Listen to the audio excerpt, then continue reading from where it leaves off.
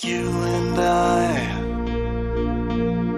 are predetermined nonsense, and that's okay.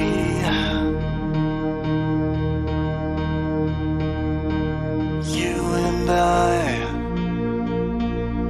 have predetermined consequence, and that's okay. And that's okay.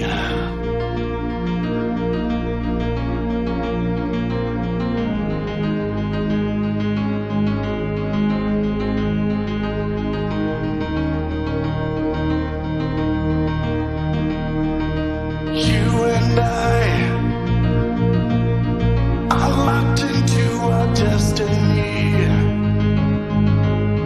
and that's okay. And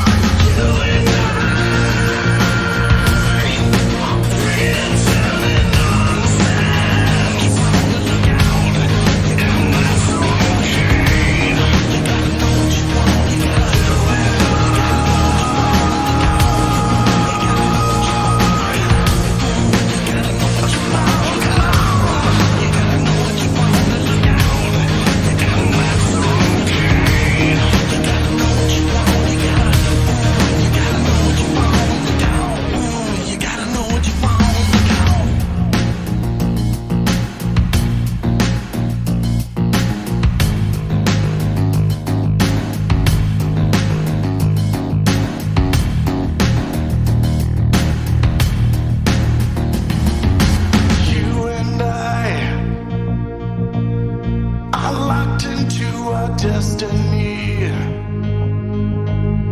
and that's okay.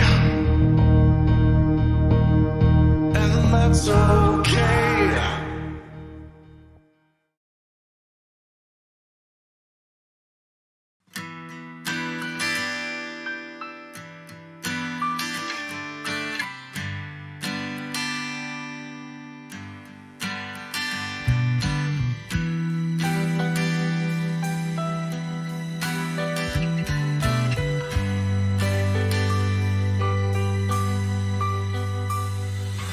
Nothing seems to go right. Melodies don't sound right. It's true.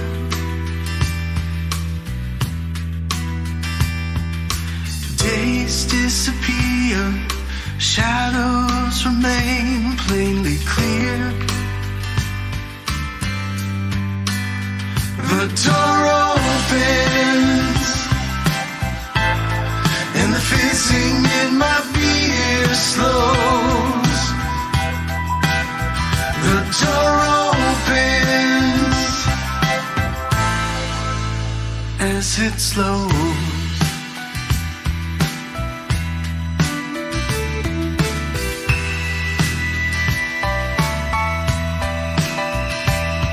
I see a shade of something moving like a blanket in the wind.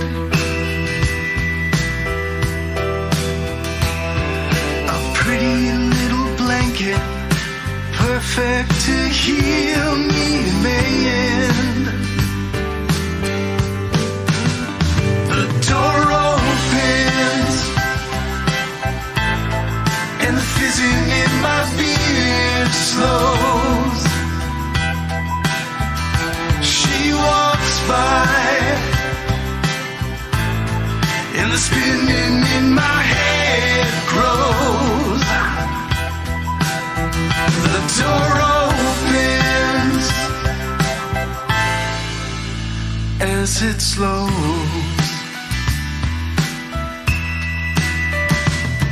I wish that I was pretty, more pretty than reflections look tonight.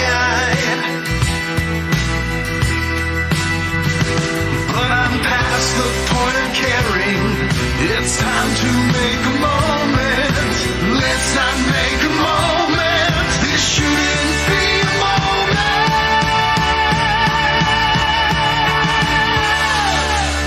The door opens and the fizzing in my beer slows. She walks by, the spinning in my head grows. When the door opens and the fizzing in my beer slows, as she walks by, oh, she walks by, the spinning in my head grows. Watch it go. The door opens and it slows.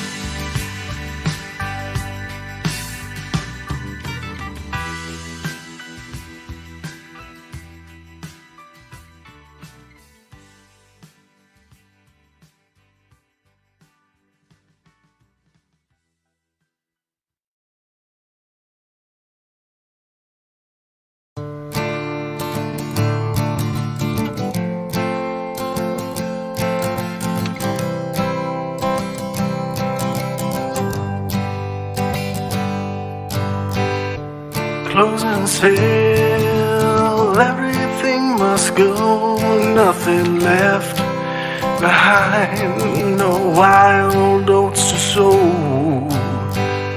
It's out of my way, I'm done now, you see. You took the meat, but not my bones, now throw away your key. One foot out the door, persistent, you are frozen in time. Oh, I love you slips out of my mind. So sail, set sail, a little bird.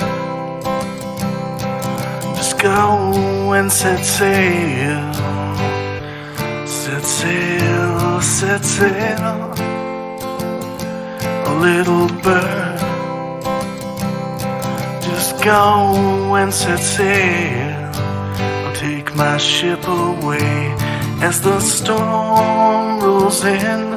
I hope the wind is with me, and I hope you've learned that the pirate within me is sworn to the truth. Live or die by this rule.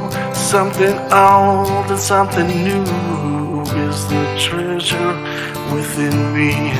As sad as it seems, you will come to know what it all means to me. Set sail, little bird. Just go and set sail. Set sail, little bird. You just go now and set sail.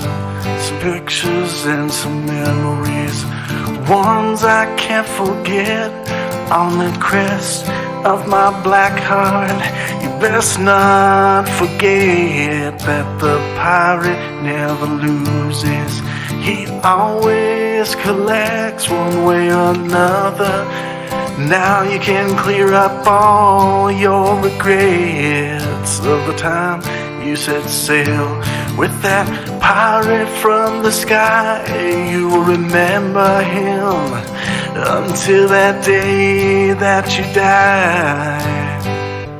Set sail, little bird. Now come on, just set sail. Set sail, little bird. Now I want you to set sail. Set sail, oh little bird. Now I want you to set sail.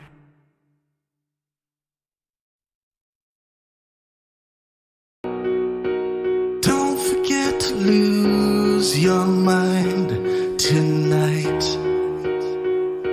Just watch me. Hello. Don't you think about responsibilities. Just feel what you want. Feel what you want tonight. I want you to say how you feel.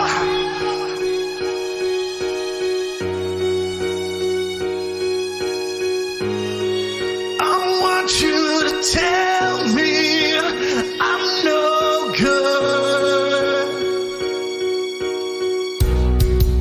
We'll send you on your way if you say so. You try to, but you see me staring back at you. I'm staring back at you. So have another dance with me, my dear. Move your hips like this. It's clear I'm what you need. As a tear falls down, I want you to say how you feel.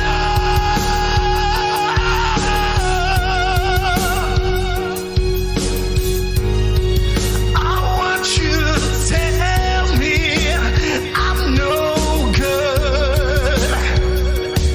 Well, don't you look back, you will miss me. Don't look back, I'm standing under the street light at night. Don't you look back, try to forget. Yeah. So just walk to me, my dear. Look inside me, and it's clear I'm a better man than him. I'm a better man than him.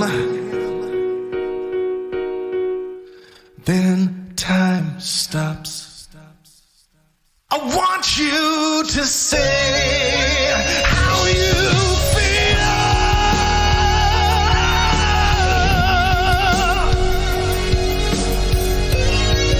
I want you to tell me I'm no good.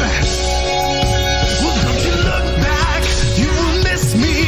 Don't look back, I'm standing under the street light at night. Don't you look back, try to forget. Yeah. So just walk to me, my dear. Look inside me, and it's clear I'm a better man than him. I'm a better man than him. Then time stops.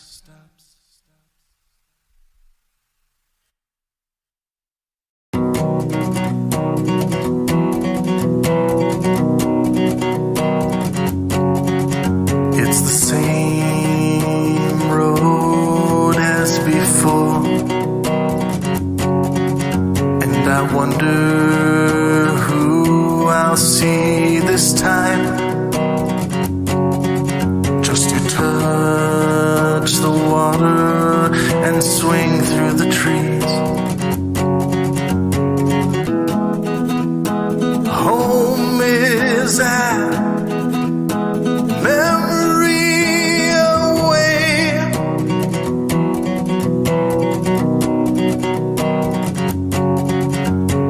Take me home. Take me home. Take me home. Take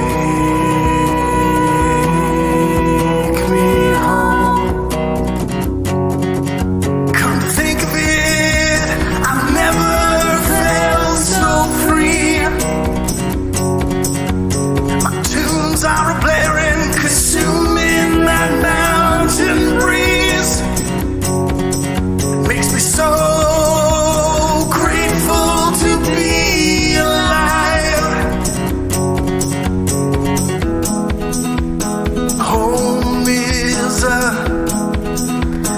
memory away.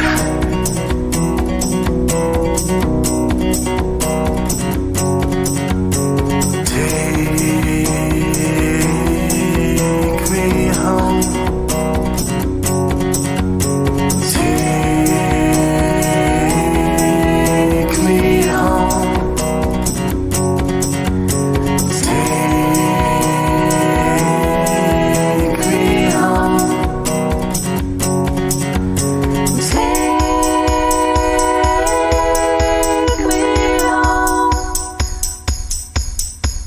Take me home. Please take me home. Come on. Please take me home.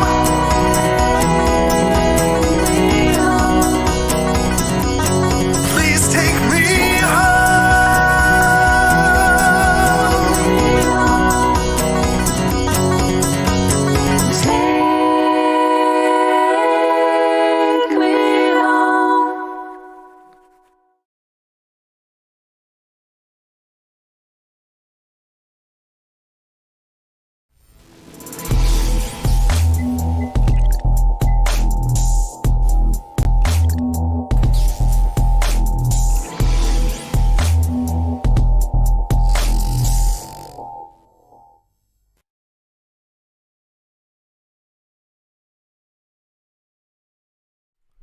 All right, folks, we are live again. I started off with a voice crack. Awesome. Beta! We are live again with another Pangburn Hangout. Glad to be with you today. Today is Deniability Day. And what that means is that Pangburn Philosopher Deniability will have the room today, and he's going to be playing a bit of devil's advocate. He's picked the topic to defend immigration is immoral. So that's going to be the topic for today. And I just wanted to throw it over to Deniability. Deniability, how did you come up with the topic today? Welcome everyone.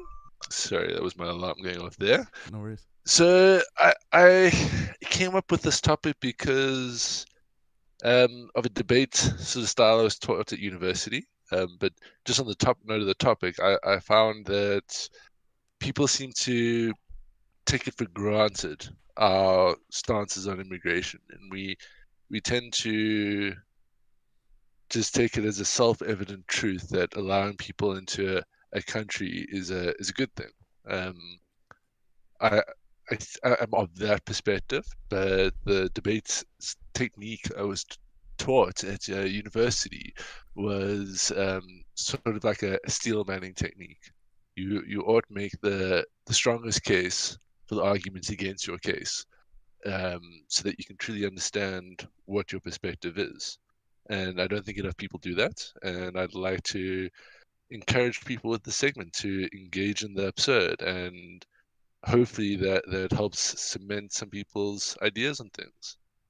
But I will be trying my best, and if you can't refute the arguments, you're going to have to come to the dark side and agree with me that immigration is immoral, unfortunately. The dark side being the dark side being South Africa. The dark side being absurdity. Yeah. I hope that I get under people's skirts. I hope that I'm voraciously attacked, and I'm looking forward to seeing some interesting opinions as to why I might be wrong. Cool. Well, I'm looking forward to hearing. For these, I like to shut up as much as possible, so I'm going to mute myself. So just to give some other people time to arrive, because I don't want to go over the base argument too much, maybe we could just go through the room and get a general feeling of where people's gut takes them on immigration without any thought. Does it, if you just go down from David, like, does immigration seem like an immoral thing to you, or do you think it's morally required of us as nations to allow it? I don't see it as immoral at all. Interesting. So you think it's amoral? It's a moral thing, yeah. I think it's a moral thing because good can happen or come from allowing, struggling people from other foreign countries to be given new opportunities to live new lives, grow in education, have a new, different lifestyle than their previous country, given opportunities of food, or be able to eat food, have a at least structured life in general. Those are the basic things of what I see is moral from allowing foreigners to come to a country as immigrations. And Heraclitus, I see you unmuted. Oh, yeah. Oh. It's a highly detailed question. Just want your thoughts on immigration. Do you think it's initially, just based on where you're sitting at the moment, it's immoral? Do you think it's moral?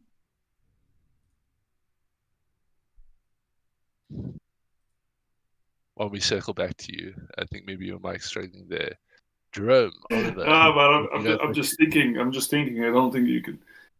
You know, it's hard to make a judgment between moral and immoral. I mean, if it's from war-torn countries and people are fleeing political persecution, then I think the countries that can take them in have a necessity to do so.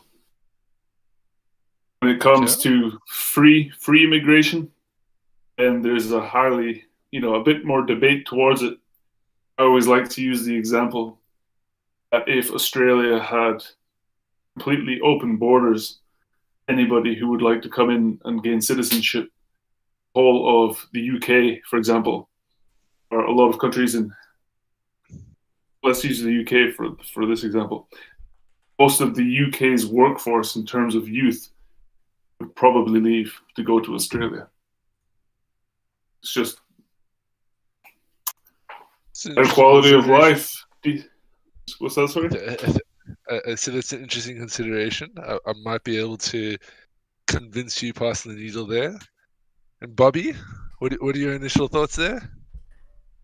So I'm a pretty open defender of open borders. So I think that anybody should be allowed to live wherever they want and work wherever they want. I should qualify it by just saying anyone who doesn't belong in prison.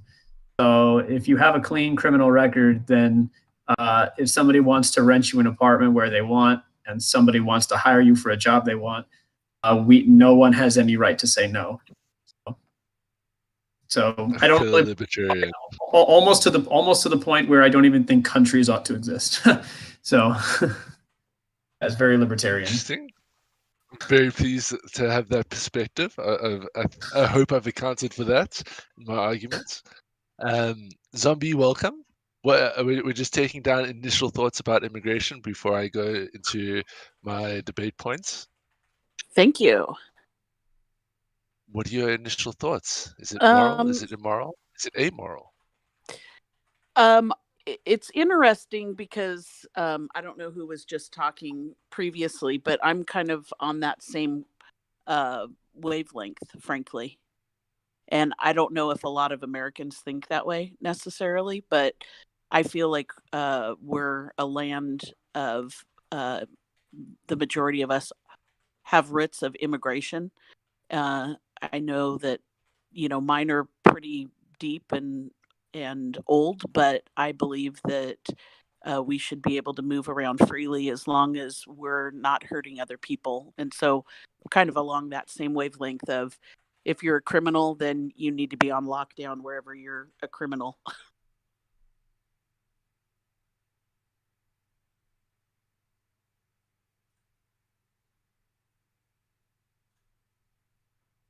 Ooh, it probably helps if I unmute there. Thank you, Zombie.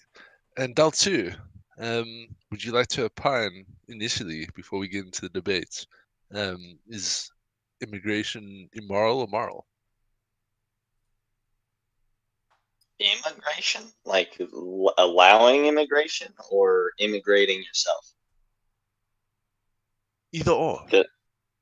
Well, I think that, I mean, it would be situational dependent, I suppose, because if you're immigrating because, I don't know, say you don't like, I mean, this isn't the best example because it doesn't exactly lead to moral conclusions, but if you're moving just because, you don't like Brazilian women, so you're moving to Japan because you like Asian women, like that's not the most moral thing, so I wouldn't necessarily call that good. I might call it bad, but not necessarily that either.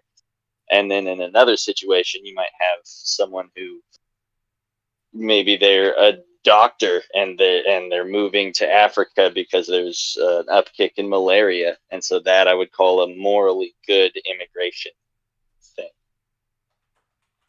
Okay, so maybe I could present one of the framings I'd like to pursue this endeavor under.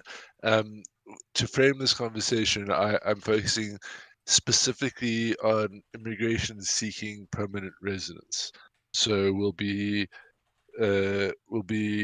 taking the work visas, immigrating to a country for 3 to 5 years, and then going back on like a work contract of some sort, where we're going to be sliding that neatly out the door because it complicates the moral perspective, as you quite clearly pointed out there.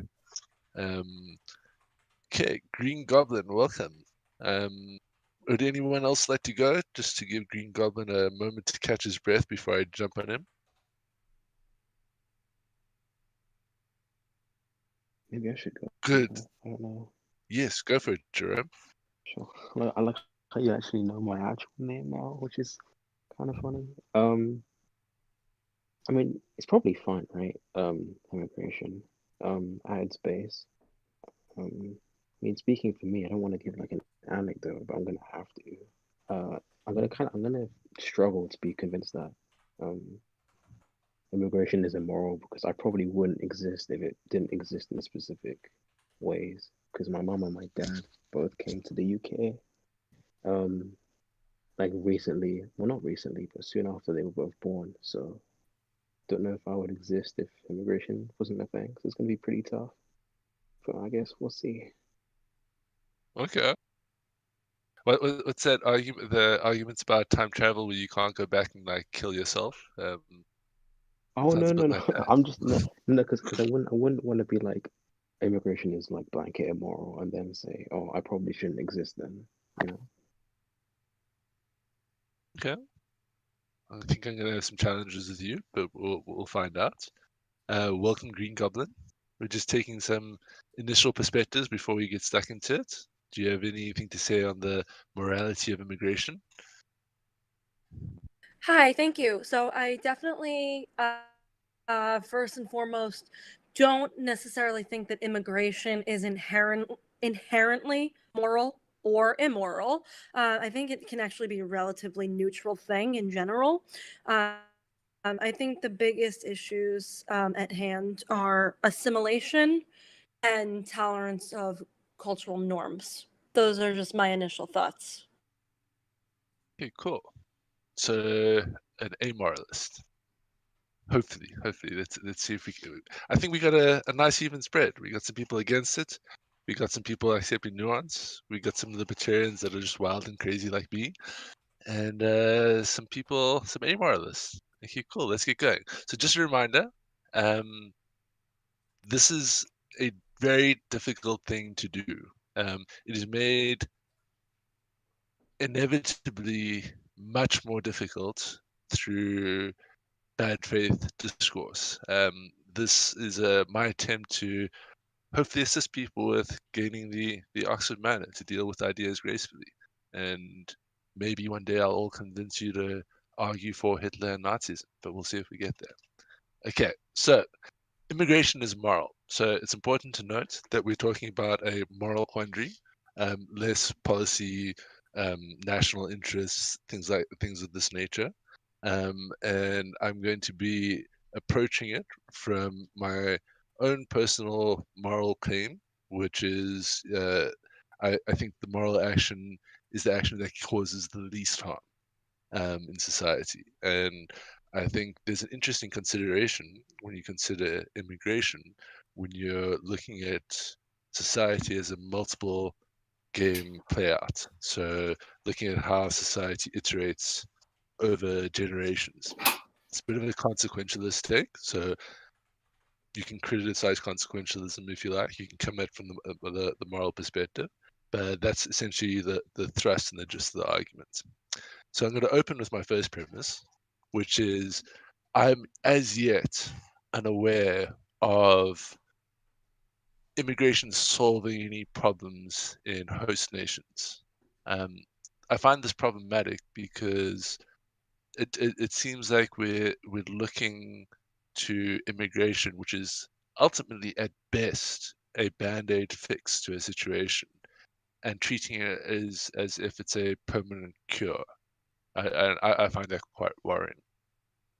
My second premise is that the act of immigration needs to be considered within the context of the individuals leaving the country and going for better shores, as it were.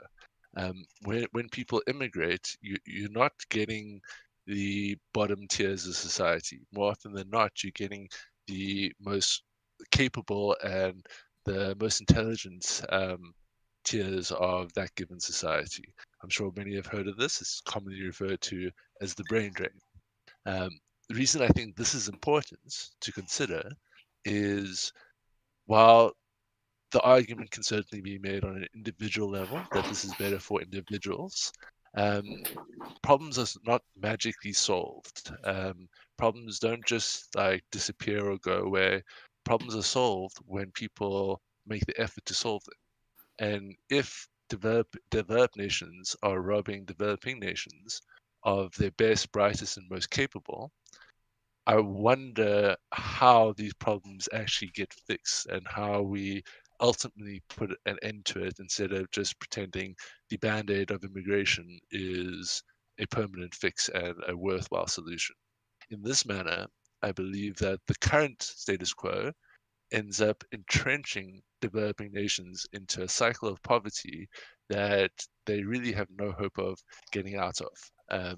Yes, there's a presupposition that human capital is important there. I do think that is the case, but I'm open to hearing arguments against that. And to sort of slide into my next premise, I suppose it's not less of a premise, more of a substantiation of the previous point. I like to consider World War II. During World War II, there was obviously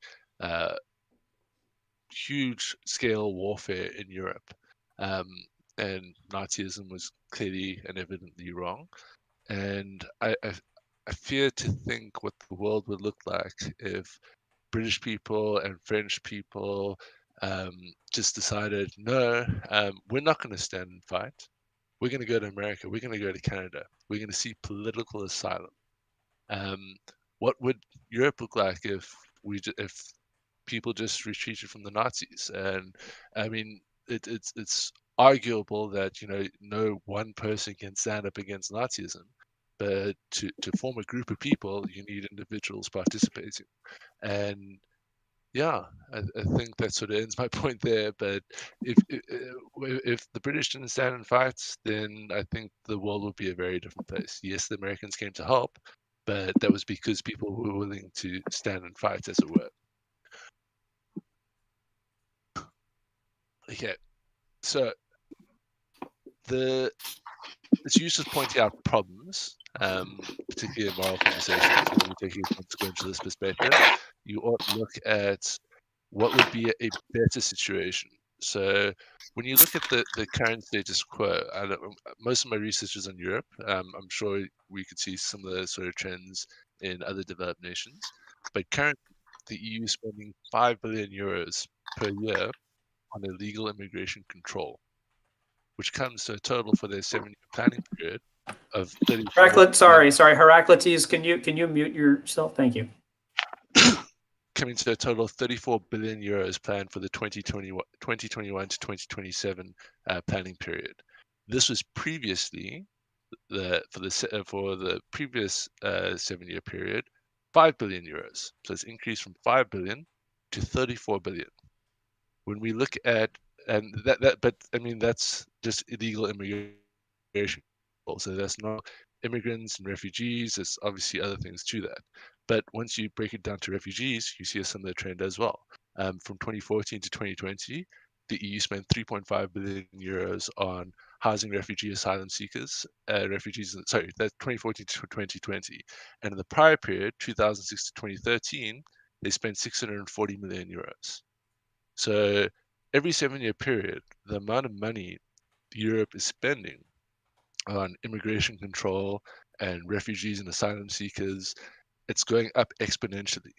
And just to put those numbers into perspective, the key origin nations where immigrants are coming from are Somalia with a $6 billion GDP, South Sudan with a $12 billion GDP, Myanmar with 67 billion, Afghanistan at 19.29 billion, DRC at 50.4 billion, that's the Democratic Republic of Congo, and Rwanda at 10.35 billion.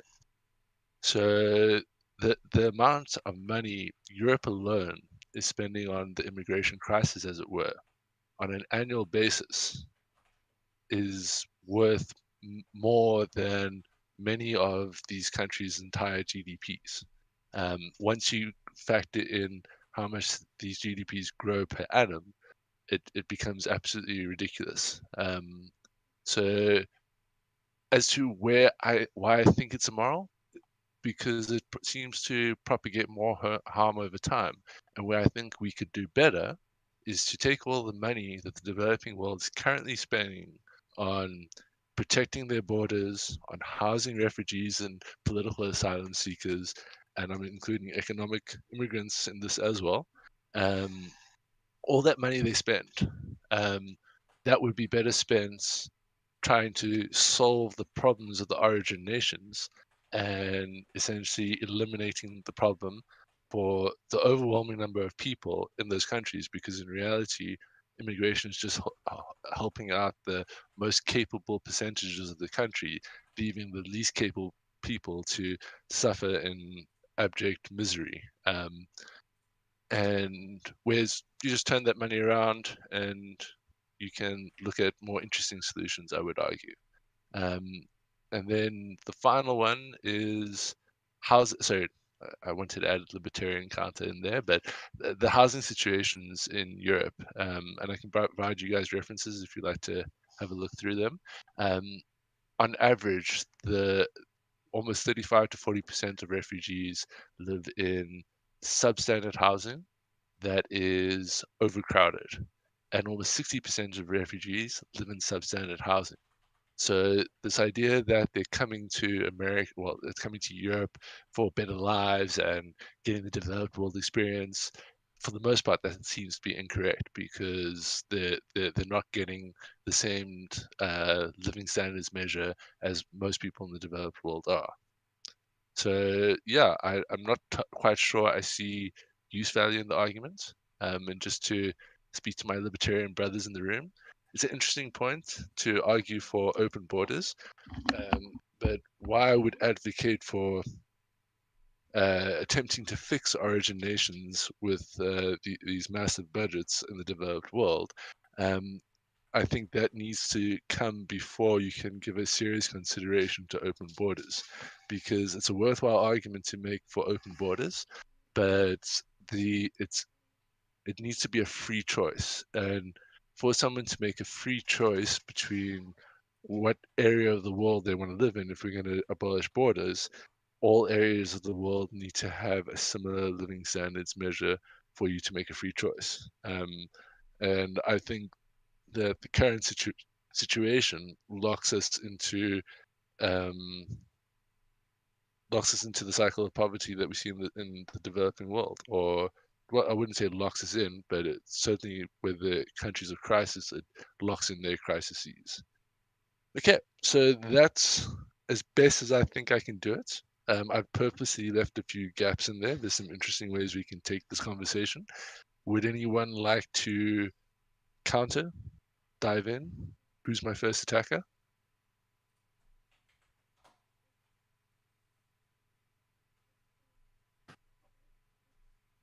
I'll say something. Go for it. Okay, so this is a brief point that I'm going to make here. You talk about the brain drain. It seems that what you're saying is that if we disallow immigration, then nations have their intellectual capital stay in their country. They have the brains staying there to help change their country from within. Yeah. Okay. So I would argue that if you allow for more liberal immigration and people are free to move about where they want, and people say, look, I don't want to stay in Haiti where my prospects are so minimal, and they move to the United States or to the UK or wherever they can make a better life for themselves, those countries are very quickly going to be forced to reform. So if the Soviet Union let people leave, they'd all, so many of them would try to flee and go to a better life. They had to build up a wall to try to keep people in so that they didn't have to reform. If North Korea opened its borders and said you can leave if you want, the country would very quickly turn into Kim Jong-un sitting by himself with his dick in his hand. Okay, and if the country wants to survive, it has to change. It has to find ways to make itself better and more attractive to its citizens. Yeah, but that's why I raised the point on you need to be on an even playing field to consider opening up borders, because the only reason we seem to have borders is because we have either different ideologies operating in a nation or different living standards. And that's why I say it's not really a free choice, because you may be a North Korean, you may be born in North Korea, you may love it, it may bring through all the everything you want in the world. It's just that the political system is rather toxic, and so toxic that you have to give up what you love, your country, the soil, your farm, whatever it is, and you're forced to go make the decision to go somewhere else. It's not essentially a free choice, and it allows for, and I mean, at the same time, a whole nation's not going to leave. If it did, it cause a problem when the arriving nation, and similarly, it caused a catastrophe in the origin nation, because there'd just be nothing.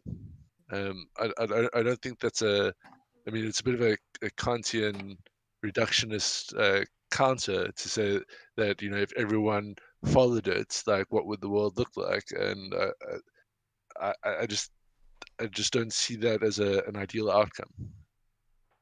I think that you've got a bit of a chicken and an egg problem. Like, what should we do first? Do the nations have to change and then we can open the borders, or do we open the borders and then the nations change?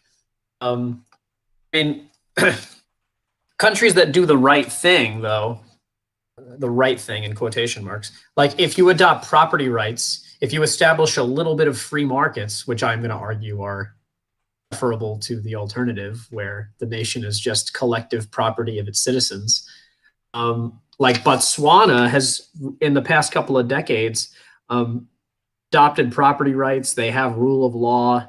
They have free markets more so than a lot of their African neighbors, and their GDP's tripled in the last 20 years.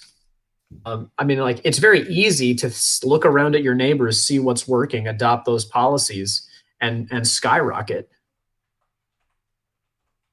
Botswana is an interesting example. I'm surprised you look at it as a free market perspective, because I find Botswana to be this very irritating little working proof of concept of socialism that flies in the face of free market economics. It seems to break all the traditional corruption and rent seeking that you see in socialist nations.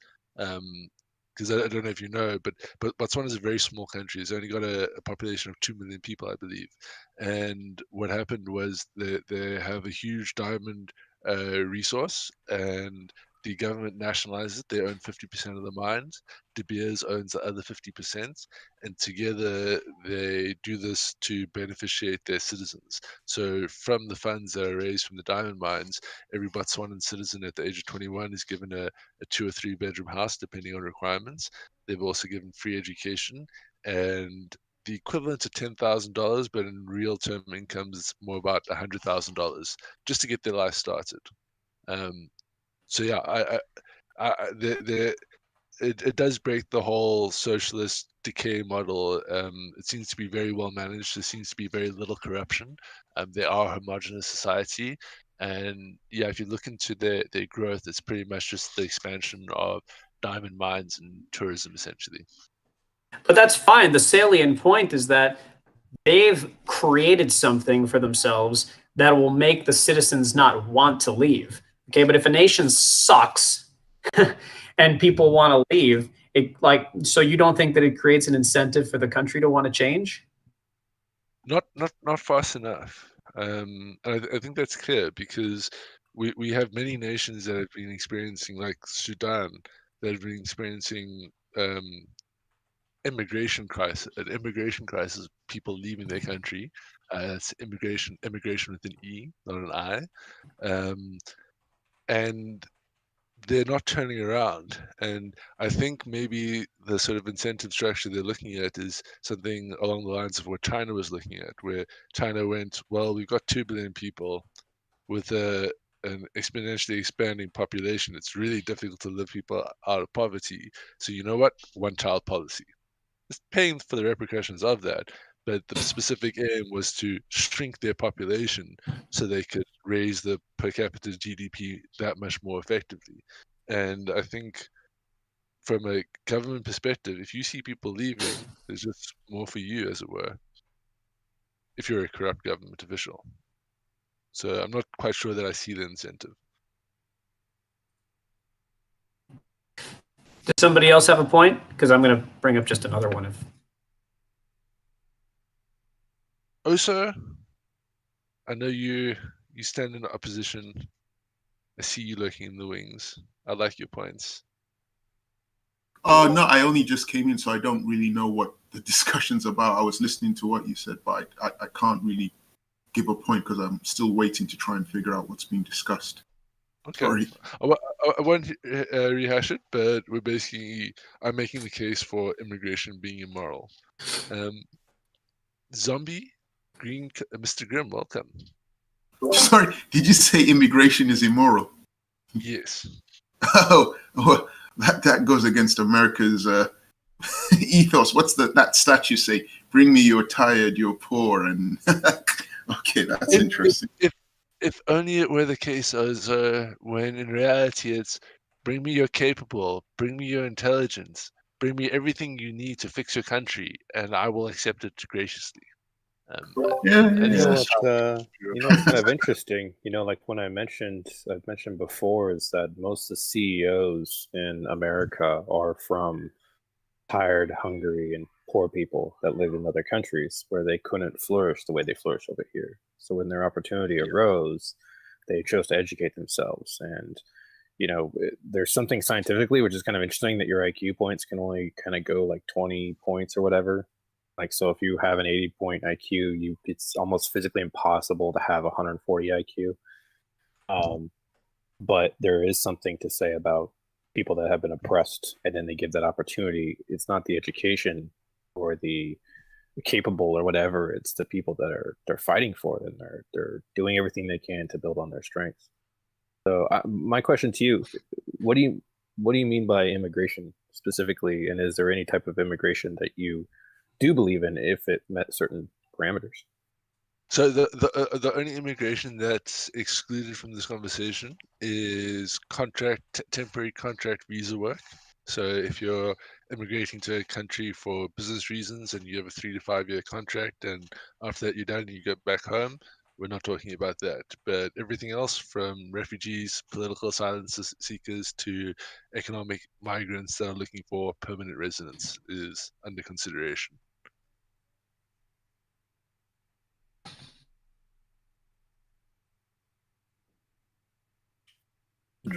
Thanks.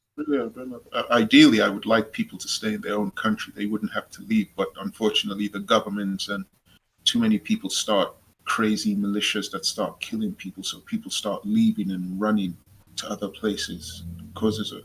And foreign policies causes a problem that leads people to leave their country and try and go elsewhere.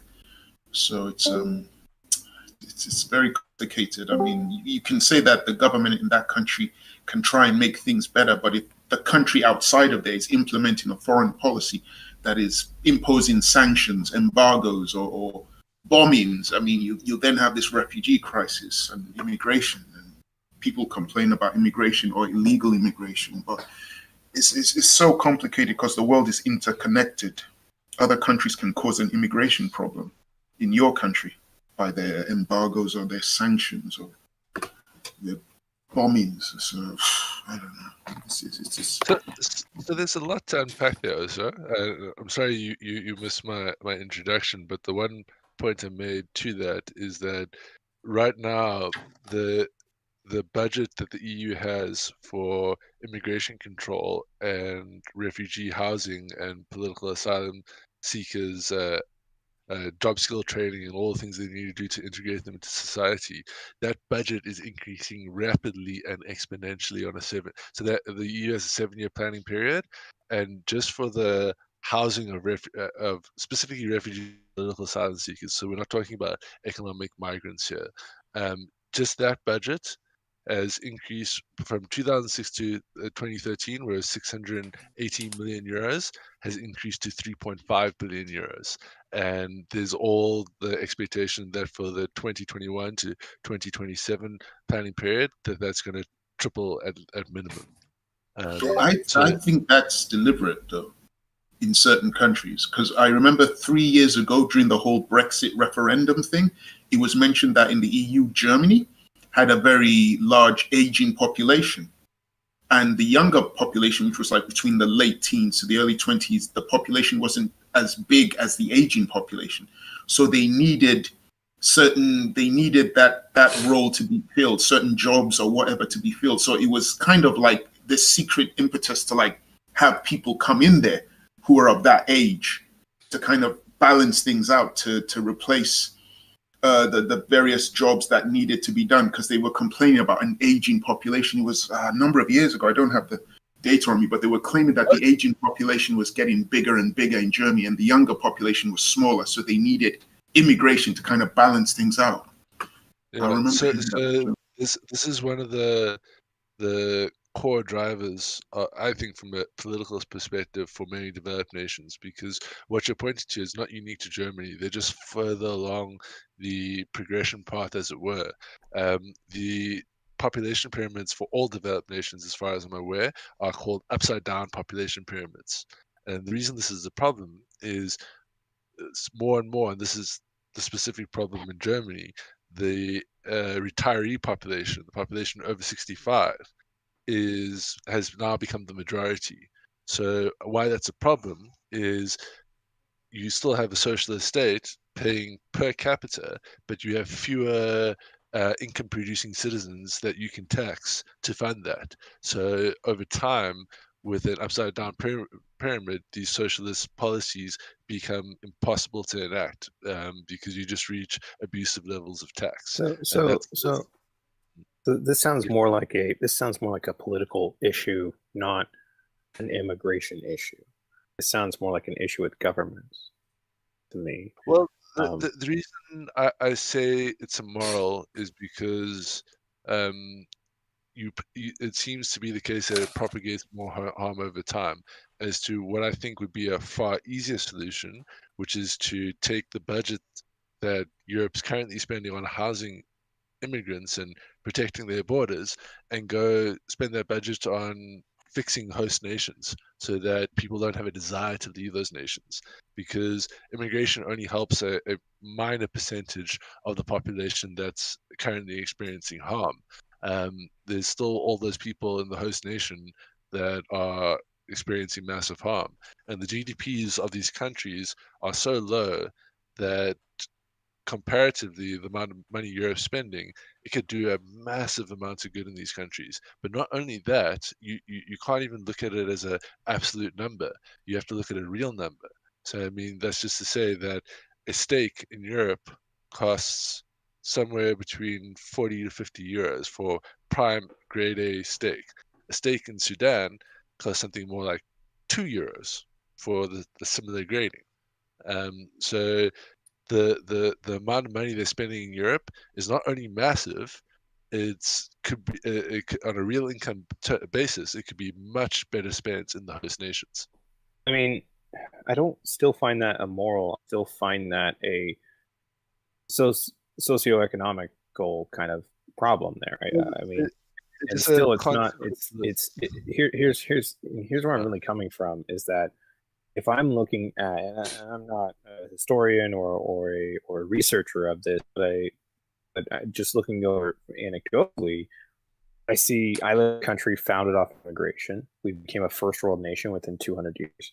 I see immigration affecting other countries on rapid levels, and it does create some destabilizations in some ways, and the country has to pivot. But the way what they do with the potential of immigration is quite astounding because of why people move there. A lot of people don't want to leave their place. They don't want to leave where they live.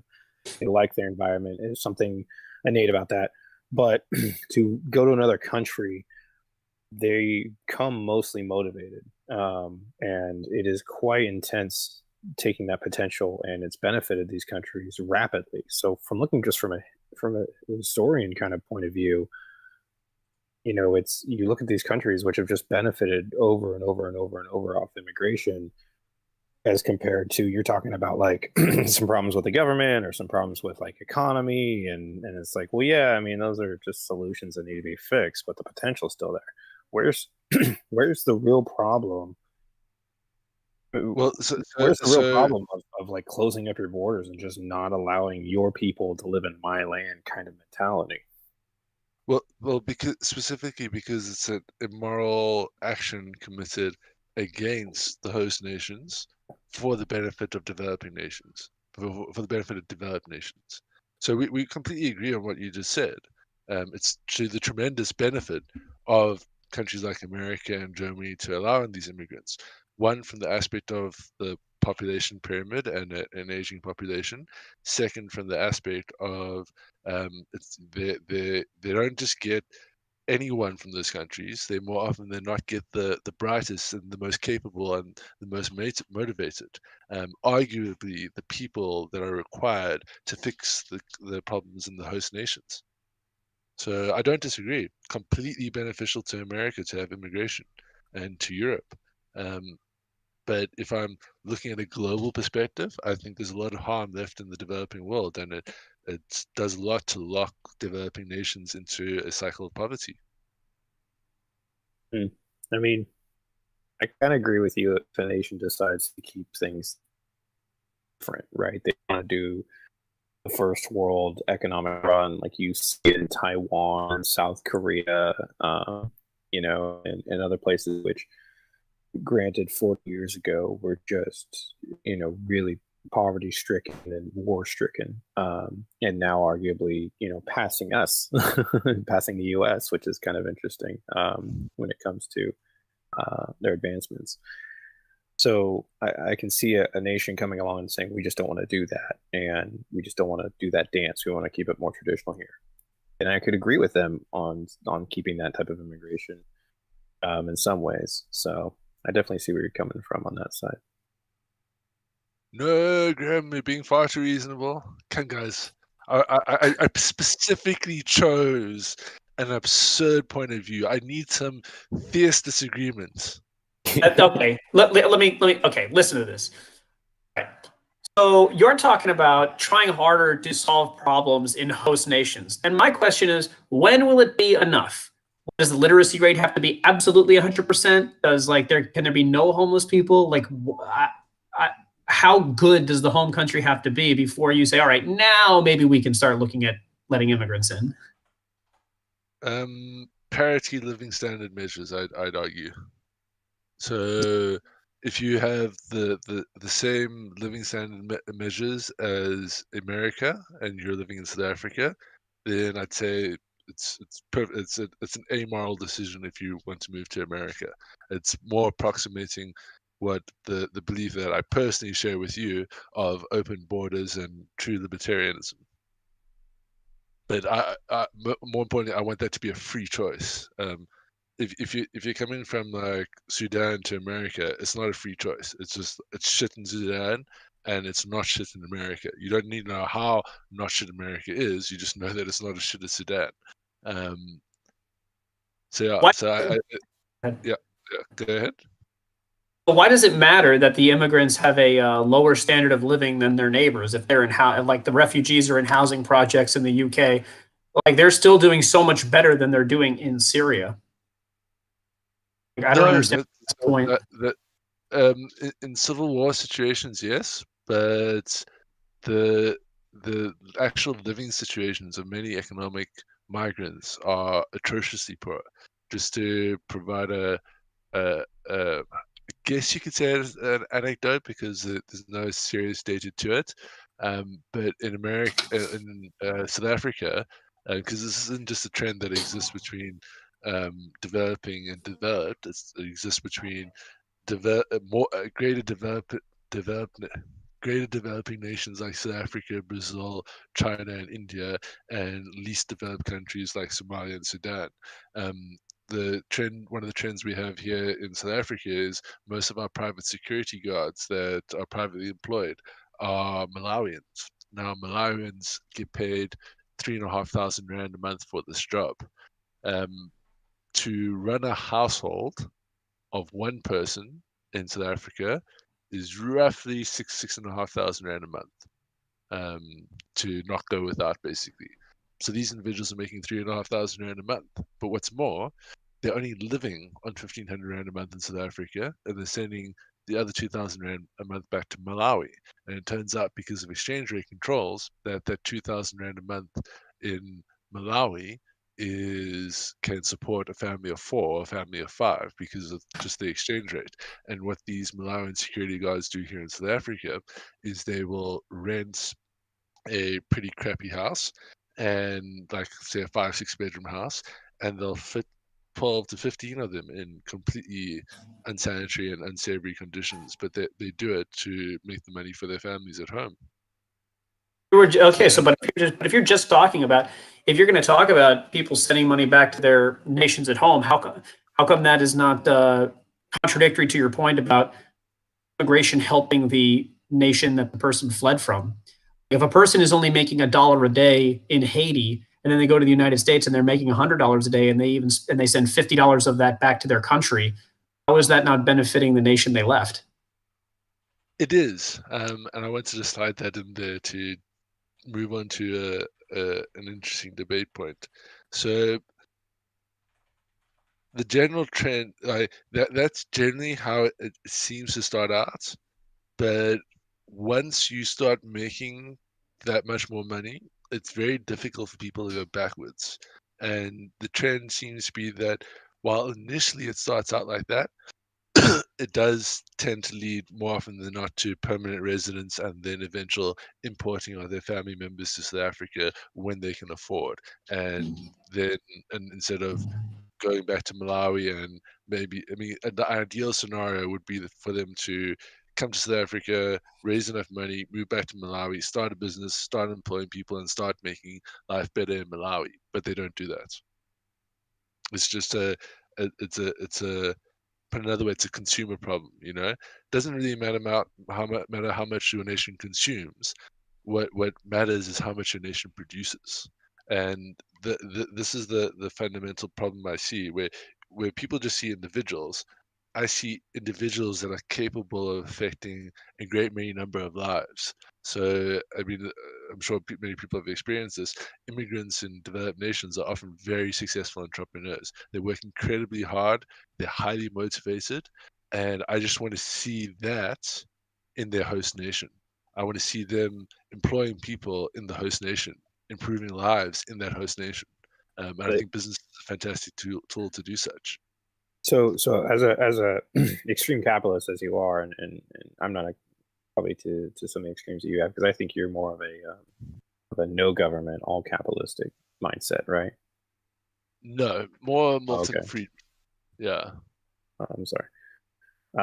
Well, then as just a capitalist, then your two things that I'm picking up is, one is you're talking about still allowing outside influence and consultants, things like that, to go to that country, so they are relying on the ideas of others, or maybe just having access to the information of other countries and things like that. So using foreign ideas and solutions to help their country is one way, but the other side of it is it merely just a production problem? And if it is, what about the production of ideas, which happens to be the most expensive thing on this planet, possibly superseding data, and the ideas that come out of the immigrants that are in that country? So I focus a little less on intellectual property rights because it's not clear that we can enforce intellectual property rights effectively. Put another way, when South Africa had a crisis of HIV, they wanted to roll out a antiretroviral treatment program. Couldn't afford to pay the pharmaceutical rates for it, so we set up our own pharmaceutical business and just pirated in the antiretroviral drugs under humanitarian clauses, which is built into international property rights protection internationally. So the it's more about there's issues in a country and someone needs to go in and fix those issues. Now, if there's issues in country A and you're from country A, I'd argue that you would be far more interested in fixing country A than someone from country B. So the only perspective, if you're looking at a moral case and not a self-interested case from a developed nation perspective, is to say, well, let's go help these people out. And I think that's why I'm addressing this as a moral issue, because I see clear economic and political benefit for developed nations in allowing immigration, and I just would posit that it's wrong and harmful to developing nations. And to sort of maybe bring it to another point that's really worth discussing is, it's all well and fine having this opinion, but how do you enact such an opinion? How do you force people back to their home nations? I don't think you should. I don't think you should force anybody back to their home nation once you allow them in. What about something more along the lines of the way you can live in places like Canada or even China, which is pretty similar to a lot of places, which is, if you do want to have a developing nation and you do want to be considered a first world nation and be on that big stage, you need to have some sort of immigration policy put there, right? That can economically benefit you. And what I mean by the Chinese and the Canadians is that, if you find an employment there and you are able to, beat out basically somebody native for their job, then you can move there, you can live there, and benefit the society.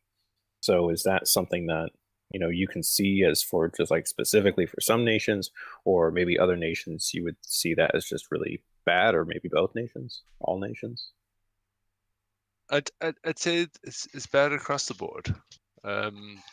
I think that if all countries got to a similar living standards measure development status, that then where you want to live is where you want to live. But until then, it's not a free choice. It's more you running away from something. And to bring a point that I think sort of addresses this is, take the example of World War II. What would happen if the British and the French just fled Europe and said, "Fuck it, we're packing up, we're going to America and Canada." Nazism may still be here today. They I were. think it's. Pardon? Said they were. Yeah. Yeah, but like Uh, most of the people stand. They stayed. They fought, and they won a tremendous victory for the global population. Yeah, and we got an influx of Europeans at the time, and it At the end of drastically World changed our economy. Yeah, it was really good for America. Really good. Yeah. Not only that, they joined our military and then would go and fight in the war coming. So something that I've been wanting to bring up is deniability. You keep talking about how people are leaving their country that's in need of smart people, and they're smart enough to recognize they can do better in these more developed countries. But something that follows through after that is that they then use the wealth they accumulate in those more developed countries to go back and help their hometown. Like, that's a very common thing that people are doing all the time in today's society, and way back when in World War II. Yeah, but more often than not, that lasts a generation, max 2 generations, and then people are wanting to import their family to the host nation, and then it doesn't seem to benefit. And the other side of that is, I mean, very little of that money is going back to the host nations to engage in productivity and better that nation. More often than not, it's engaged in consumption, and consumption is sort of once off. It doesn't uplift or bring wealth into the nation.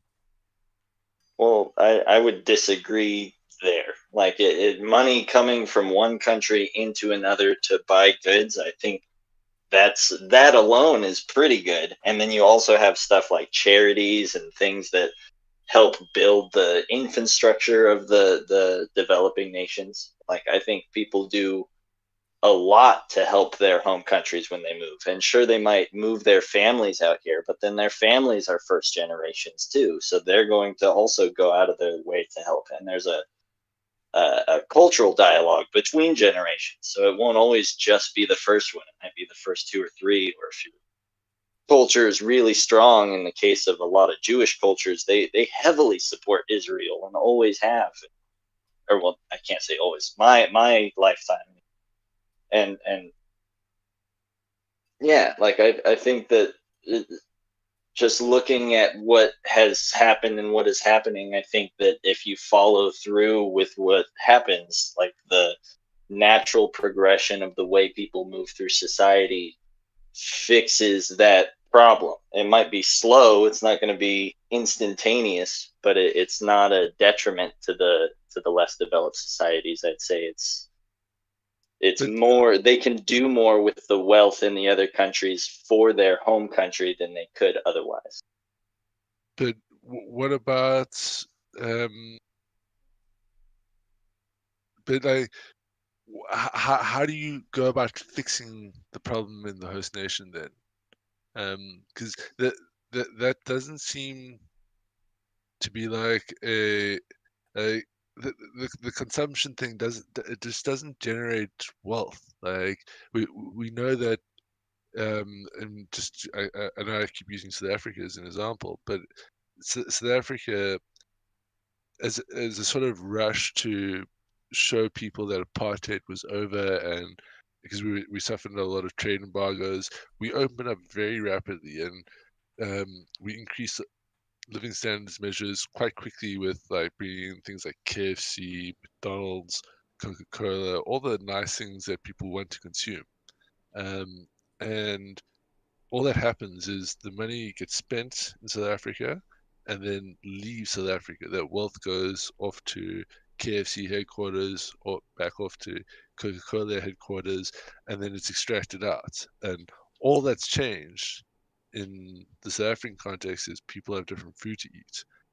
And as a result of people spending their money more on consumer goods and less on productive activities, and shifting almost entirely to consumption society, it's eroded and destroyed our manufacturing base. So we're producing a lot less. And as a result, the South African exchange rate has fallen tremendously. So in 1994, it was roughly 1 rand to $1. It's now in the region of 17, 18 rand to $1. Once again, Yeah, this is turning more into a socioeconomic issue, not so much yeah. a moral issue. It's I'd even say governance. yeah, because Like you have countries that specifically know how to work off of immigration, and so they use it to their benefit.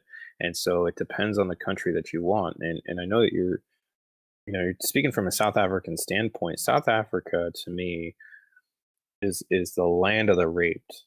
Really, it is. Many people go down there to literally take and enrich what they need, and they go home. And it's as a main port around the world, that is, as it has been for a millennia. It's quite intense to still see that today. But I think if they just change some of the ways they handled themselves economically, you wouldn't be seeing some of that. And it is changing. I grant you, it is changing. So, but when you're speaking of a country that wants to be a first world nation, consumption is key. Like you absolutely need to consume. Like putting a cell phone in every one of your citizens' pockets is quite powerful. Probably one of the most powerful things you could have done in the past 10 years. And it really just helps people overall when they have new technology and new things. Yes, can consumption get gluttonous and weird and odd and have its $12 million yachts or whatever it may be? Like, yeah, it can get weird, of course, but these are just people just having fun and experimenting. It's not everybody has a $12 million yacht, and not everybody wants a $12 million yacht. There's a lot of upkeep and there's a lot of risk with that. So, but people are going to do what they want to do.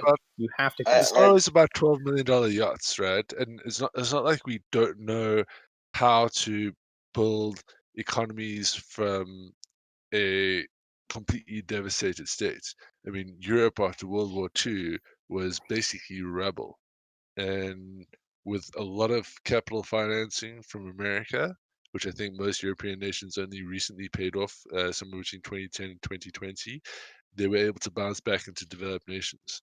We've seen nations like Singapore and South Korea make tremendous strides and become first world nations from really what could be classified as least developed countries from when they started these endeavors. So it's not unforeseeable that we could take a holistic look at a country, attempt to understand the nuance, and with sufficient financing, turn it into a developed nation. We've done this multiple times in the past, and like to the point where people want to go to South Korea and they want to go to Germany, and they no longer want to leave Germany or leave South Korea and go to America.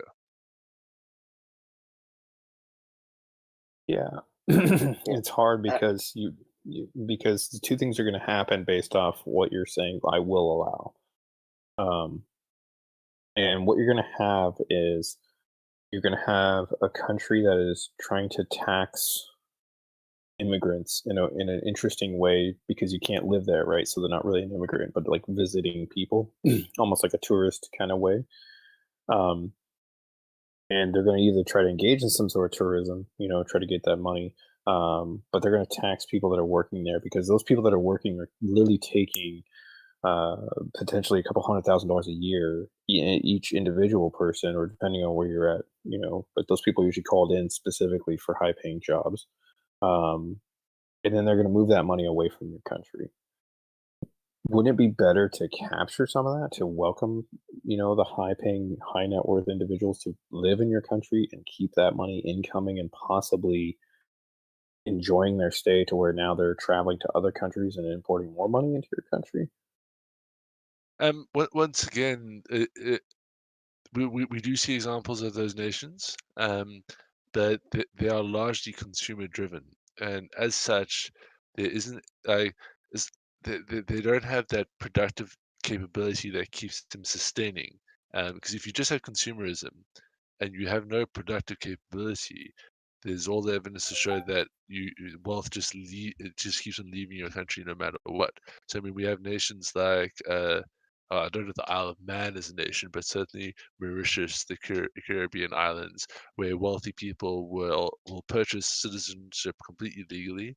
They will bring a huge amount of money, specifically for tax purposes.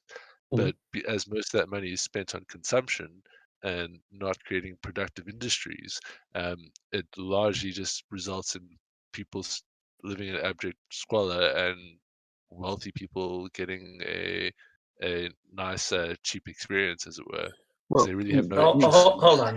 How much are we talking the import of corporations from other countries and import of people? Because it's one thing to say immigration is bad for individuals, but it seems like now, because I'm not saying bringing Coca-Cola into your country is necessarily good. I would say it's probably better to invest in making your own soda company or getting people. First world, what a first world nation is supposed to look like. And so it is quite you're going to have these growing pains in the middle. Yeah. And it's going to be like, well, we still got poverty and now we got rich people in poverty. And you're like, well, yeah, your working class takes time. Like everybody has a working class that just takes time, and entrepreneurship takes time. Companies need to form over 10, 20, 30 years. And so you see places like this where they have found a way to capture tourism and a few other economic, booms, like, maybe food specific to your region and things like that you can now export. Those kind of things, like these countries are arguably coming up, like, and it's growing exceptionally fast, which is the crazy thing. Like when I mentioned South Korea, like if you look at Taiwan, it took them 30 years to catch up to a first world nation from a mud hut village standpoint. And now you look at South Korea and it's taken them 10, 20 years. And we're getting faster at this. So I really just don't see a negativity behind that. Those are economies that specifically incentivize production over consumption. So what South Korea did, every country produces. Which one doesn't? No, that's a false assumption. Many countries in Africa struggle to produce. Sierra Leone doesn't even produce basic necessities That's a government as issue. soap. I'll tell you. Yeah. Like, what do you want? It's a socioeconomic or a government issue. That's people failing to build a business and take advantage of what's around them. Yeah, they're importing businesses from other countries, which I don't think anyone is saying is good. We're saying that immigration is generally good. Immigration of individuals. May I ask a question? Yeah. Assuming I don't cut out horribly like I do seemingly every time I get on these goddamn calls. And it relates to immigration but it's more to do with that whole poverty idea, because I watched the video talking about the 10 worst places in America, just worst cities. And you had your typical things on there, your Detroits, your Baltimore, your Camden, New Jersey, and shit like that. But you also had places like this one area of Kentucky, I believe it was, where the announcer was like, these people, they don't even have running water. And I go, all right, because of the way my dumb brain thinks of things, I can't help but say, because Trump was like, "Ooh, Aaron, we're losing you." Oh, and there he goes. I heard Trump was black. Everybody else hear that? Everybody else heard that? I didn't hear that part. I heard Trump was black. And I was like, oh, you said Trump was black?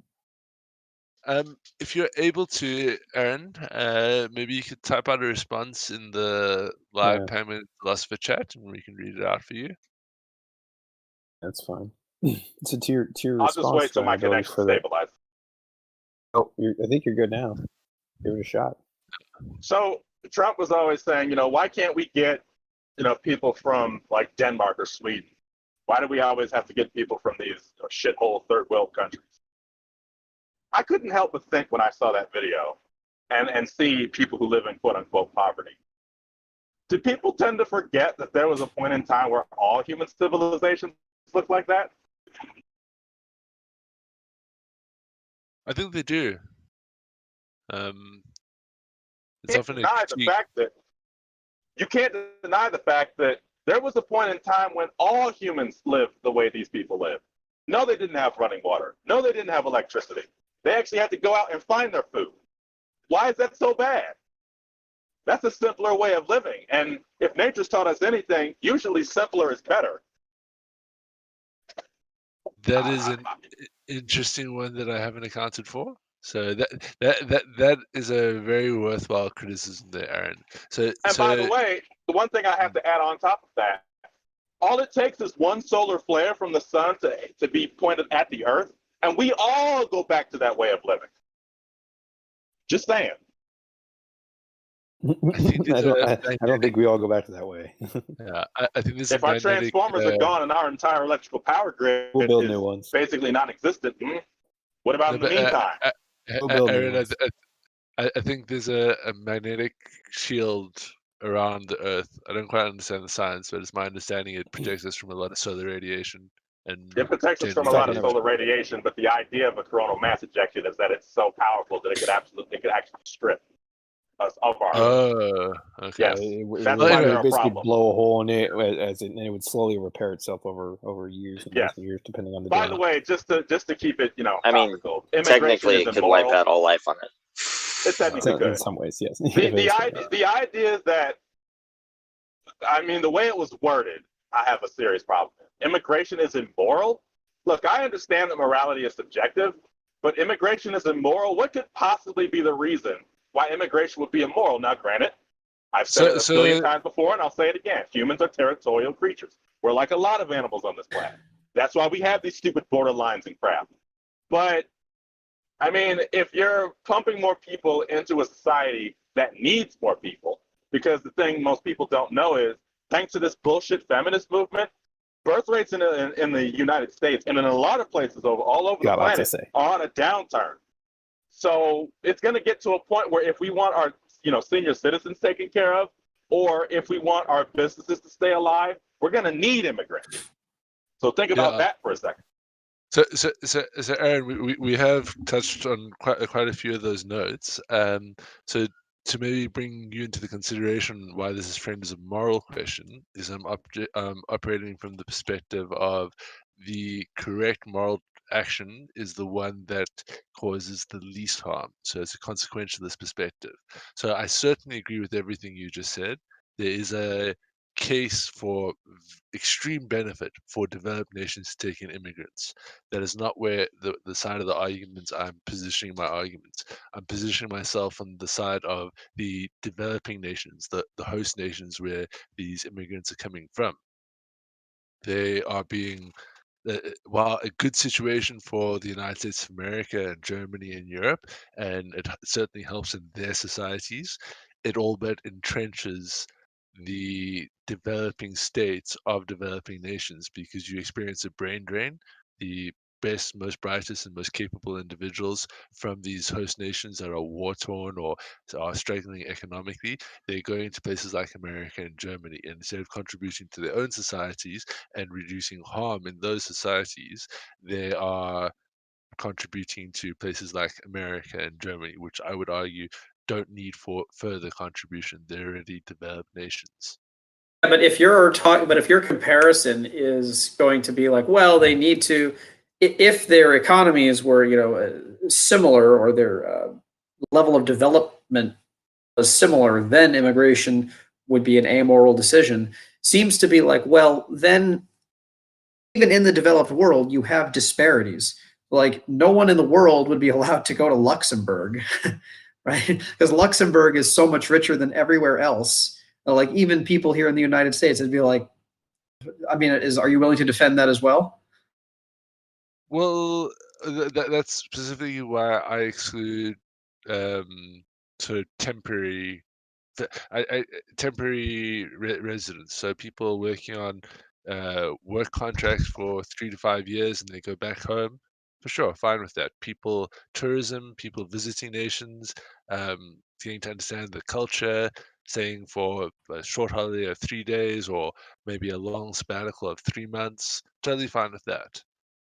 My specific concern, my specific worry on where I think more harm is being propagated is when in the case of permanent residency.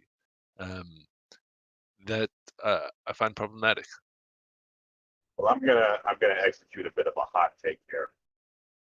I see absolutely nothing immoral about wanting to better yourself. If the country you live in that you didn't have any say in being born in doesn't provide the opportunities that you feel like you have the capacity to take advantage of, then why would you stay somewhere where when you know that there are other places on the planet that would be more than happy to take you and actually utilize your talents, your gifts, your abilities? Why would you inhibit yourself? Not every nation on earth is going to be a first world country. That's just not how things are going to work. Or at the very least, if they are, they're not all going to do it at the same time. Or if I could add to that, then if you're a first world nation or you still want to keep going, at some point you're gonna have to have immigrants, right? Like it's gonna happen at some point. So when is it a good time? So as Bobby brought up, I think that you could suspend the moral arguments once you have more or less equated living standards. So I mean, Luxembourg might be far wealthier than on a per capita basis than America, but they have roughly the same LSM profiles. So here's the thing. This is where we disagree. And it's very clear. If I could steel man your position and I could say, okay, immigration is immoral when you are trying to basically make first world nations out of third world nations, in a nutshell. Is that an easy way of steel manning where you're coming from? I'm not quite sure I understood that. So if you have somewhere like South Korea, who is war torn and getting beaten by North Korea, and then we kind of helped them out, but they were, like I said, they were living in huts. Like it wasn't that they weren't living in huts. I mean, their cities were pretty populated, but we reformed them in arguably 20 years to a first world nation that's almost passing up the United States at this point. And you would say that something like that is immoral. That machine right there is immoral, right? No. I would say that is a good case of what I would advocate for, and that's specifically what I'm advocating for. Okay, so you're saying that's good? Yeah. So instead of developing nations spending literally billions upon billions per annum housing and doing everything for a minority of people from Sudan, as an example, in their countries, send the people that you're housing in Sudan back to Sudan, take that money you were going to spend on teaching them skills, upskilling them, and all that in your country so that they could function in your society. Go spend that money in Sudan, create businesses, create industries, create the things that we know incentivize people to remain in a nation and make life comfortable and enjoyable. So make money off other countries? No. Just like right now, Europe is planning to spend 35 billion euros just on immigration security, and their budget for housing specifically refugees and political asylum seekers has gone from $680 million in their 2006 to 2013 budgetary period, and from 2014 to 2021 it has increased to 5 billion euros per annum that's up from 680 million. And there's all the indication that that exponential trend and increase of budgetary requirements spent on the immigration crisis, as it were, for lack of a better term, that money is just going to keep exponentially increasing and is going to become this massive tax burden. So what I would advocate for is, instead of going through that scenario, which sort of entrenches it, doesn't do much to solve problems in the host nation, you turn that money around and go spend it in the host nation, fixing the problems there and increasing the LSM to the point where people that are choosing do they want to live in America or do they want to live in Sudan, the choice isn't economic.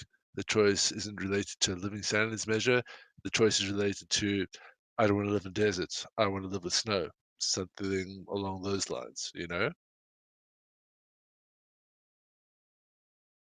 So I'm not a philosophical skeptic about the whole correlation not equaling causation thing. I actually can't stand that. You know, whenever somebody doesn't agree with your position and you bring up a relationship and they immediately jump on correlation is not causation, even though they can't articulate when correlation could be causation because they don't understand statistical significances. But do you have a way of demonstrating that the cause of why nations are continuing to suck is because they are allowing their immigrants to leave? No, it's merely theoretical in application, because it's I don't think it's exactly something that could be tested for for correlation, let alone causation, because it's a bit like the socialism versus socialism versus capitalism discussion, because all we really have to go on is, you know, America is an awesome capitalist state and the Soviet Union's a crap communist state, and then I don't think that's sufficient to say capitalism is better than communism, because there's a whole bunch of factors that go into how economies come about, and it's not exactly clear. But that's why a lot of these discussions are often brought down to a theoretical level to be scientifically reductionist about it, using micro level arguments to expand into macro level arguments. And so again, so you're not arguing that, and you're also not arguing that immigration is a bad thing for America, for example.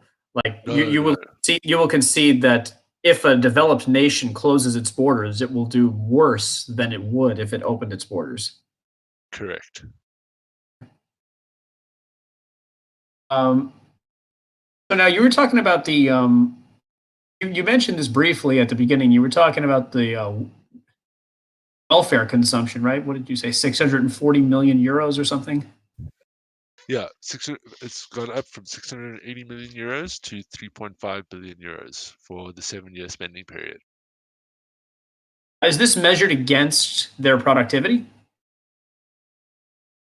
No, I did look for something along those lines. There is some data, but there doesn't seem to be any holistic study that you could draw even a correlational claim from.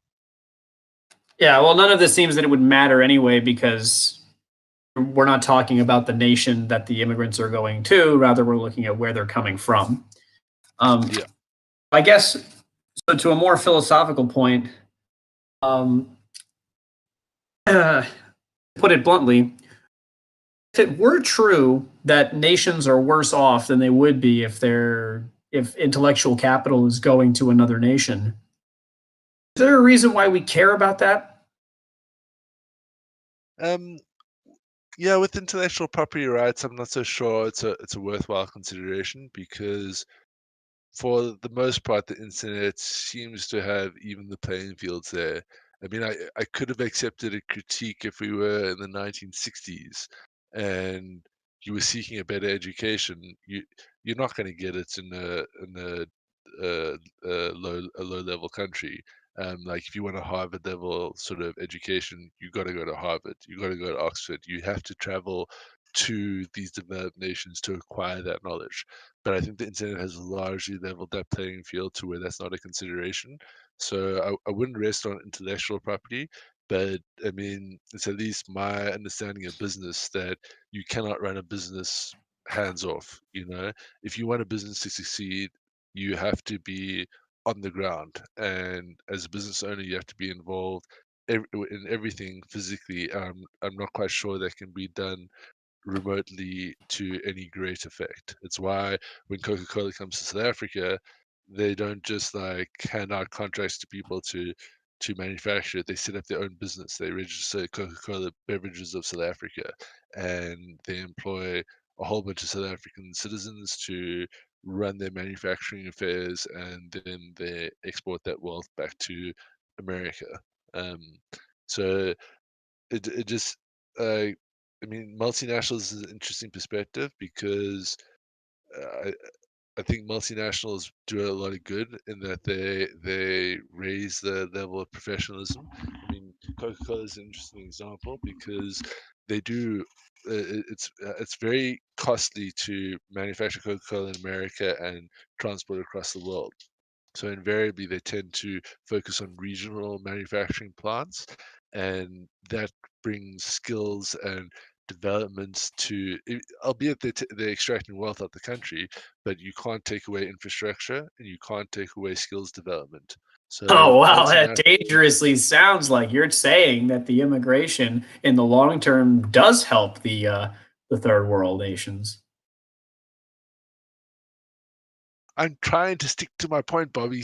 Like, jeez, no, I'm joking. Yeah, look, it does. But you're giving away my big reveal here. So let's move on swiftly. Any other objections? Zombie, I'm interested to hear any objections you may have. You more often than not think I sound reasonable, and I'm hoping I've attempted to sound unreasonable. I've just been listening here, and I keep going back to you've excluded the temporary visas and work visas, and I'm assuming travel visas, things like that. And I actually think that that's where, at least here in America, we see a lot more exploitation than what the mainstream media likes to portray, um, of individuals who come, at least to the United States, to under legal visas, uh, for educational purposes or work purposes, and get caught up in being exploited through labor trafficking or sex trafficking. And so I all I know in it, or from my mind, I see a lot of exploitation in the current situation of how we allow people to move in and out of our borders, even though they're they have legal visas. They tend to be, there are a group of people that tend to be um, exploited right under our noses.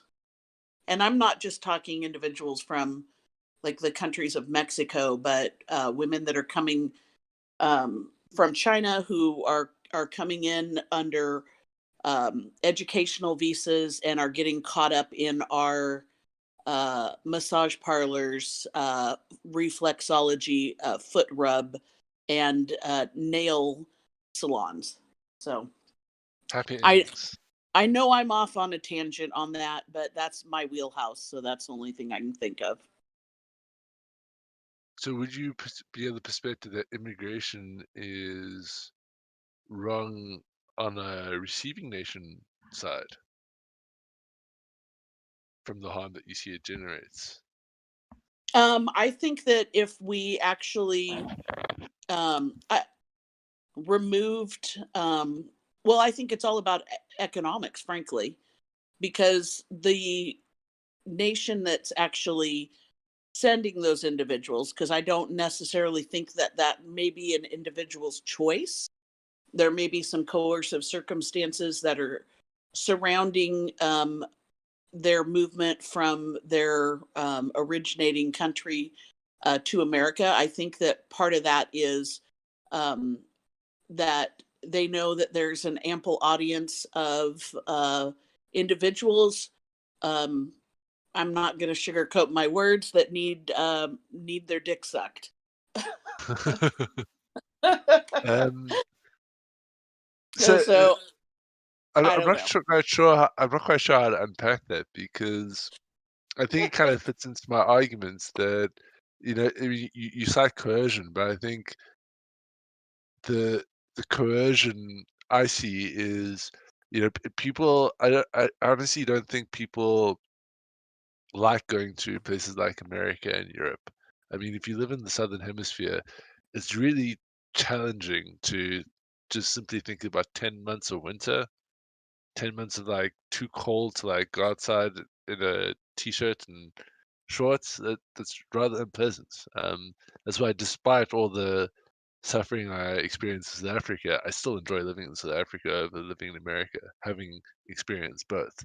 Um, No, and I I agree think with you people, on that. I they think go that because they're always forced. They're always yeah, coerced. there might be individuals that are coming here and it looks like it is their choice, but it's the choice of maybe uh, a larger audience or a larger group, maybe elders in their community or even their government or bigger business, because they know that there is money to be made and they're disposable. That's terrible to say, but I really do feel that way. And the individuals that are caught up in this, and I'll just use the example of like Asian massage parlor. You have those individuals that are these little massage parlors that are in little strip malls throughout America, that are, no one else wants to lease that property because it's aged, and they're actually living in those places while they're working these ungodly hours. So it's a kind of a cross between labor and sex trafficking. And they're working from morning until late into the night, and then the very same places that they're being sexually and labor exploited, they're having to sleep there. They're having to share a bathroom that maybe has no shower or anything else. So to wash themselves is, not very sanitary, and they're eating in the same places. Plus, they're probably sharing that shared space with other businesses that are in that same strip mall. So, to me, that doesn't seem like the greatest environment to be into. But like, I think it's like hopping from a boiling hot pot of water to a bubbling hot cast iron skillet full of oil. The options on either side are probably not the greatest. So you seem to be, I think, agreeing with my stance that we should be redressing this whole immigration situation and looking at addressing, to as much as we can, the coercive nature that causes people to seek to immigrate.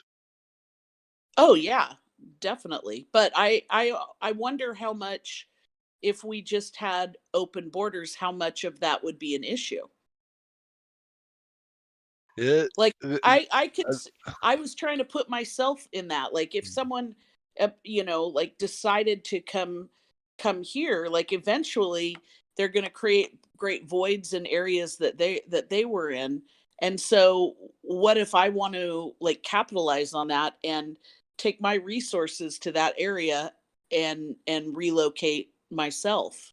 No different than maybe what I did, 20 or 30 years ago, buying a neighborhood in a really or buying a house in a really bad neighborhood, which now has made me a shitload of money. it's an interesting consideration, and maybe I would need to suspend my rather glib point that you need free choice and a lack of coercion to have effective open borders. I do worry about. No, Well, I suppose that because I've read a lot of studies on what happens when you increase immigration control, and it seems, because I'm totally fine with temporary migration as it were. People coming to a country, working, and going back home. And the studies I've seen, particularly in the US, show quite clearly that immigration from South America to the US, in terms of illegal immigration and people seeking for permanent residence, has increased substantially as the US has locked down heavier and heavier on immigration. Because it used to be the case that you could, live in Mexico City, and then, Monday to Friday you're up in Texas doing your job there. On the weekends you're back home with your family, living in your place in Mexico City.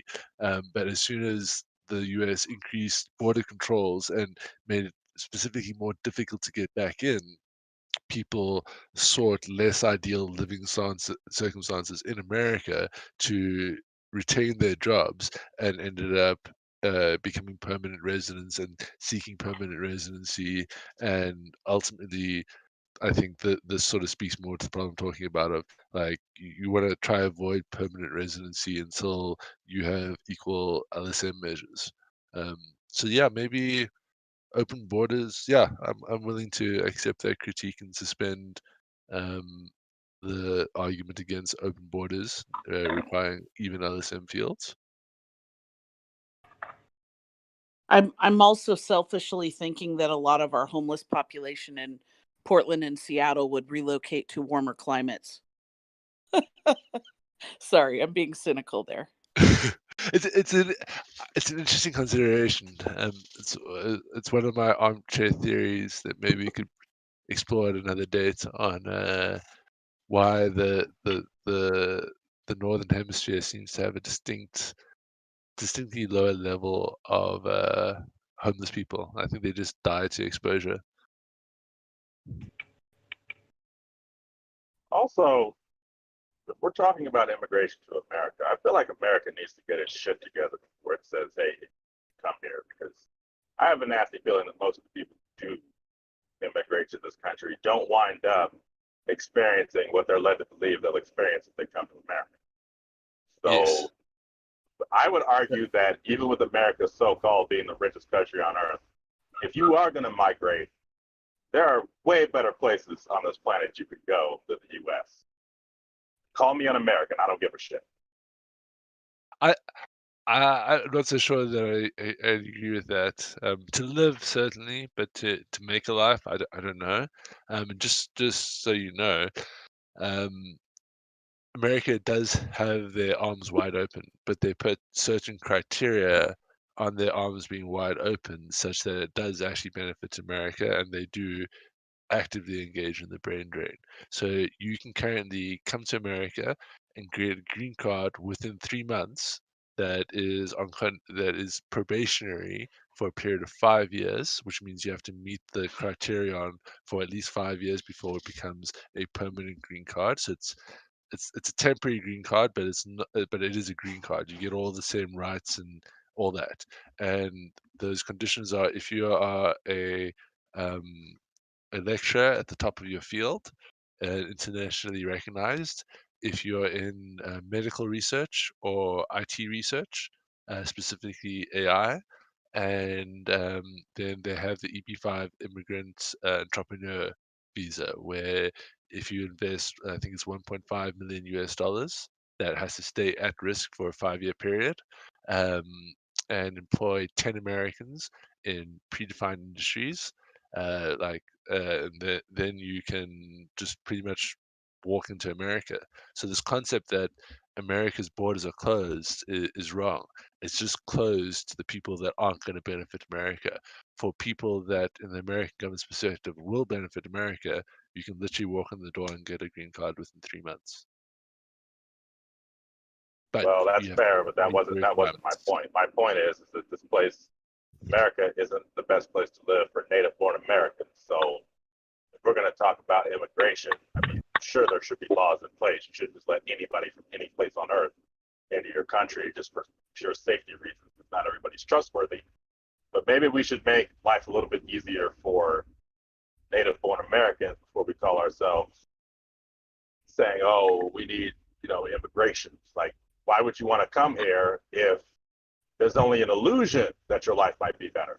I agree with whoever said it's like jumping from a boiling hot pot of water to a hot cast iron skillet of oil. I mean, why doesn't America take care of its shit first, its own shit first, before we start talking about bringing in other people from other countries? So there's 2 points there. One just a quick one. We were saying here in South Africa, the grass is greener on the other side only because they have better quality shit. But yeah, that's an aside. I'm actually quite interested by your response and Zombie's response. I was resting my argument pretty much on the host nation side, but you guys seem to be advocating quite strongly that it's also perhaps immoral from a receiving nation side. Or do you think those aspects could be addressed with effective policy? Do you not see it as a global problem?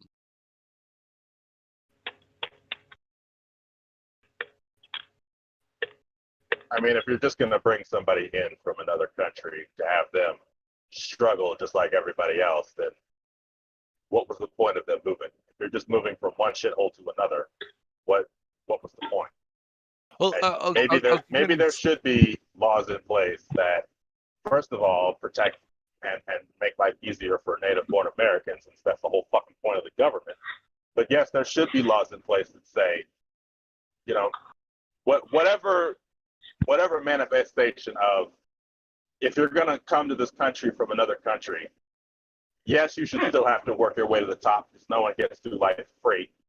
But maybe it shouldn't be as hard as what it might be right now. Do you know how many Chinese men I see driving a truck? I'm like, dude, you're Chinese. You could be contributing so much to America more than just driving a damn truck. So Aaron, as hard as life is, it is easier in America. I can make many case examples, but to stick to my area of expertise, venture capital finance, America is substantially better in securing venture capital finance, arguably probably the best. Funded only maybe by China because the state-run venture capital. But then there's other problems with that. But in America, you have very generous rates. In most other nations, you don't have anything approximating risk financing in the business sector. It's more what we call cash flow financing. So I have $1 million in the bank, but I need $12 million to serve the contract with a required startup. As a startup, you just a concept. Pretty much only China and maybe the more developed European nations are where you can get risk involved. You have a lot less money in your way. Well, moral, because having a brilliant mind, why are we encouraging as many people as what America could handle to move here? It's easier to live here, and if the opportunities that do exist are more lucrative. So I think there's a bit of nuance to understand there, because in South Africa, it would tremendously benefit stuff are actually mined in South Africa. Any business is in specific business. Given the business environment in America, I don't see how Elon Musk could have started Tesla or SpaceX in South Africa. So if Elon Musk had not immigrated, there might not be a Tesla and probably definitely not a SpaceX. And those are arguably greater goods for humanity as a whole than the beneficiation that is robbed from South Africa. So, if you can make the case that the business can only be done in a host country, then yeah, I guess it suspends the moral argument. But that's probably a minority of businesses I'd be willing. I think. I think for the most part, people are in the habit of creating businesses that copy the exact same business model of already successful businesses and just shove that into an untapped market.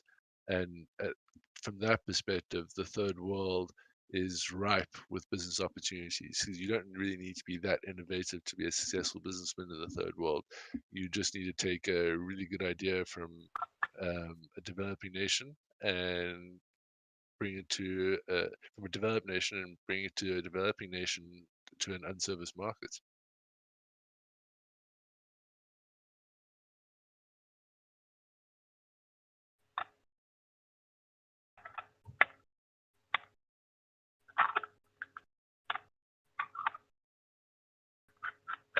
So, any more thoughts, guys?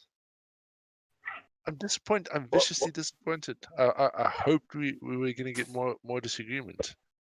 Well, let me ask you this: if you're gonna make the claim that Another one, if you want. Yeah.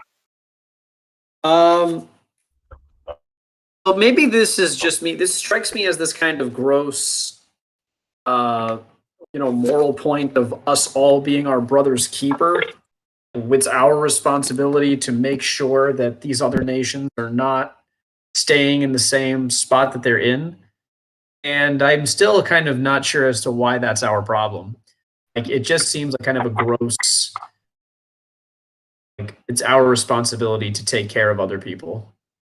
Isn't that the same morality used for immigration, though? I mean, it is, but I think it's kind of mistaken. I think the logic that should be used for immigration is just to show, look at how much cheaper stuff you can get. And to piggyback off of that, if you're going to say that someone moving from sort of a second or third world country to a first world country is immoral because all of the good that they are doing could have been contributing to that say third something? world country, couldn't you say? Huh? Did you guys hear me? Yeah. No, go on. You broke up a little bit there, but go on. But if you're going to say that it's immoral for a person with a lot of potential to move from a third world country to a first world country, let's say, because those contributions that they're making to Ooh, you're breaking up again. We're losing you.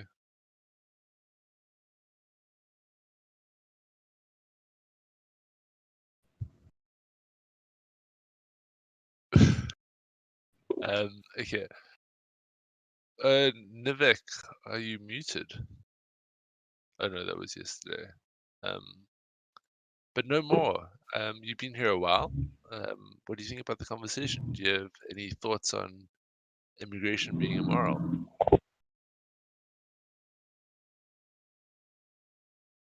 Well, I think your microphone's struggling there. So look,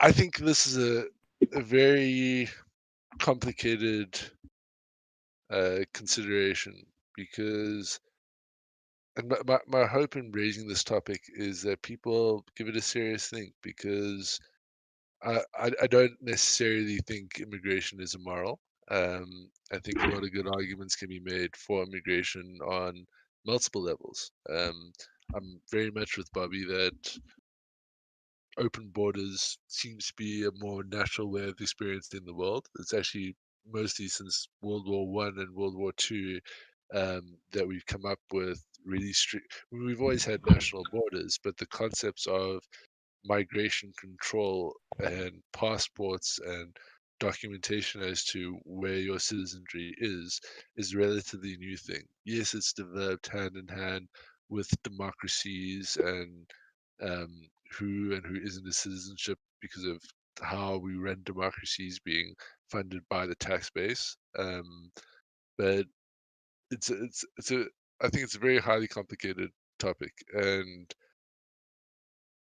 while I don't necessarily think immigration is immoral, it's it's not clear to me that the current status quo is working out for anyone. I don't think it's working out for the people in the national borders, for the receiving nations, for lack of a better term. I don't think it's working out for the donating nations, for lack of a better term. And I see a horrible continual propagation of harm, and it does hurt my brain to think about it. I don't think it's as clear as everyone would like it to be. I know there are people, and there are very interesting arguments opening up onto why immigration is particularly wrong for certain segments of a national population in terms of receiving. And I think there are some worthwhile arguments against it. But ultimately, why I think it's an intractable problem is it all seems to get reduced down to free actor problems.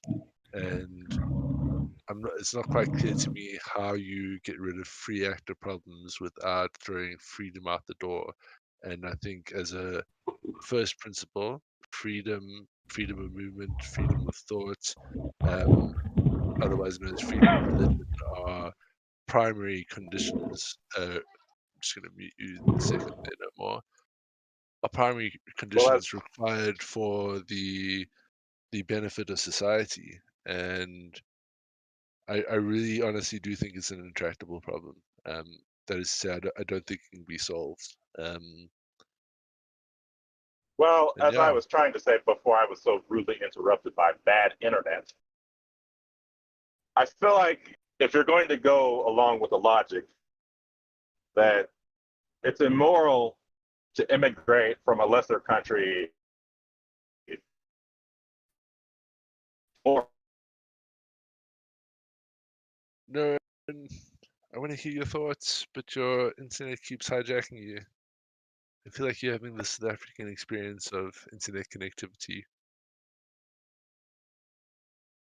I think that I feel like that the problem solves itself given time. It just might take a while. But then That's why? no, go ahead. Then why do we have these cases of literally the whole of Europe being rebuilt in 2 generations? Why do we have Singapore turning around in 30 years, South Korea turning around in 15 to 20 years? Probably.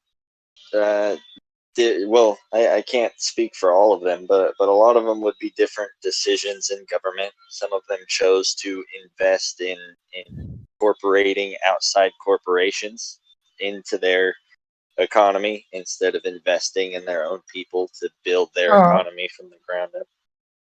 But I don't think that has anything to do with immigration policy. That's more of a internal finances policy.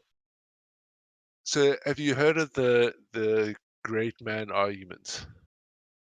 No.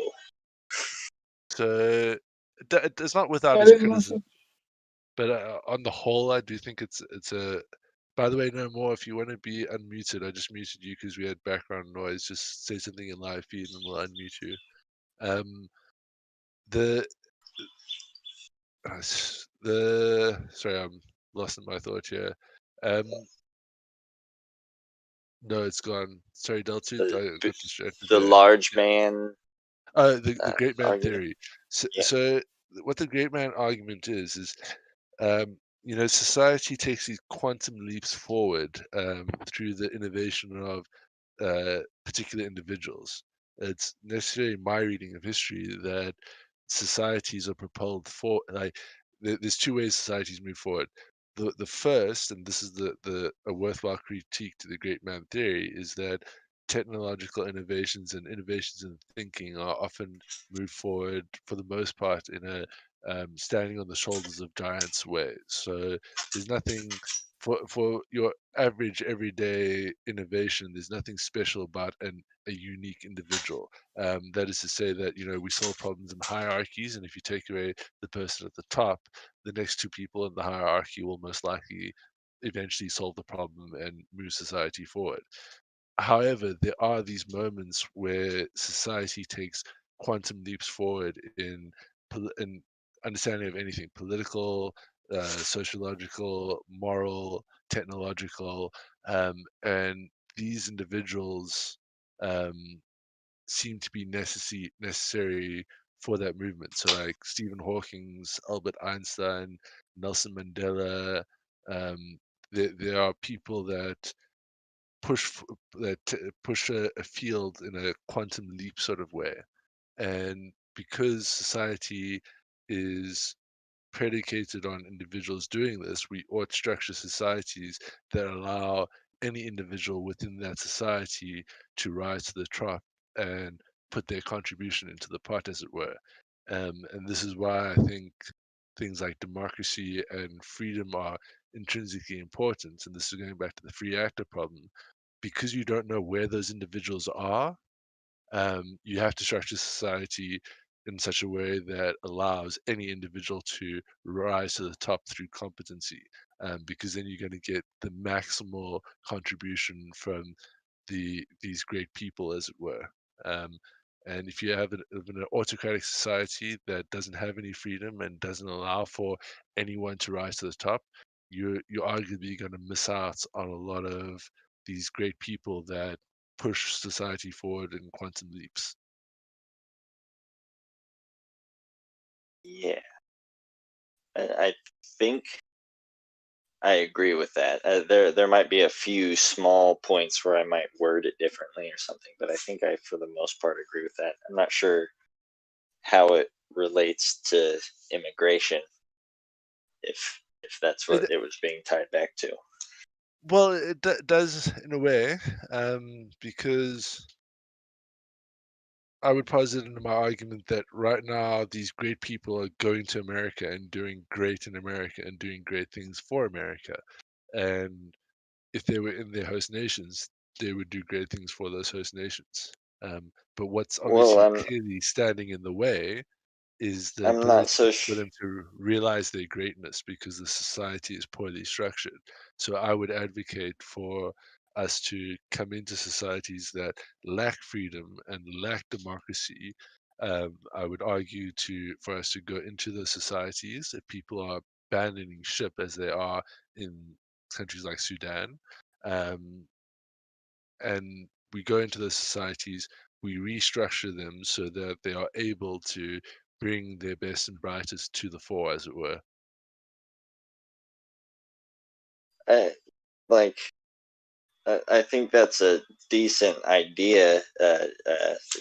Defining how exactly we quote unquote go in might be a thing. Like we could basically give them incentives to allow their people to have certain freedoms, or to maybe increase education, because I think you could make an argument that education in certain ways has that same sort of effect, where it gives you the ability to see the possibilities that you wouldn't have seen otherwise, or at least gives you the ability to learn those.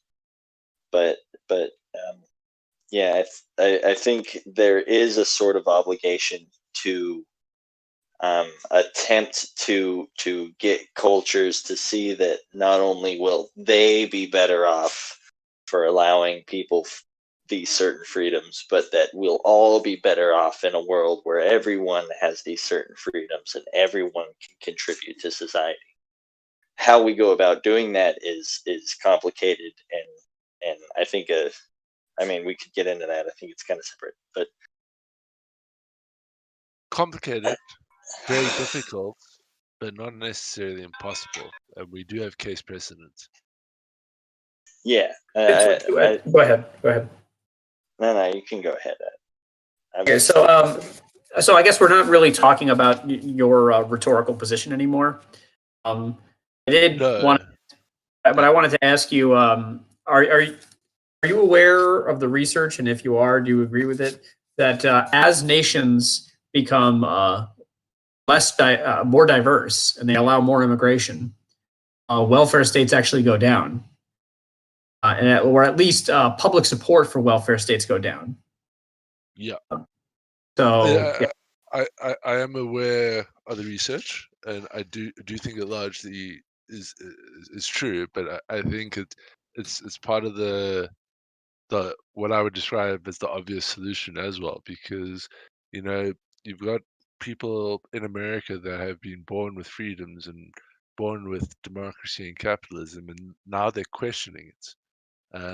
Whereas the immigrants that are coming to America, they're coming from nations that have been torn apart from a lack of democracy, a lack of freedom. and they're specifically fleeing from that to get a piece of the American pie. When they get there, that I think many of them are shocked by the Native Americans, for lack of a better term. I don't mean like Native Americans, for the local permanent residents. I suppose that's the only way you could describe an American. It's American citizens, yeah. Yeah, American citizens. I think that I think many immigrants are appalled at the way American citizens want to bring in clearly pathological government philosophy that has led to the destruction of their home countries. Well, I would actually I'm disagree gonna. with that. It seems that immigrant populations do vote against their best interests, and whether intentionally or not, they do seem to want to. They do seem to have a support for the countries that they fled from in a strange twist of irony. I'm going to Although- try to get through this before I lose my internet again, because it's going to happen. Go. I feel like the problem with the argument that immigration is immoral because people who go to these countries and do great for these countries and do great things for these countries could have also done those great things for their native countries. Is you could reverse that logic and say, well, what about the people who come from better countries and go to other better countries? Couldn't you say that they're committing an act of immorality because they're also not going to these lesser countries and trying to do great things there as well? I mean, you start to, in my eyes, you start to dance dangerously with ridiculousness because because that's the direction that you could take this logic. Yeah, exercising ridiculous ideas and where they lead you is a enjoyable perspective for me, and that's my incentive behind this piece, because I think to really understand why we ought to have immigration, we should start at the perspective of why we shouldn't have immigration and make the strongest possible argument for it. And I hope tonight you guys have appreciated that experience. I mean, I tried my best to argue immigration is immoral, but as I think the evening has regressed, you guys have realized that it's not necessarily a moral question. You can take it out of morality, but even within morality, there are multiple angles to consider, and that's fundamentally the problem with a consequentialist calculus, when you're trying to calculate the consequences and derive a moral action from that. It gets very tricky and quite complicated. But just because it is such, doesn't mean we should stop thinking about it. Doesn't mean we should stop talking about it. And yeah, immigration's I think it's very much an unsettled argument, and I don't see any easy way of resolving it, because there are very valid arguments on both sides of the debate, as it were, but no holistic arguments. I also feel it comes from this. I also feel like it comes from this sort of utopian idea that you could make the world, you can make society just the best thing ever in every single country on earth. I hate to break it to you, but that's likely not going to happen. I mean, yes, obviously, it's a goal that we want every nation on earth to be livable and for the people to have the most opportunities that they can get. But reality has a funny way of playing with the things that we want. And the unfortunate reality is not everywhere is going to be a United States of America. Not everywhere is going to be a Denmark or a Sweden, which, by the way, they have their own problems that most people don't like to talk about when they talk about immigration. So, and I really do feel like we need to be a lot more careful with the usage of this word morality, because like a lot of things, if you're just going to keep throwing that word out, it's going to start to lose its meaning. And then things that you could actually argue truly are immoral suddenly aren't taken with the seriousness that maybe they should be. Although I know that that wasn't your intention, it is something I feel like I should mention, because to say that something like immigration is immoral, it's like that word is starting to lose its meaning. Yes and no. So I do follow your logic there, but the no parts, I'd say the only thing worthwhile thinking about is your personal morality and the consistent lines upon which you define your life. I think there's no greater calling than to break the world down into moral cases, because it makes life easier to deal with than the suffering You that must be a appears. killer at parties. Man, oh man. I was like, this kind of like, this is the. Now I know why you're saying that you don't want a girl that works out a lot. Yeah, like I like to talk about shit. I like to consider shit. Especially if we're gonna do this thing that seems to becoming more and more popular, this abandonment of God and religion, as it were. Because for all the evils religion does, it does quite neatly provide a moral compass to people. And regardless of moral compass, I think people are better with a moral compass than without. Um, and I think if we're going to undergo this exercise of abandoning God and having this easy set of morals provided to us, then it is our own individual personal responsibility to take up the challenge of replacing God's morality in our own lives. And I think if you don't accept that challenge and you don't take it up, you run the risk of living an amoral at best and an immoral at worst life. And I'm not so sure that's a good thing for the world. The deniability, I love you, I respect you.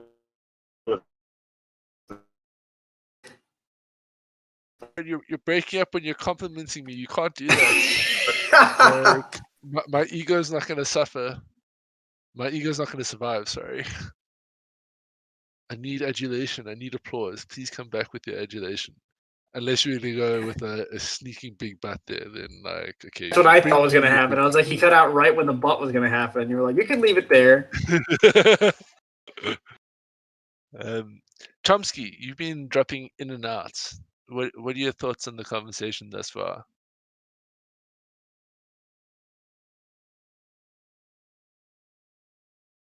You're just a listener. I can get that.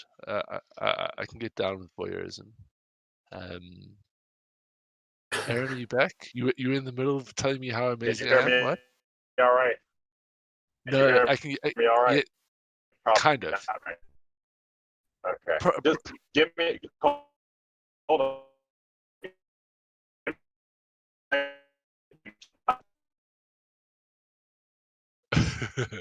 No, trucker life. Robots. We'll give you a minute.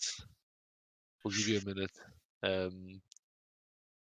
But Daltu, while we're waiting for Aaron to properly formulate his adulation, I was hoping that you can maybe give me some insight into a next topic. By the way, guys, I'm looking for ideas. If you want to give me an absurd point, I will do my very best. I'm only going to do this once a month. I'll do my very best to research it over the month and make the most powerful arguments for the absurd When you points start as I can. one thing that one culture might, one thing that one.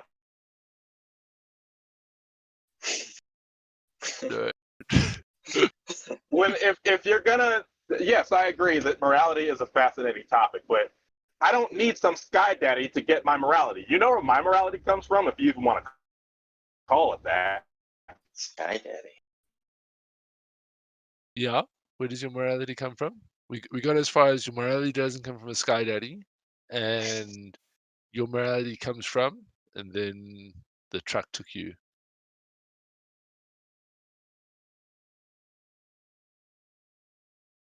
Okay, we'll circle back to Aaron once he's resolved his 4G connections. He must do trucking outside, like in like some like rural areas. I'm in Midwest. I'm in the middle of Arizona, driving over a mountain. So yeah, it's quite spotty.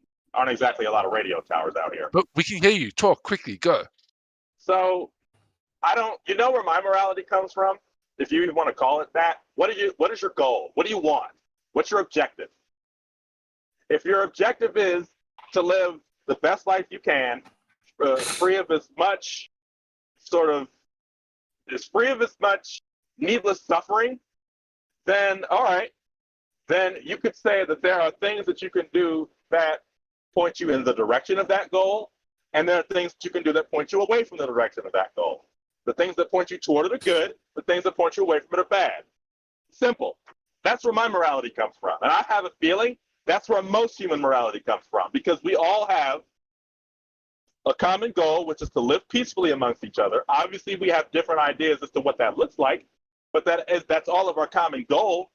And so with that, there are things that you can do and things that you can believe that bring you towards that goal, and there are things that you can do and believe that take you away from it. And So we don't have to bring up any magical sky wizards when we talk about morality. We really don't. So Aaron, let me put a challenge to you. So just to understand your point, if I believe something to be good for me and good for the society around me, I should follow it, and that would classify being moral. And if I didn't, I would be immoral. Is that correct? No. Well, yeah, I suppose what you're asking would be 100% legit. Because that is just the nature of subjective morality. Here's the problem with that take. Let's say I'm living in Germany in 1932 and been going to these rallies held by Adolf Hitler, speaks very convincingly, highly charismatically, manages to convince me. I know this wasn't the case, but just to hyperbolize into absurdity, maybe he convinces me that all that's wrong with the world is Jewish people, and that if we could just eliminate all these Jewish people, all the problems of the world will evaporate. And I believe this with 100% of my soul. Under your paradigm, it is now my moral obligation to go rid the world of Jews. Would you still classify that as moral? I didn't say it was your moral obligation. I didn't say that, not once. But no, but here's the problem with that, though. Here's the problem with that. And I know this might make me sound like the worst animal ever, but anybody who's ever had a view close to that. And the way I look at life, there's no fundamental way that unless you have cold hard facts that prove the opposite, there's no real way you could prove them wrong. I hate to say it, but that is the uncomfortable side of the subjectivity and morality most people don't want to talk about. But so there are some objective facts that we can derive for the purposes of formulating an objective moral principle that isn't solely wrested from our subjective perspective. Something such as, it's clearly better to exist than not exist. So that could be an objective line. Why? Why is it better to exist? Well, because if you cease to exist, you cease to be able to change. So? And if you can't change for the better, that would be a bad thing, right? Well, if you can't change at all, then why is that bad? Do you see the point I'm getting at? I don't know what it is, but for some reason, when I started learning about the universe and, everything outside of Earth and people, I came to a startling realization. We are so small and in such a short window of the period of the rest of the universe that, and the fact that nature seems so indifferent to the fact that we exist or don't exist, it kind of makes it hard to see morality as anything other than what it actually is, which is subjective. There is no true right or wrong, because if there was, I'm sure nature would have ingrained it all in our heads by now. So hold on, Aaron. Like I follow a subjective moralist in the following fashion that, whether you derive what you think is an objective moral claim or not, fundamentally it comes from your mind. Therefore, it's subjective. 100% follow there. But that does not necessarily mean that an objective moral claim is not necessarily objectively morally good, in the sense that, we are obviously limited from our subjective perspective in making an objective moral claim, but that doesn't prove that the objective moral claim is necessarily wrong. To provide you with a thought experiment, I'm sure you could agree with me that there are clearly decisions that are more moral and clearly decisions that are less moral. And if there are decisions that are more moral and if there are decisions that are less moral, we can infer from that a hierarchy of moral decisions. And at the top of this hierarchy is the apex morality. And I would describe that structure as objective. Whether or not and yes, there's still a challenge in us deriving that objectivity, and maybe perhaps even an insurmountable challenge. But that does not mean that there is no objective morality that is intrinsically good. Let me give you a thought experiment, okay? Because you keep talking about this objective morality, and I cringe every time I hear it. Let me give you a thought experiment, right? To go along with this idea that immigration is immoral. 2 + 2 is 4. Is that objectively true?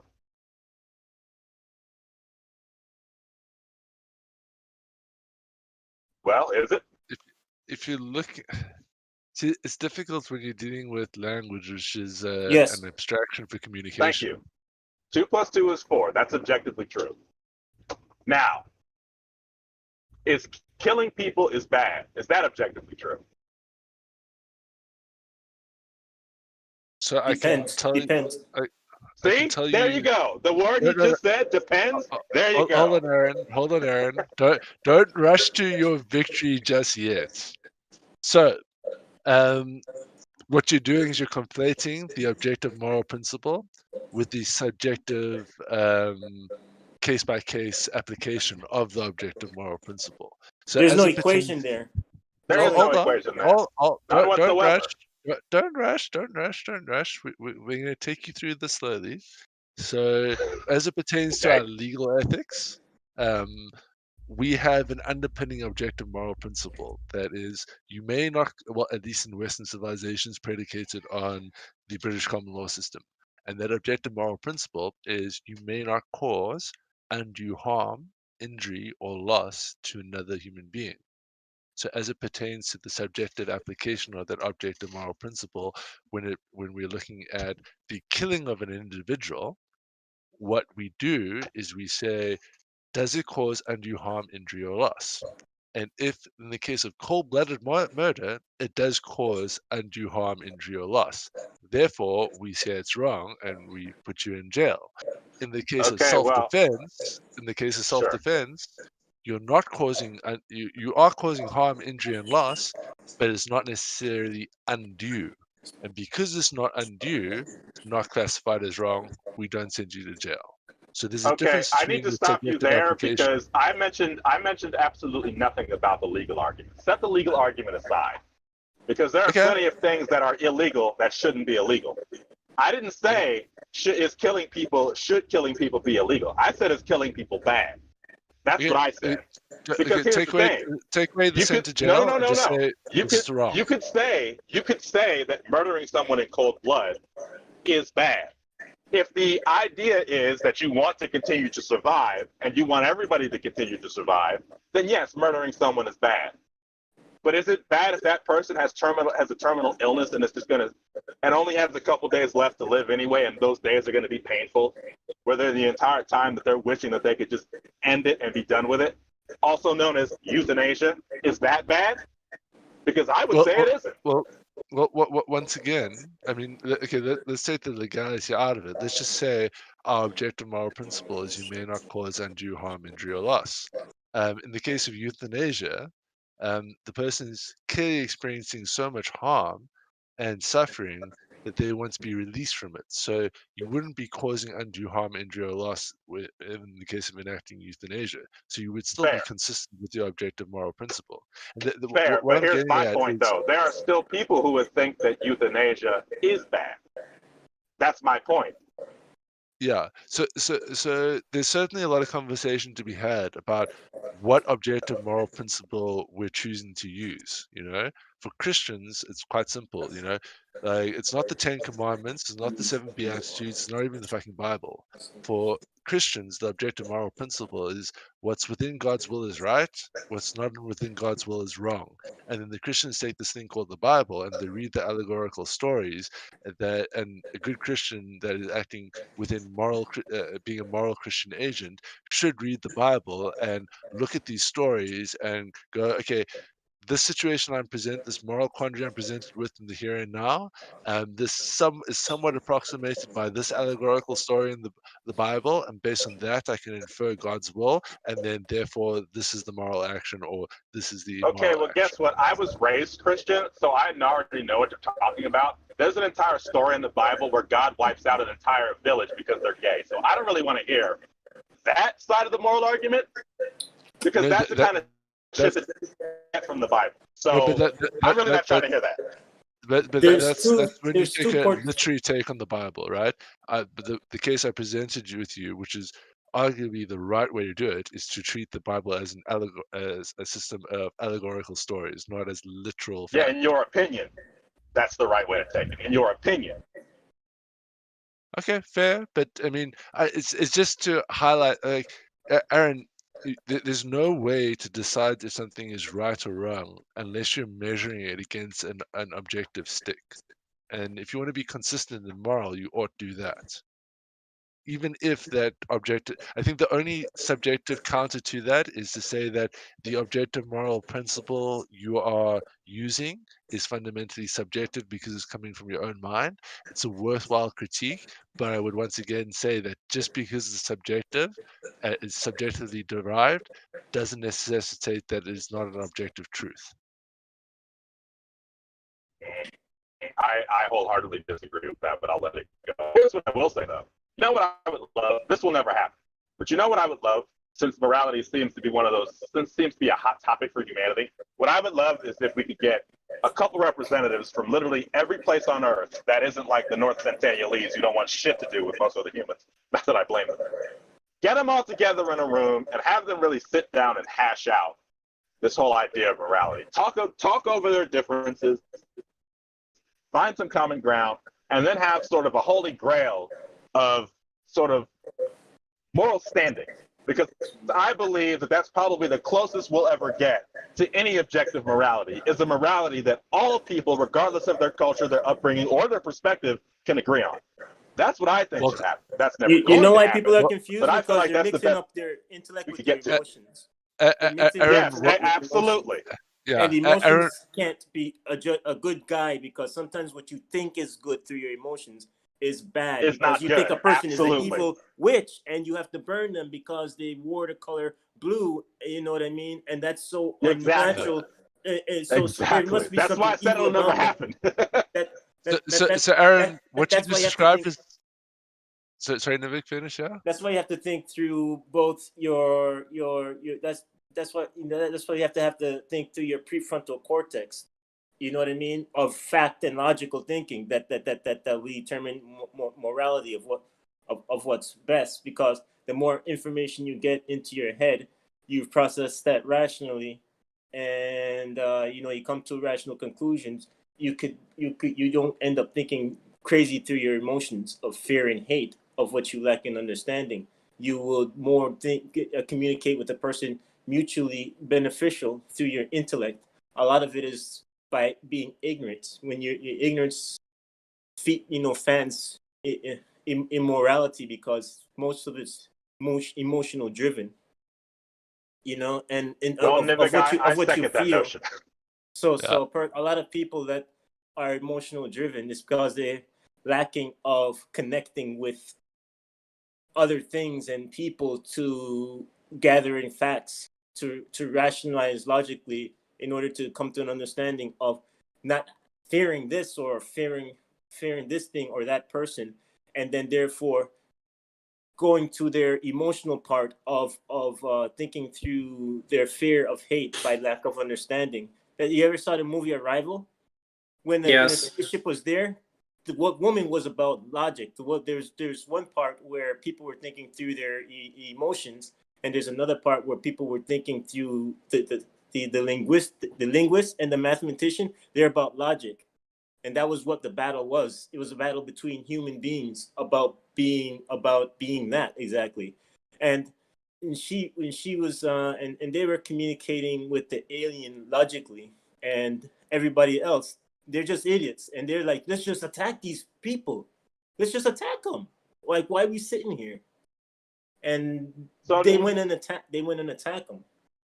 But the So difference Nivik, was one was logical. Nivik, is your basic argument that people are less likely to make decisions and come to conclusions based on emotions if they actually obtain more facts? Is that your basic argument? That's butchering of the movie, by the way. To process logically to get an understanding, so you end up not having to fear something. Because a caveman, if he saw a car, he'd think, "Oh my God, look at the size of that thing!" You know, go get the spear and start spearing it. You know, the trunk, the front hood looks like a big mouth. It's going to eat us. Like, we can't just sit here. You know, and people today. Can you run for president in America, please? Oh, hold on, hold your horses. So, Aaron, I'm going to come back to you now, Nivik, but Aaron, that thing you described, that pursuit to, you know, everyone get together and let's decide on something, and now this is our holy grail of morality. Welcome to the case for religion is all I can say to that. And as to that's why fair. That's not the case for religion. It's not the case for religion. So Bobby, morality why, is about balancing why, your emotions and your logic side of your brain. That's what it is. That's Thank all you. morality is. Thank you. So Bobby, the reason it's a necessarily a evolutionary case for religion is because when I look at education, there's like rational education seems to be highly inefficient when put in comparison to irrational education. So And by the way, speaking to our irrational brains seems to be better at getting people to act and perform a certain way than speaking rationally to them. And by the way, I just want to, I never thought I'd hear myself say this, but to reinforce deniability's argument, let's not confuse, because this is something that I have had a bad habit of doing, and one of my friends who's a bit more, he's a bit more leaning towards the whole God idea than I am. He's had to reinforce this in my head. Let's not confuse religion with theology. You can't kill somebody if you think they're a demon today. You couldn't do it. It's not going to fly. The courts ain't going to allow it. You can't say, "I do believe that." Yeah, because we're more knowledgeable and more intelligent than that. It's not going to fly. Nivik, you need to be president. That's all I'm going to say. Well, can I say that I have to mention this every single time it gets brought up, that I think Aaron said it, and I don't think he meant to say it, you know, like willy-nilly or whatever, but this idea that, oh, well, everyone just wants the same things in life. We're all really the same. We all have the same goals at the end of the day. I mean, I think that this whole immigration debate proves that is fundamentally, patently, completely untrue. I mean, pick any argument you want. People do not want the same things at all. That is one of the concepts I was hoping. I think immigration proves that it is true. Otherwise, why would you go somewhere else? Why would you take the time to go somewhere else if you don't want a better life for yourself and the people you might be helping? Can I respond to that? A lot of things that people said that they're against in the past, they are for now. Because there's a lot of people that they say that they're ideologically against. Like some people that fought against the things in the past, like Social Security. If you ask them, they don't want it. That's not, you know. They want it now. They're not gonna not want it. Because some people, a lot of the things that people don't want, when those things come by the other side making it happen, they're completely okay with it. Yeah, and who's going to be the anointed one that decides what people want? You? Why do you think I said get everybody together? Like that's kind of the point. Like your assumption almost makes it sound like we're not all human beings. We're all human beings. We all have the same fundamental desires. I mean, just because your culture might alter the way you think about those desires. The problem is like, sorry, go ahead, Zombie. I'm interrupting you. No. I kind of agree with you. I think that we all have different objectives in life and things that we value. So I don't know how we could have one giant collective voice on this. We might have individual things that we value that are different, but I'm talking about humanity as the greater whole. I'm not talking about one country over another. I think to bridge the gap, because I really don't think it's either or here. I'm going to use the case of money as a motivator to sort of delineate it. You know, as soon as we have enough money for like the bare minimums, like food, shelter, security, etc., money ceases to become a good motivator at all. And what I would posit is happening is, we're all the same. We all have the same drives until those drives are met. And once those drives are met, we are capable of going past and becoming something different, and then having different objectives and different aims that stand apart and, for lack of a better term, unique to other individuals. What you Yeah, can I think that's also a good- say is we all have the same drives, but we may have completely disparate perspectives on how to get there and what the fulfillment of those drives actually looks like. Yes. So if for example, you're in a lifeboat scenario, you're not going to care what country you can get a job in, probably.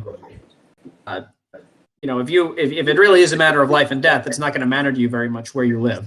But once that's gone, I think I am agreeing with what deniability is saying here. Like, this is what the whole debate is always about. It's all about immigration. Like, the most hot button issue in America, it's always people talking about what to do about immigration and what to do about foreigners coming in and ruining our culture and taking our jobs and voting against our interests and this and that. It's a huge problem. And I think an intractable one, unfortunately. It's free actor problems, and I honestly don't know how to address free actor problems. As much as I advocate for democracy and capitalism, I recognize all the really good arguments socialists put against capitalism. I don't dispute them. It's just, show me how to deal with it without getting rid of freedom, and I'm with you, but I'm not quite sure how you do that. Before I'm willing to accept that immigration, at least into America, is truly a problem, first of all, show me the facts. Show me the data that suggests that people are still migrating in vast droves into this country. And moreover, they're migrating in vast droves, and some of those people are actually going on to influence the direction in which America's headed. And then you'd also have to show me why that's a bad thing before I'm willing to accept that immigration is a huge problem. I don't think it's a bad thing for America. I think immigration only has positive arguments for developing nations. Whether you're looking at the upside down population pyramid and the aging population argument, it's a clear good for immigration there.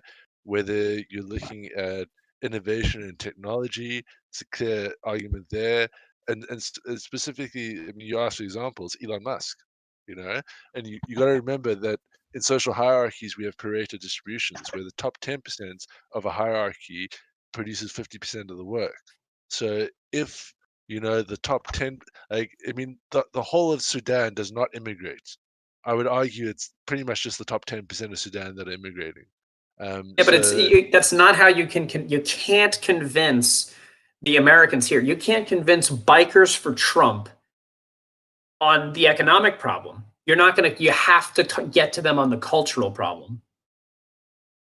And even then, you're not guaranteed to succeed. I don't know. I think that they're looking at emotions, and I think that's the wrong way to look at it. I don't know how to clear the emotional deck, as it were, but it's clear from an aggregated macro perspective that it's just right.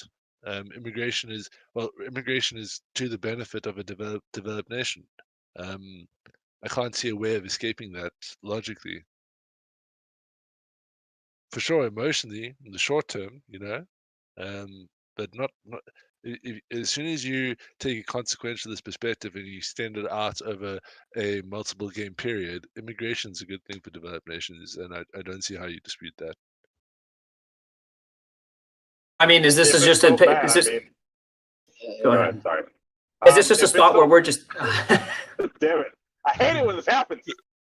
Is this just where we're at? Bobby go. Is this just a spot where we're like at an impasse? Because at the end of the day, like as I keep saying, there's no way that there are going to be swaths of Americans, not by the thousands, by the millions and millions. I mean, we had 74 million people voting for Trump. And a lot of them are voting for Trump because of his rhetoric on the immigration question, because they don't like hearing Spanish when they walk past people in the streets, because they don't like having interpreters at their PTA meetings. They don't like seeing soccer plays on the baseball diamond. These weird, small cultural concessions that they have to make, and the economics isn't going to do it. So, like, I'm just trying to figure out a way to get around that. Look, I'm not sure how to get around that either, because I've lived in other nations, and this is why I often laugh at the supposed racism brought up in America, because America is one of the least racist countries in the world.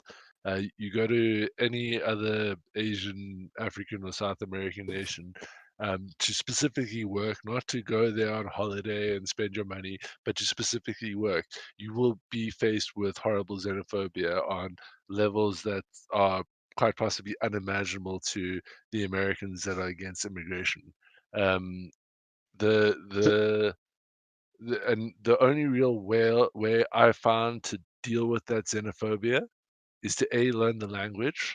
So when I lived in Korea, I learned Korean. When I lived in Thailand, I learned Thai. You need to learn the language. You need to learn the cultural norms and traditions. And you need to abide by them.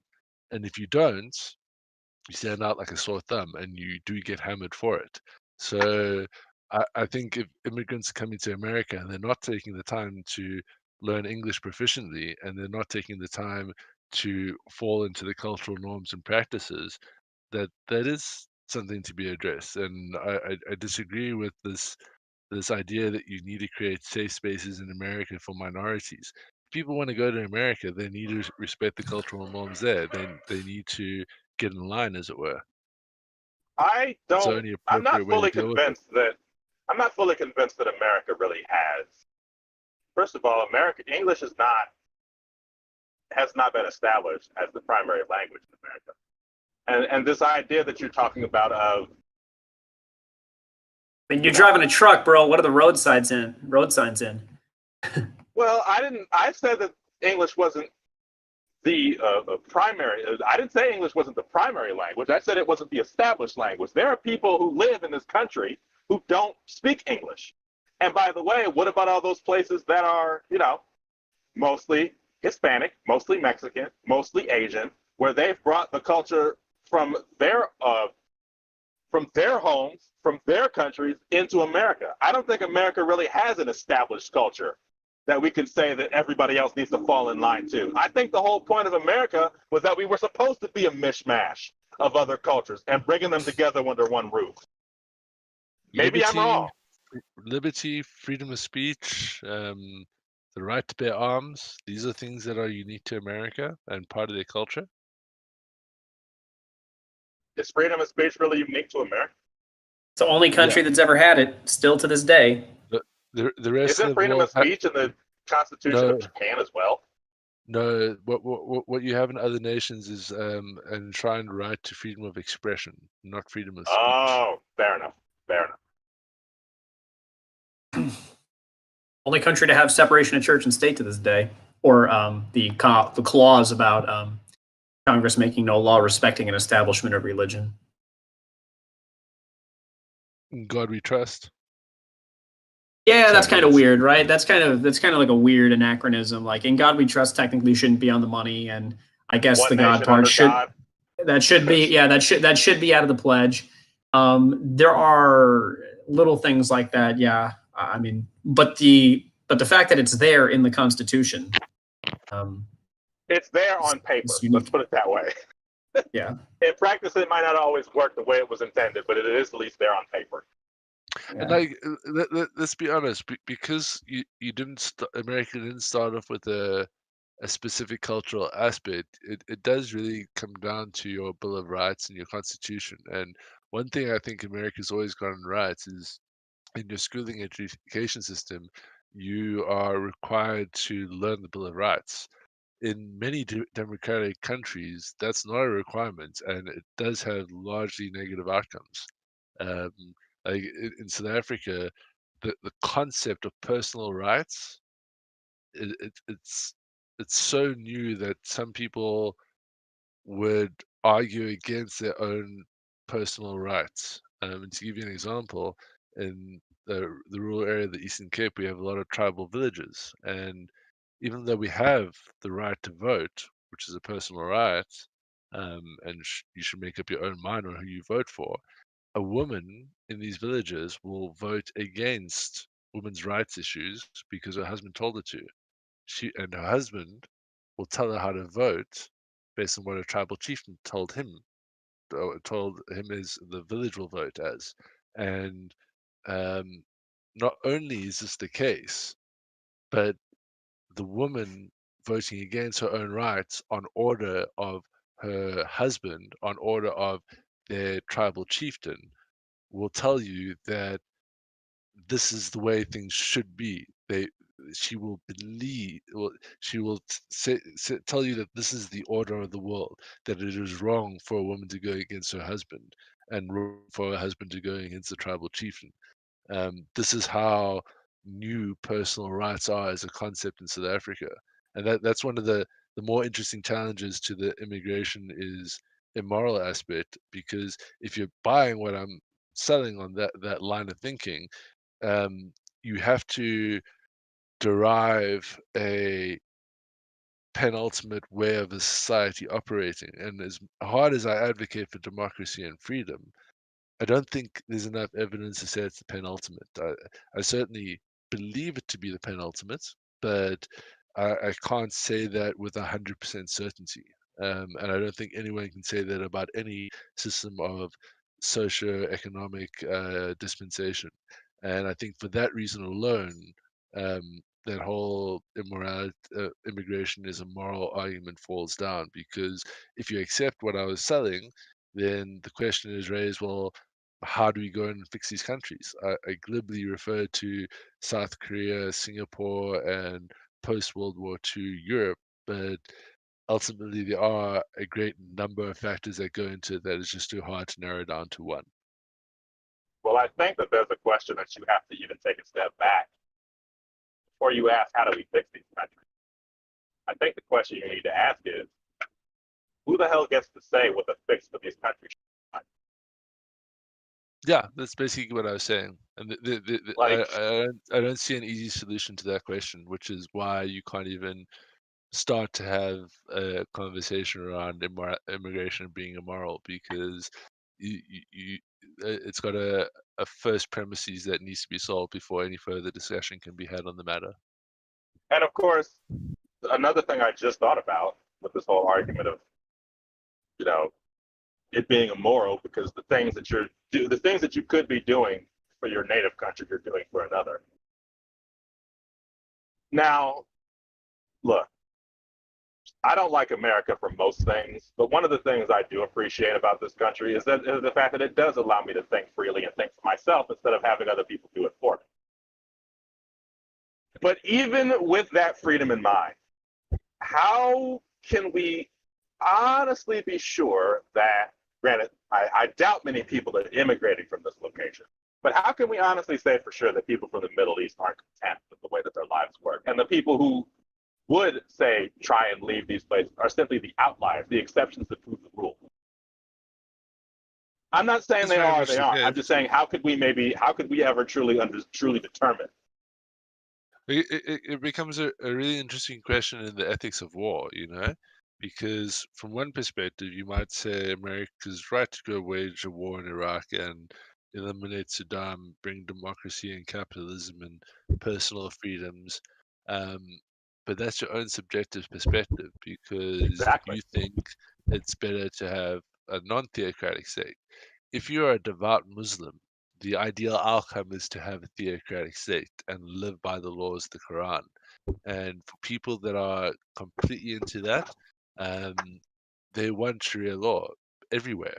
And from their perspective, they'd view it, and I think that they do view it correct, to go wage war in places that have okay, not that don't have Quranic law, but have clear injustice. So there's a little bit of a nuance there. From an Islamic perspective, they very much want to fight injustice.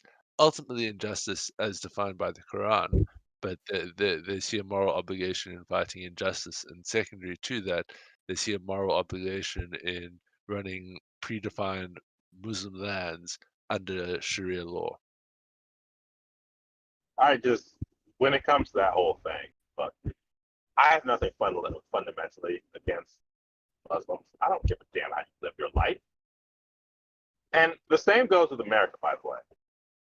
But when you try, and this is why I asked the question, who gets to choose? When you try to impose what you think works for you on another nation, that's where I have a problem. I don't care that America thinks they have all of their shit together. We don't. But when we go out and say we just want to be the arbiters of peace, how do you know that people in the Middle East aren't at peace? How do you know people in North Korea aren't at peace? Because yes, North Korea is a horrible place. But if you actually look at a documentary and actually watch the people who live normal lives there, they seem to be doing just fine from their perspective. So Aaron, if I was your father, I locked you in the basement to the extent where you knew nothing of the outside world or society or other individuals, and let's just say I repetitively sexually abused you, and you knew nothing else. But simultaneously, you know, I'm providing you food. I'm giving you this thing called food that satisfies your hunger. So you associate like pets do to, you know, this person is good because they're sustaining you, they're keeping you alive. In that situation, you might think that this is the world. There's nothing better because you don't know of anything better. And you might think that you might not even be suffering psychological harm from it because you don't know any better. Would you Well, be sure, okay but with that situation?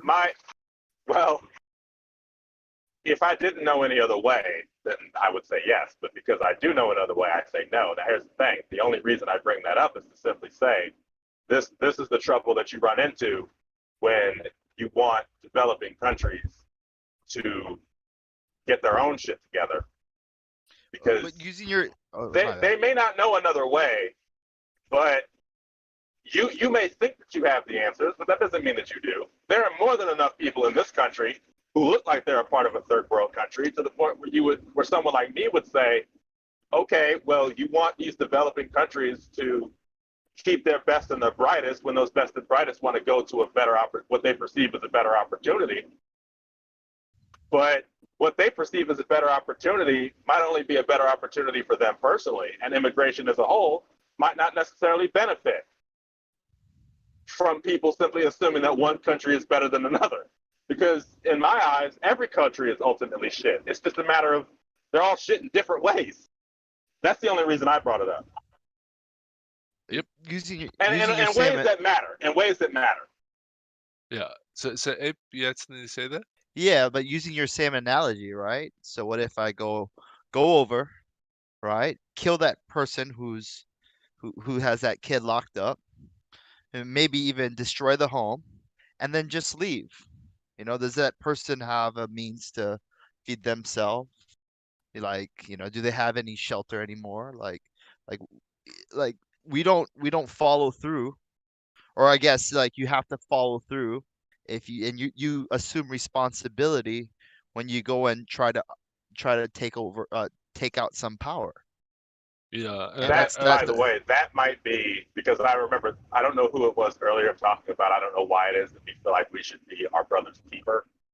I don't either, but my best guess is it's because we're a social species. We tend to be quite interested in the lives of others, purely because we're a social species, and that just seems to be what happens when you're a part of a social species. Like, I don't think that lions give a flying fuck about the lives of other lions that aren't in their pride. So I think that might be the reason why you go to the argument of no, that person wouldn't be able to feed themselves. But of course, my immediate thought is, well, if they're a member of a community, then that community is probably going to find a way to take care of them, because that just seems to be what human beings do. You see, I mean, you raise an interesting point, Abe. I think it's fundamentally why you can describe most of American imperialism as wrong. I think in a lot of wars America's been involved in, they've accepted the position of being wrong because they've stopped in the final steps. I mean, you look at Afghanistan, you look at Iraq. There was plenty, like there was so much money spent in winning those wars, but then for literally not even a tenth of what they spent winning those wars, they could have rebuilt the entire fucking nation and it'd be stable and a great place to live.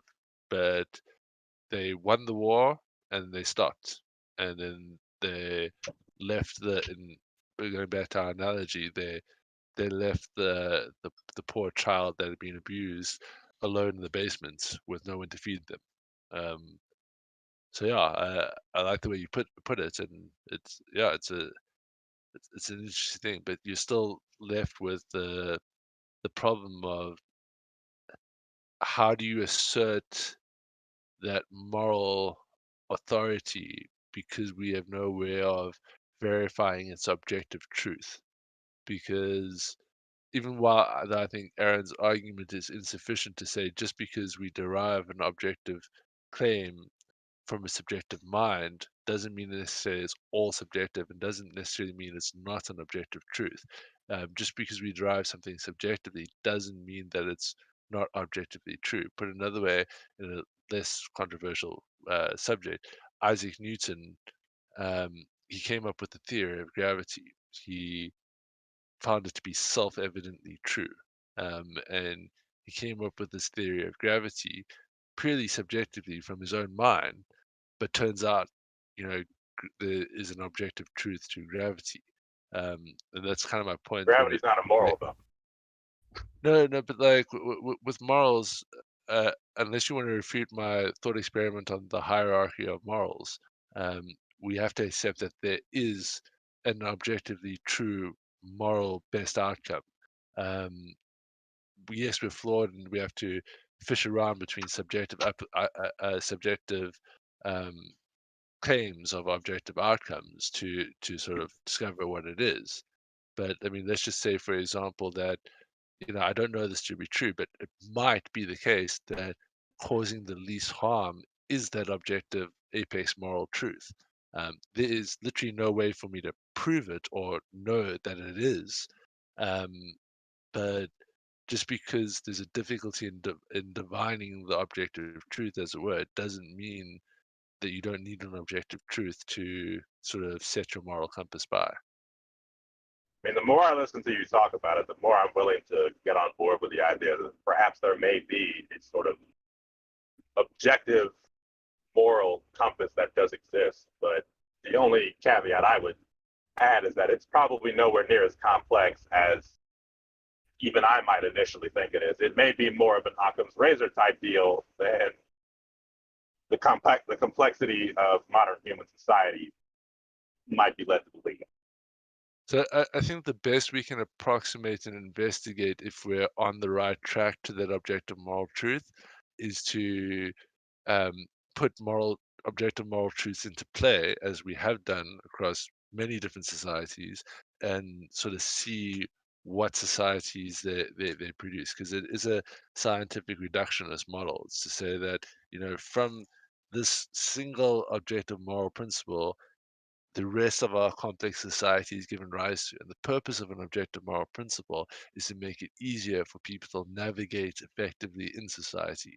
Hence, so I mean, if you look at a Christian moral claim versus a Confucius moral claim, you could look at the sort of society that China has produced, and then you can look at the sort of society America has produced, and see where those underpinning moral philosophies, which society has propagated better over time.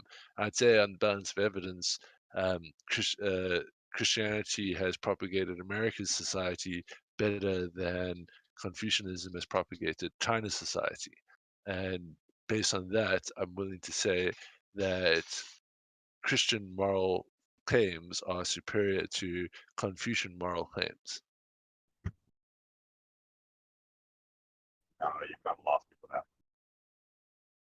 So just say, like, moral claims give different moral claims give rise to different forms of society, and because that society is fundamentally structured and predicated on that objective moral truth, you should look at how that objective moral truth has made society flourish over time. If it's flourished more, then it's a better moral claim. If it's flourished less, then it's a worse moral claim.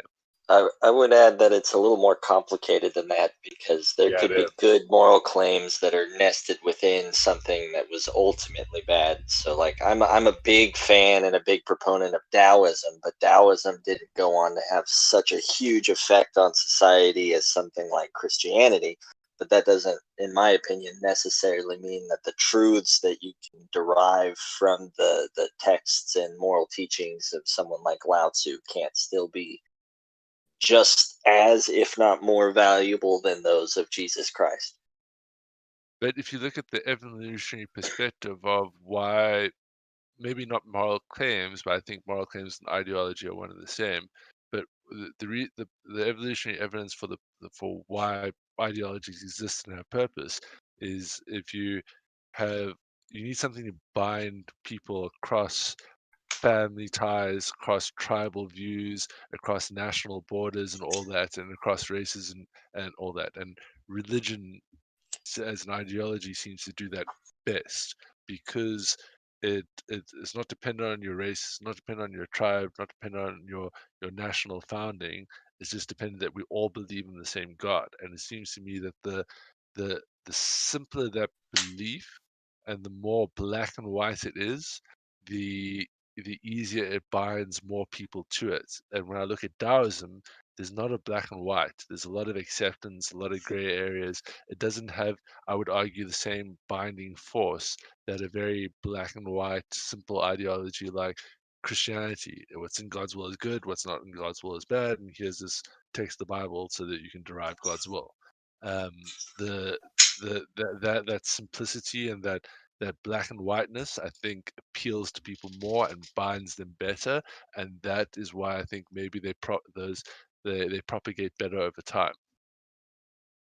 What about the secular moral principles that have benefited America?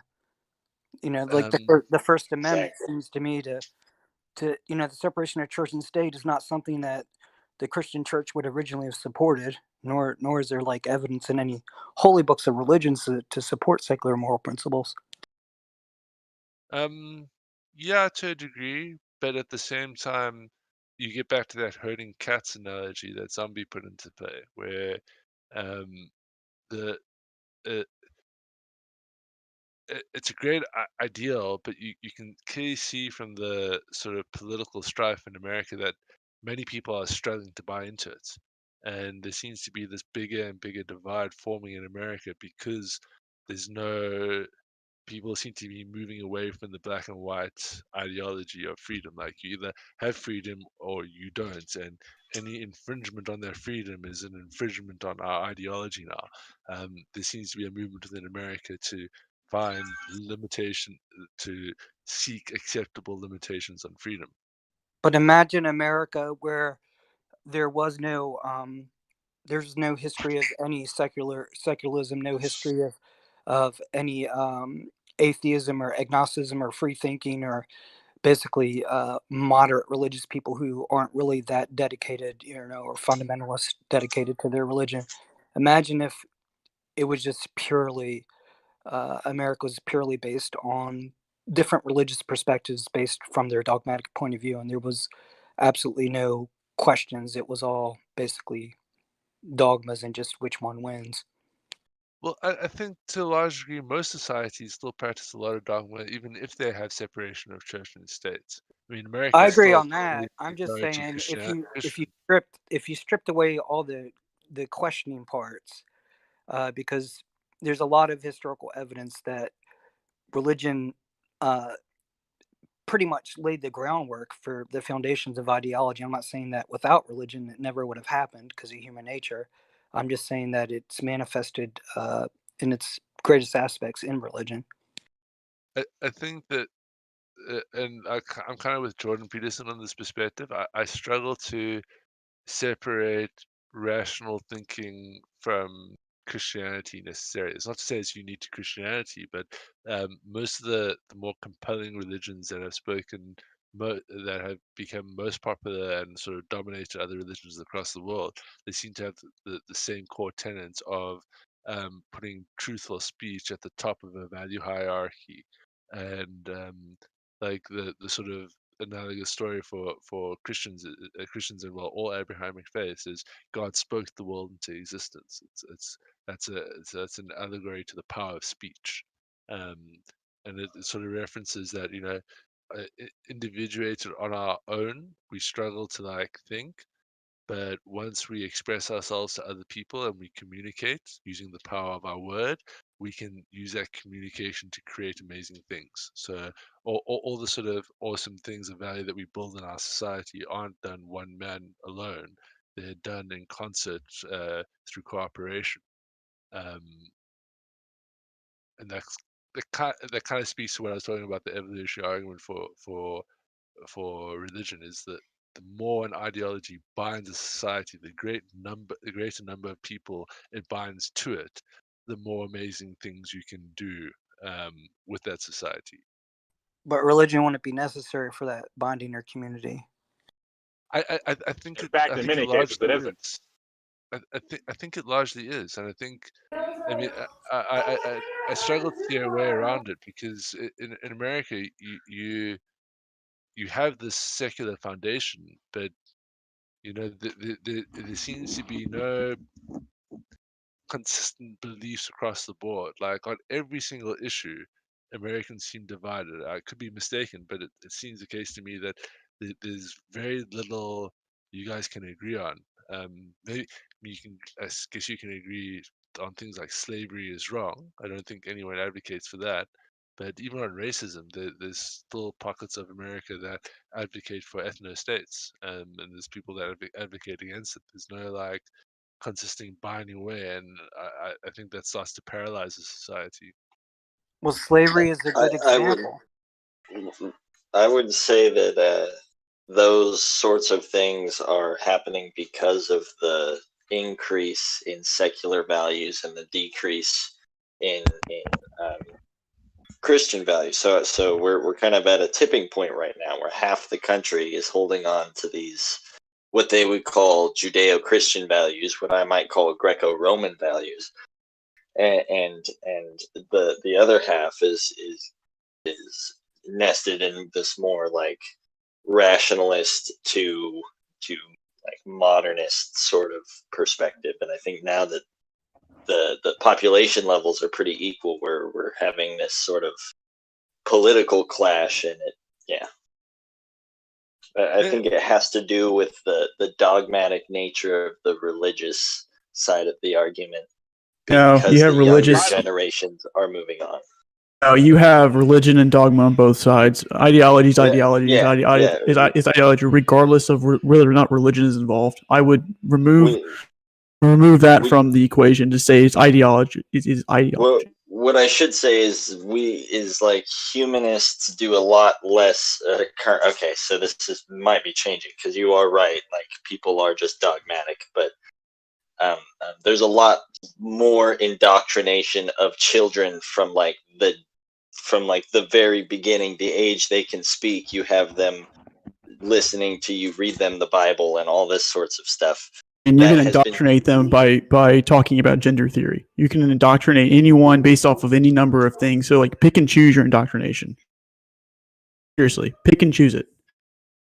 And it can literally be anything under the sun. Literally anything. Yeah. Well, I don't know if it can be anything. That's the part I'm not clear on, because secular humanistic beliefs. I mean, it's been my necessary experience that trying to form consistent morals once you abandon God is an extremely difficult and complicated endeavor. It requires a disproportionate amount of time investment into considering the most finite of details. and I'm not so sure your average person is up to that challenge. And I worry Deniability. about Are people. you a Christian? No, I'm an ex-Christian, but I specifically worry about people abandoning God and not going through that really challenging process of forming a consistent moral founding absent God. And I The moral think founding if I were to, in God isn't consistent, though. You have Christians who don't agree on what no, no, morality should no, be. no, no, no, no, Like, God, that doesn't mean anything. you're missing the point. God doesn't need to be consistent. It's just the case that some morality is better than no morality.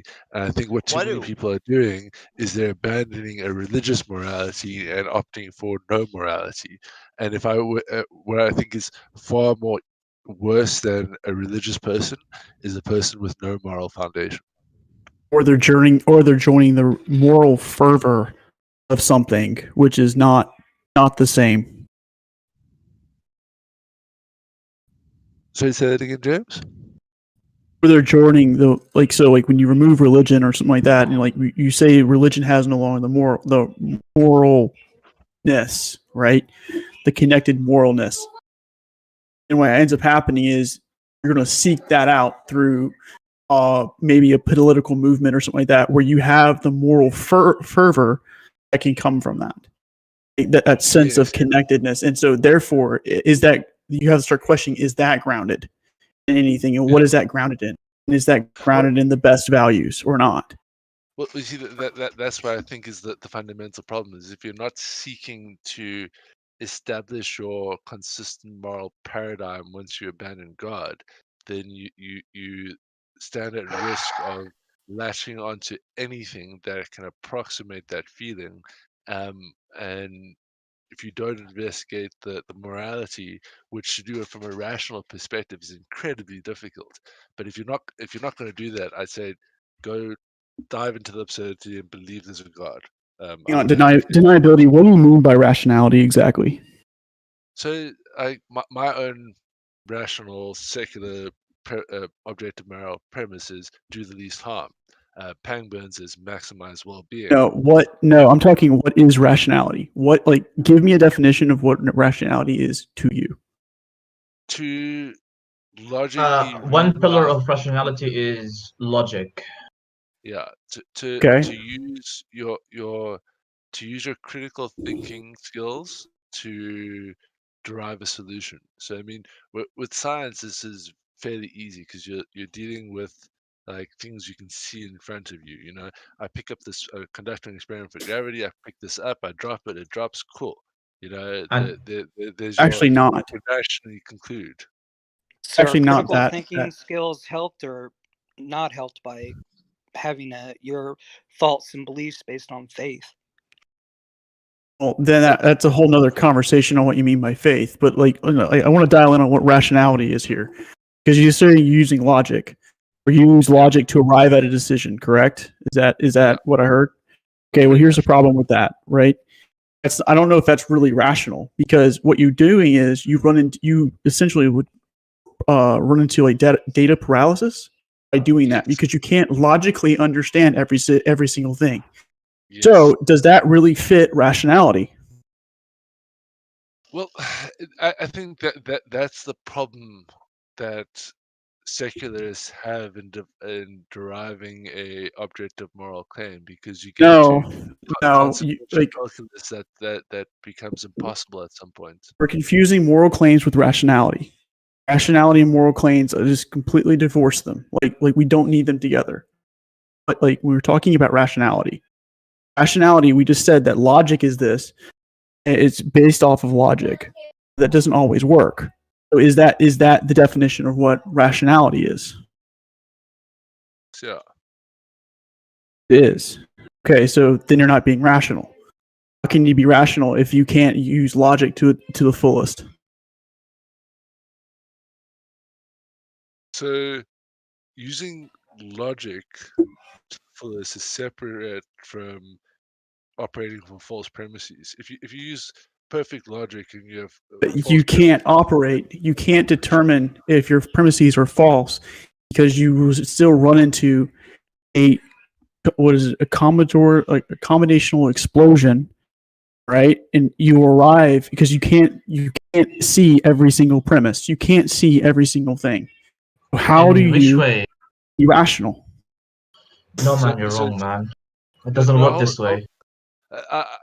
James, this is why I'm struggling to separate morality, because I think the rationality is a problem when it comes to morality, because it's specifically a problem because most attempts to provide a rational approach to morality, it's using subjective premises that we don't know to be right or wrong, and then using logic to derive a conclusion. And the like just something as simple as do the least harm. You're playing consequentialist calculus. Like, what does it mean to do the least harm? Well, you can say, Yeah, okay, because if well, you take that to the fullest, you would arrive at a non-decision. Because or you would arrive at something. You'd have to make either an irrational decision. Actually, you'd have to make an irrational decision. So this isn't really anything crazy here. I'm just trying to explore rationality a little further because I think the definition is wrong. I think the definition doesn't work.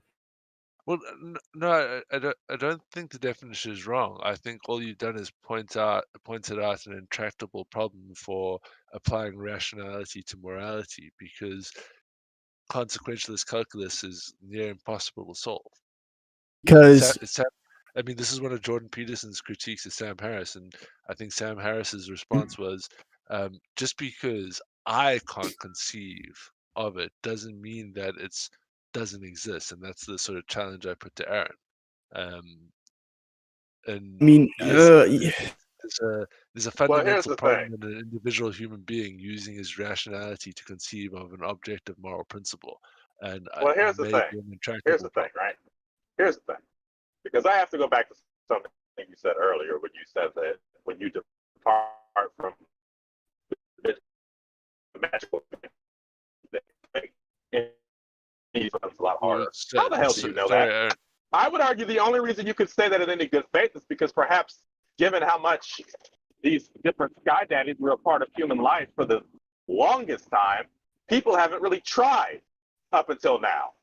What you're probably seeing now in many secular societies are the first attempts for people to try and use logic and reason and rationality to create a moral foundation.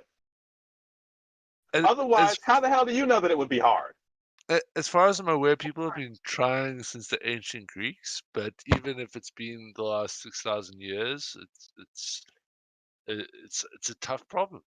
well, maybe if I could respond with this, right? Let's take the position that religions are man-made, right?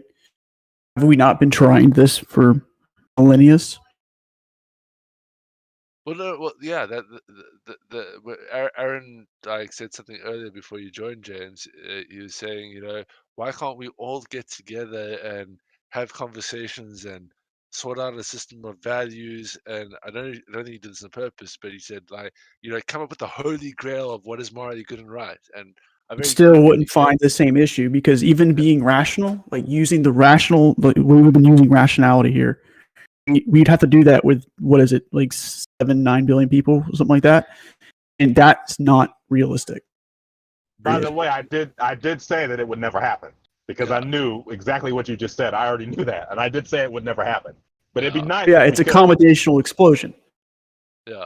So, but I mean that's where I think religion has a place because it is it's a massive level to calculate on an individuated basis that it can lead to paralysis, and paralysis can be immoral in certain circumstances.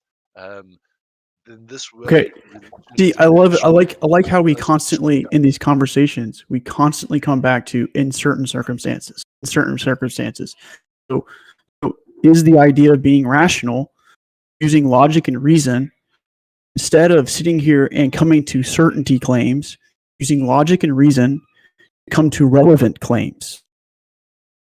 I think that was the main point, is that you also need to have like robust epistemological foundation as well. Like I'm pretty sure like when I hear someone saying like we need to be rational, I'm not expecting them to be like robots or like machines to calculate everything and make things to certainty. I'm just really trying to like relieve one of the dogmatic like the pathological ideas that people have because they're not rational at all. They're not thinking logically. That's the point. Well, we have to assume that people are thinking logically at some level because now we're talking about the realm of misunderstanding. So there's two ways you can misunderstand. I can misunderstand what you're saying, right, because I don't understand it, or I can misunderstand what you're saying because I'm reasoning incorrectly. Also, that's why this must be you said. need a robust epistemological foundation, because even if you can think logically and make sound arguments, if your information and your knowledge is actually poor, you will actually make poor decisions, and that's what I meant. Epistemological foundation, that's what you need as well. But I Also, still think correct me if that I'm there's an issue with there. Then correct maybe me you if I'm elaborate a wrong. little bit. Correct me if I'm wrong, but I've been given the impression over the 27 and a half years I've unfortunately spent on this planet that objective truths are things that are true regardless of the situation and regardless of whether people are there or not to acknowledge them. The sun being hot, sure, the sounds that we make are how we describe that, but the sun is hot whether we exist or we don't. The sun is hot whether we feel the heat from the sun or we don't. To try to make the claim that you can somehow take that aspect of the definition of objectivity and use that as the definition for something as like morality, which it seems to be on a case-by-case basis in some cases. I'm sorry, I just don't see how you can do that. I just don't see how it's possible. Because that's just not how humanity works. When you said that freedom is black and white, it is absolutely not black and white. And I'll give you the perfect example that I saw. Some lady interviewed a Muslim man living in America, and he was like, "Why are all these women dressed like this?" And her answer was, "Well, because in America we have the freedom to dress however we want." And his response was, "Where's my freedom to tell them that they can't?" Freedom is not black and white. Most things about humanity are not black and white.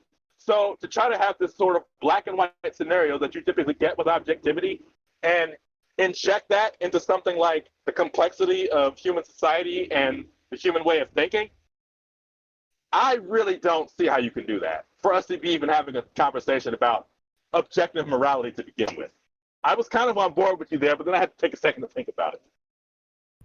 I think some so the reason why at least I believe in something as objective morality, I have a different name. We call it transcendental subjective morality, where it's even if it's subjective, it transcends the subject in itself and becomes somehow universal to some extent. Where if you try to universalize a certain moral or immoral act, the society that you live in or whatever tribe you live in, it will cease to function, it will cease to flourish, it will go extinct. So in that sense, it's objective to actually maintain the survival. And I would assume, since we're talking about morality, we're looking for something that we can all agree on, so we can express our freedoms, our liberty, our solidarity, and increase our well-being and flourishing. Unless we have those objectives in mind and we're not disagreeing on the objectives and the goals, we can come to an objective morality. And that's why I said we need to get as many people as we can from every part of the planet together to discuss this shit so we can at least get closer to that. I mean, That's we why are I said like it. reading each other works and literatures. We're having movies and youth discussion. Like you're from America, I'm from Turkey and the Middle East, and the different peoples from Africa. Like we are already doing what you're doing, and that's what we're discussing now. I mean, fair enough. But you see, this is where I honestly think religion comes in, because when you talk about getting everyone together, there's a first problem that you need to solve is how do you get everyone into one room? And I think this is the where religion serves the purpose, because it the idea that there's a God that it's above all of us can call to people beyond their race. 'Cause if you take it out, how do you form this group? Do you just form it with black people because you're black and you see you self-identify with other black people, so now you have this black collective? Then what about white people and Asian people? Or do you do it around gender? What about like the opposite gender? Like, maybe gender is a bad example, but do you do it around tribe? In which case you only have your tribe. do you do it at a national level when it should be done at an international level? I think God the concept of God, whether it's divine or not, just has this neat way of transcending all our other social boundaries, and unifying people across these social boundaries far more effectively than a secular idea could, I think. I 100% disagree with that. You know why? Because the other thing that you could get everybody into a room, theoretically anyway, the other thing that you could get everybody into a room to begin having that conversation with, the fact that we're all fucking human. That's one thing we all share in common. We're all human.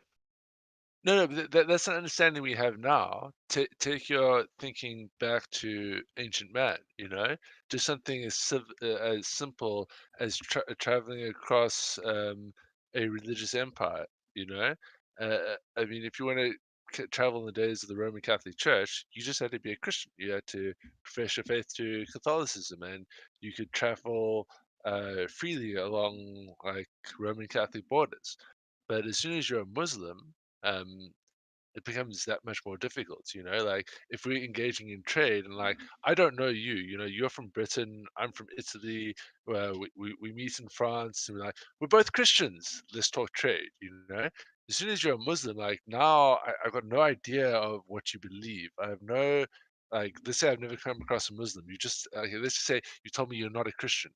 Now, how do I have a meeting of minds with you if like there's not this instant connection on a shared common set of beliefs? It's just like if you're complete strangers but you're both Christians, like, okay, cool, here's something we share in common, and then from that common ground, we can build a relationship and like interact. And That's an I just argument against religious concepts of God, because basically we're talking about trying to get everybody in the world together, at least percentages of different people in a room to discuss this. And you're bringing up, if you put a Christian in a room with a Muslim, they have a problem with common ground. So by postulating that common ground is God, but the Christian understands God one way, the Muslim understands God another way, and they make judgments on each other based on their religious beliefs, that ground doesn't seem to connect them, not because of God, whether God exists or not, but because of their differing religious beliefs. So whether for the sure, idea of God could bring you together doesn't for establish whether religion could. No, for sure. I'm talking about more the bindings within the group as opposed to the bindings outside of the group. So, like, if you have a country and you have all these different religions in the country, you're going to have a problem with coming together and having national unity. But if everyone in that country were Christian, it'd be really easy, And if like everyone were Muslim, it'd be easy. And if everyone were atheist, it'd be easy. I know that, but no, that's where I disagree. I think atheism lacks a binding thing that crosses everything. I recognize there have been attempts of rebranding atheism to humanism and providing a system of humanistic values to try provide that binding, but I think it's a lot weaker than the claim of a god. Deniability. Are you talking about the idea that it doesn't have a strong narrative or the necessary depth of the idea? No, strong narrative, I'd say. I would argue both. But yeah, and to maybe put this into context, there's a quote that from Douglas Murray when he was moderating Jordan Peterson and Sam Harris. He said, "We may be in the process of discovering the only thing worse than religion is an absence of religion," and I worry that might be true. Well, we can actually dissect why it could be more dangerous with a lack of religion. Like, what do you think that religion is providing that is so crucial to us? Without it, we actually would fall into chaos. It just binds people and makes it easier to navigate social relationships if like we're all in agreement of this is the God, he created everything, whether it's right or wrong. It makes those social interactions easier. I would say it does at some level provide a sense of meaning, right? And what I mean by meaning is a sense of connectedness with the world and in a sense that you're actually real in that world. So the unique things about this is that we don't really need to stay with those archaic religion. there have been a lot of studies about like religion, why the importance of religion in civilizations and societies and cultures, and this thing that have been successful by like the Satanic Church, how they did it, and by the Mormons and by the Scientologies and different like new sects of religions that didn't exist before, is that there's multiple pillars, an idea that unite them, communities and activities they can call and they are symbolizing by, and communities and activities they can actually engage with, that becomes and builds one of their identity. I mean, this is like a very simplistic way of saying it, but this is not unique to any specific religion. You can make it within communities, within new occults or cults if you wish to. So like maybe we can, provide something new with ideas and principles robust enough, more robust than the current ones that we have from like Christianity and Islam and so on, and we can engage with this community and creation events, and we can have a story, we can have our logos, our archetype, and those are fine. Yeah, but at the same time, it needs that black and white aspect, I would say, because I think the failing of the humanistic approach is it lacks hard defined black and white. It I mean, I would say recognizes the adaptive, very transformative, yeah, adaptive and transformative, black and white, not just things of gray. Like there has to be some kind of something grounded, right?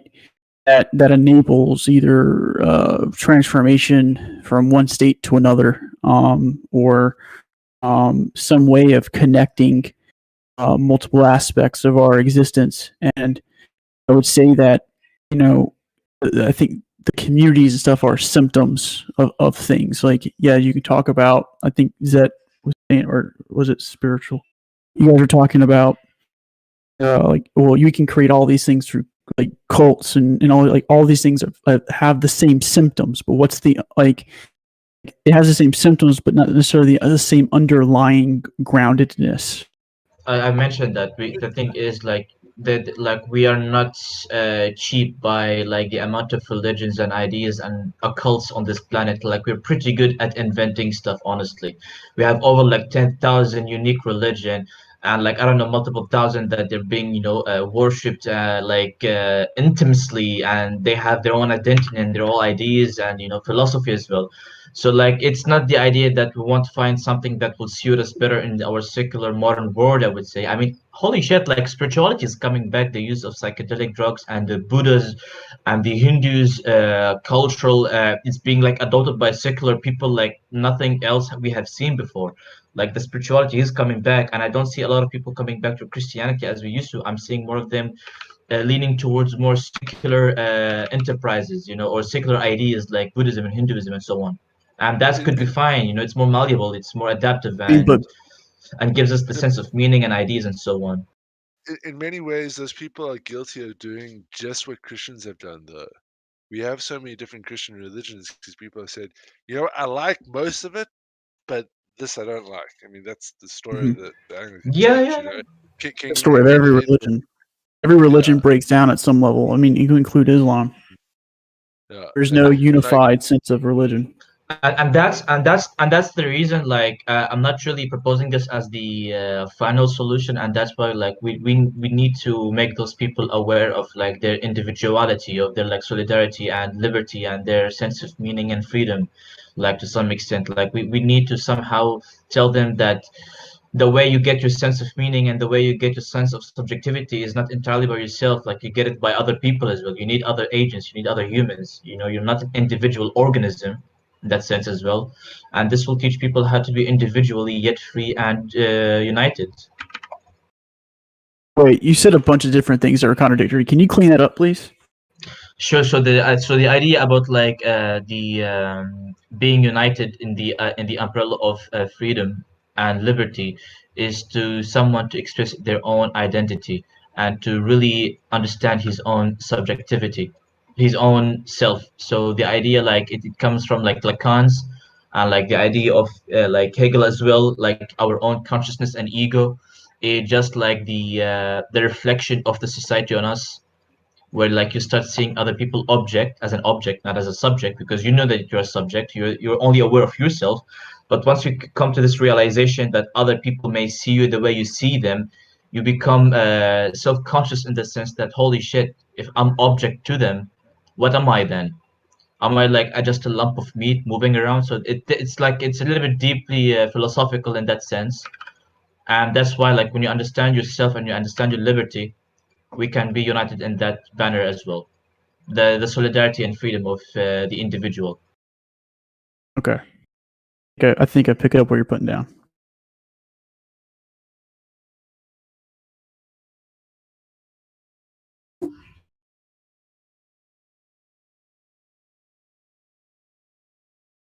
Quiet. Still streaming? So, Travis, are you there? No, I don't. I think Travis has just been recording for us. Sorry, guys, I can't Yeah. record these episodes, so I never Yeah, know when he's just Travis running is it here live. or just recording. Yeah, he's still going. No, I think we're gonna. I think we've exhausted the topic of immigration being immoral. I hope it was edifying to some people. I hope it forced you to question some of your preconceived notions about immigration. And yeah, I'm looking for ideas for next month's plausible devil's advocate. Please send me any suggestions you have for a truly absurd idea. The more absurd, the more against the self-evident narrative it is, the more happy I am to do it. I'm talking about things like making a case for Hitler and Nazism.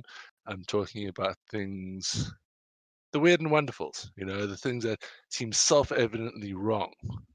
Bring it to me. Let me try and make a good argument for it, and let's have a discussion. Cool. Thanks everyone for participating. We're going to end the moderated version of the open mic here. You guys are more than welcome to continue. Please take a look over to the Pangburn Offensive on YouTube and hit that subscribe button. I think Travis is trying to create a proper free speech channel that's gonna is pretty much everything we're going to be talking about in Plausible Devil's Advocate will get censored on YouTube. So come help support the space. Come help support the Oxford Manor, defined by Stephen Fry as the art of playing with ideas gracefully. But yeah, thank you and good night. Thanks, Okay, guys. deniability. The room is now open. It's unmoderated. I think it's a very great, awesome conversation. Please proceed if you like.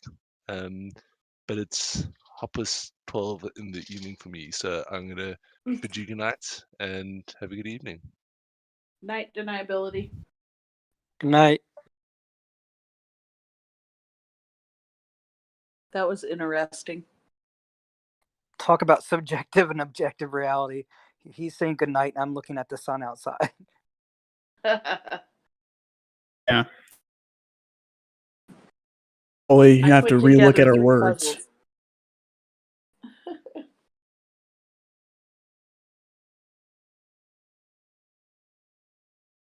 Anyway, well, I want to bounce off too. So you guys have fun. Great conversation, by the way. Spiritual and Zet. No problem. Take care. Aaron, same with you, man. Definitely. You have a good one. Sure.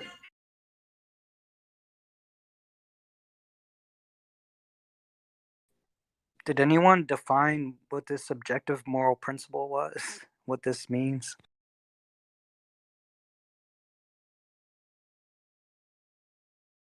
That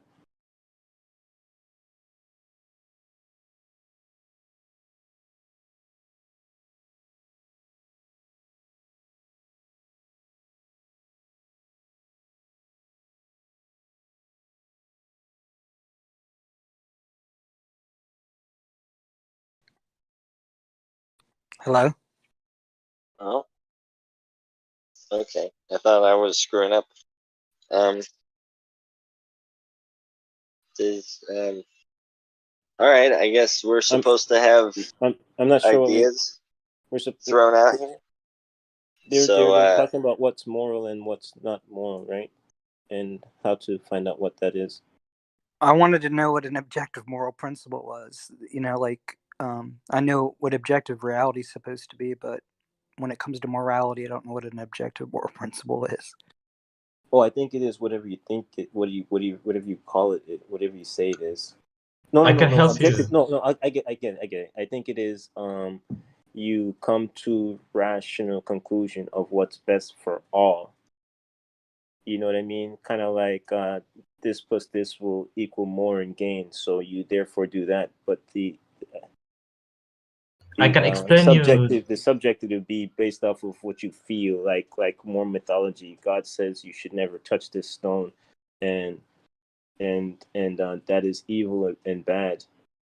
Is A an lot objective of it is moral? just through belief of demons and sorcerers and stuff like that. So it's kind of, I guess, ones would be religion and based, and the other one would be more logical based. I mean, if you're referring to what I was been saying earlier, there is like a little bit of nuance and like context behind this, like a realization or this conclusion, I would say, and it requires, I think, this proposition is that there is like something we call conscious and ego, the self-image, and the other proposition is that another individual has the same property or the quality as you. He has a consciousness and an ego. And once we accept those axioms, and we can go from there to understand that if that was the case, we can also assume that me and that individuals are the same in the sense of like construct, not like biologically speaking, and we are basically acting in this role to actually maximize and achieve our desires in that sense. So if you guys were both the same, well, then, sorry, let's go to the hypothetical that we made a copy of you, and a super identical copy, and somehow there's desires that have been formed after a period of time that a copy experienced some stuff you didn't experience later on, and you guys had some certain difference of desires and needs and so on, and you guys came at a conflict of interest or a conflict. One desire is infringing over the freedom and the well-being of the other. Now, what you will come instantly to realize, if you and me are the same, and me is you, but in a different body and a different experience and memories, I need to take your perspective seriously, and you need to take my perspective also seriously at the same time. Exactly. And once we That's come where to this knowledge comes in. so hold on. That's Once this realization comes in, we realize this is the term comes from the transcendental subjectivity, where our subjective experience transcend our own self, and it become novel because we can use language as a communication method, as a medium to experience both those parallel reality to some extent. Of course, it's not 100% accurate, but it's sufficient enough to actually we start out to actually make morals and laws to actually know how we ought to act and talk to each other and deal with each other and respect each other in that some sense. And this is where like the golden rule comes from, like don't steal from me, don't harm me, don't rape me, don't murder me, don't lie to me, because those, if I would do it to you, I would harm myself as well. If you did it to me, I would harm you as well in that sense as well. So this is where the mode comes from. So an objective moral principle is not independent of subjective experience. It's not something that, like, a scientific principle of objectivity. No, think about it. Subjectivity is manifesting the objectivity of it. There's a problem there. If you have two people that think two things crazy, they're not going to harm each other. They're gonna love each other. But anybody that thinks differently along those lines, because they never experienced what the hell you're talking about of the spaghetti god or whatever, they're not going to. You get what I'm saying? So they're on the odds. They're at the odds end. You know what I mean? They're at the opposing end. You get what I mean? That's not a problem, actually. Well, no, you would butcher them because they don't believe No, in no, your not God. really. No, it doesn't work this way. You don't end up butchering That's what has happened. That's what has happened by people, dogmatic people. I'm not speaking of like some divine God ordering me from the skies how to act and how I ought to do things. This is not where I'm getting my objective morality from. There's a difference.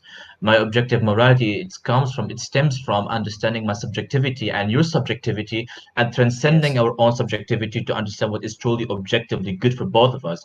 Now, we may deny and lie to ourselves that certain things are bad, but we think of it as good, like maybe smoking, drinking, eating, playing. Maybe we play fools on ourselves, but we deeply down inside we may realize, maybe yes or no. Some people do, some people don't. But it's still far more like stable, rational way and agreeable way to actually reach an objective moral things. And this is the circular moral You system know where how it you comes bridge from. that? You bridge that through knowledge and information, and Language, basically. coming to understanding between the both of you. Yeah. Well, yeah. You need Language and knowledge, absolutely. Yeah, you Yeah. need the language to communicate, and it's just information. Well, the thing is, like, And this you whole thing grow is your built knowledge, and you on the knowledge, on the idea of language. Without language, we almost like really doomed. There's no really need for any objectivity after all.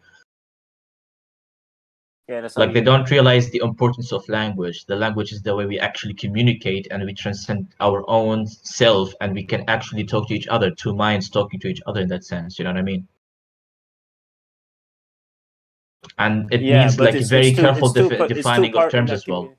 Yeah, it's two part in the communication. There's one is emotional, of empathy, and the other part's logic of processing information. You process it. You grow your knowledge and you process it rationally to get an understanding in order to not come to a conclusion of this being bad or that being bad, because you see that there's no fear in it, because you can identify with it, and you can or others you could and yeah, you do it through language. Zetman, where does desire come into? Because you mentioned that word several times, and from my perspective, in my studies in Buddhism, desire is more part of the problem than part of the solution. Yeah, absolutely. In Buddhism, they basically they talk about the non-attachment of desires, where they basically try to minimize everything as much as they can. Actually, I don't really subscribe to their philosophy, which I still find important and good. But there's some aspect of their philosophy that I take, which is to be a true free individual is the ability to limit your own desires, to control your Well, I desires, had to to, not be the desire itself, and that's the yeah, idea of it. I had to look deeply into that, because when I first started practicing and learning the teachings, my ego attached to the word desire, ironically, and really the problem is attachment, not desire itself. So we all have desires. The problem I learned after a while was, it's not that you can't eliminate desire. That's ridiculous. It's like, trying to chew your own teeth. How do you progress? So the way to progress is you have to, when you meditate and you start to lose attachments, you also lose attachments to your understanding and of certain words, like and certain ways of communicating. Like in Zen, they always say, those who speak don't know, and those who know don't speak. They're trying to get you to try and meditate and get past your attachment to words. So you need technological progress. The desire in itself isn't bad. There's good and bad. It's not absolute. That's why I Right, don't really it's the subscribe to their attachment to desire. philosophy. Like, the thing is, they provide, like, I'm not really shitting on their own philosophy. Like, they do provide some good things, but like it's not really good in my opinion. They do talk about non-attachment and so on, but what's better, releasing your beast and setting it free, or killing it, or basically controlling and know how to control your own beast? I would say be able to control your own beast and tame your beast is the most superior way, in my opinion. And that beast, the analogy is desires, in my opinion, and attachment. The way you control attachment and you control your own desires and limit it on your own will, this is how you do it. And goes to the second order of desires, which is desires that are higher than the first order of desires. Like true, meaningful, virtuous desires, not any just desires. Buddhism is basically, they claim that everything is the point of this life is pain and suffering, and pain and suffering is the consequence of desires. So if you lose desires, or the non-attachments of desires, then basically you become a free, because you no longer There's no suffer. absolute in anything. The progress in wanting desire in advancement eliminated barbarity. You didn't have to enslave people, for example, anymore. Barbarity still exists. It doesn't really matter. Actually, we have more horrific way to kill people. The U.S. is more civil from the ancestors that ancestors of its past. I So mean, I don't like comparing different times to different times, but if you compare each, like, Yeah, you how couldn't do go we out in the live street to and our burn current somebody as a time, demon. they're pretty much barbaric. The Vietnam War, the Iraqi You couldn't War. just go out the side and label someone a demon and everybody just join in. They're not going to do that. You're gonna jump in you and prosecute you. Because That's we're more because of civil, we're more advanced, we're more nothing. knowledgeable, we're more logical in our thinking. There's no such thing as No objective being. evidence that it has to do with increased civility. It has to do with the fact that the punishments for not doing that have gotten a lot more. It's gotten a lot harder to get away with it. We will catch you, and we will find you, and we will try you, and we will put you in a cage. You Because could get. society's more advanced, you I can't know, but what easily I'm get saying. away with things. Yeah, I know, but We'll that has use nothing to do with DNA. different. Yeah, but that has nothing to do with human nature changing. You take away the police, and in 2 days you'll be eating my liver all over again. I understand that, but they have to adapt whether they like it or not. So You that has can't nothing act to like do with. you can't act like a caveman in your. We're still the same humans, but you know, by adaptation, by society changing, that's how you get people to stop. You know what I mean? You change the environment, and in order to because that question what they're asking before when they're saying how do you get people to do what you don't want them to do if they believe something crazy, that's through progress of society. You can't People in the past wanted medievalism, monarchism to stay, but when society moved on, you had to freaking change, and that was a fear with America. They knew that America success could have been its downfall, because a lot of people would see that as a success, and a lot of people would be more advanced in their governing by adopting America form of governing, and a lot of people, they were liberating and revolutioning all over the world because of America being that example. And the Revolutionary War and the Civil War was really about that battle of monarchs back the this the was didn't wanted was influencing America of the Civil War. A lot of influences of Brit was done at America to make sure it wouldn't change. And a lot of influence of what you see America do now is because of Brit. The Monroe Doctrine, for example, wasn't American; it was British. There was pro-monarch British that was telling America, you should go around and you should start going into other countries because it's for your best interest. Because America, they didn't want Europeans coming over here because they didn't want none of that imperialism crap. So they said, okay, this is on lock. Don't even stick your nose in this damn area. And we mean that. I don't know. It sounds like you're kind of changing the subject here. I mean, we had plenty of imperialism of our own. Exactly, because we have still some of those remnants. I know. I'm just saying that, like, this whole thing that, like, we're slowly becoming more civilized and we're slowly becoming. There's no kumbaya. It's not us becoming more civilized. It's just the gates becoming higher and the guns becoming larger. Like, we are not becoming more civilized. We are. There's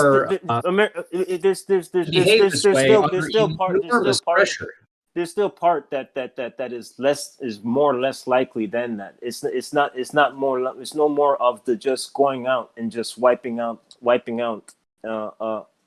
countries. And well, again, it's only that way because you can't. If the United States was able to get away with doing what it wants, I mean, we do murder a lot of innocent people in other countries already, but if the guards of the United Nations and international laws were removed, is the United States going to sit back? No, it didn't have to be the US. Whole fucking world. It didn't have to be the US. It could be a country that's just a little bit bigger than another smaller country, and it simply can. The world, international community is like, nah, that's not flying. Just because, I don't know, Thailand wants to invade, I don't know, Laos, I don't know which one's small or big, but just an example. People aren't just going to sit back and watch a country that's just a little bit more bigger and powerful just go in and just massacre another country. They're like in the, like in the medieval past, they're because we're more we're more civil, we're more advanced.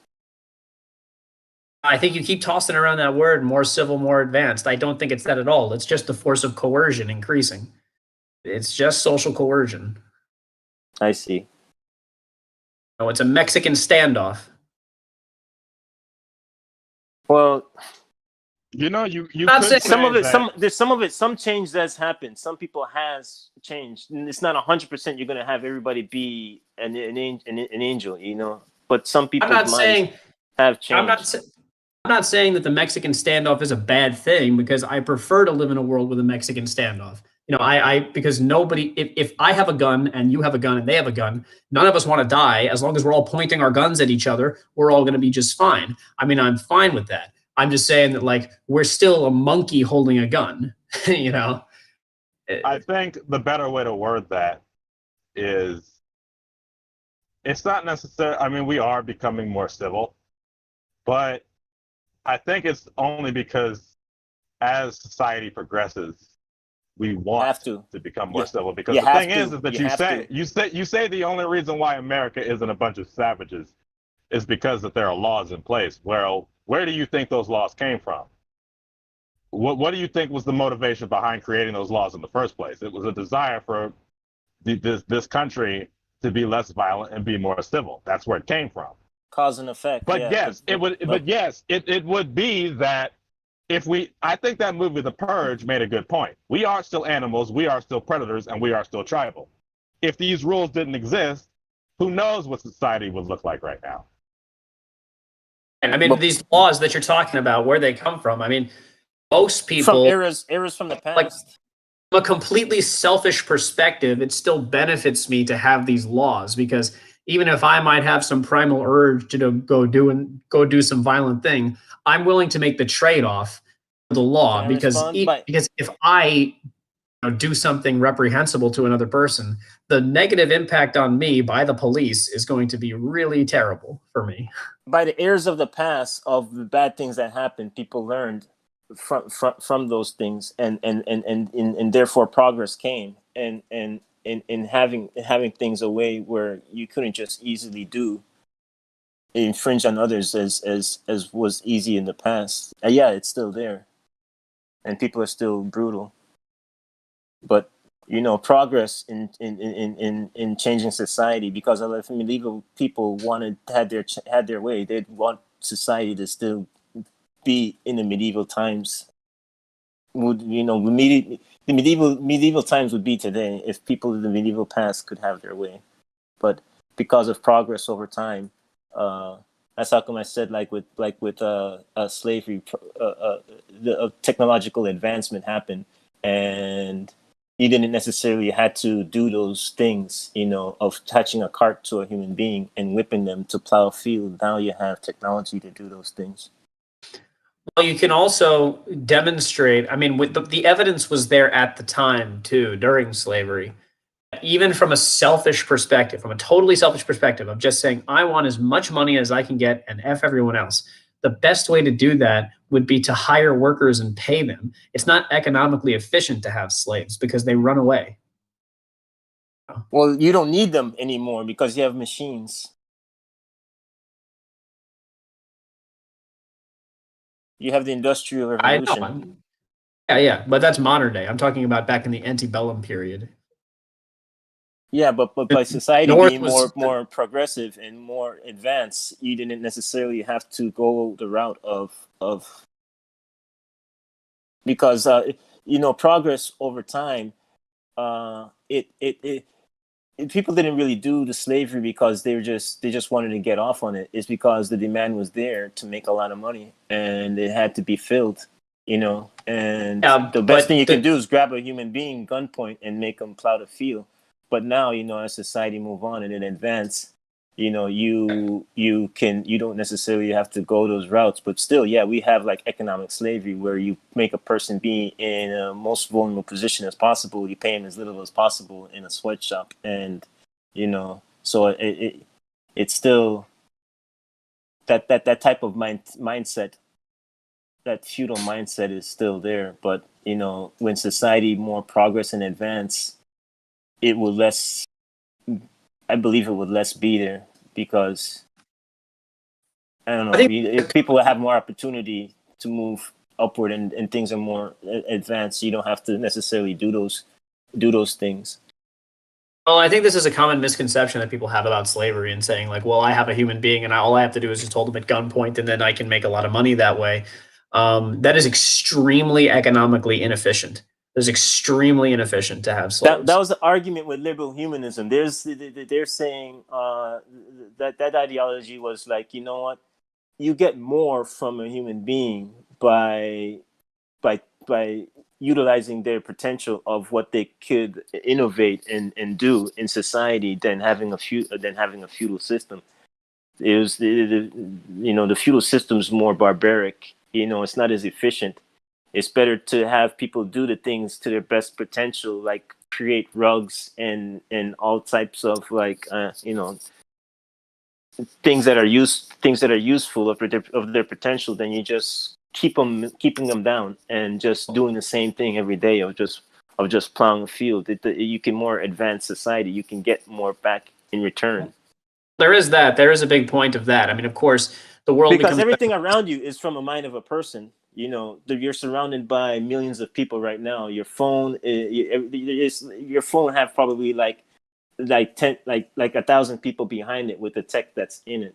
You're utilizing people's potential. You can get more in developing society and advancing society by liberal humanism.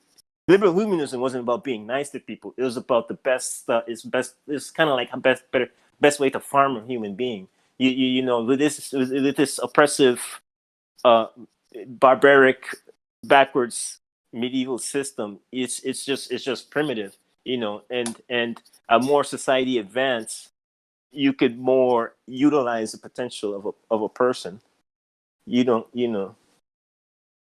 Well, so again, I repeat, it is obviously a better world. The more people that you can get to read, the more people that you can get to do arithmetic.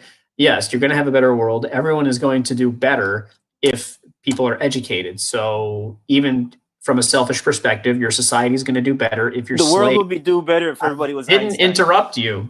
Sorry. The world is going to be a better place.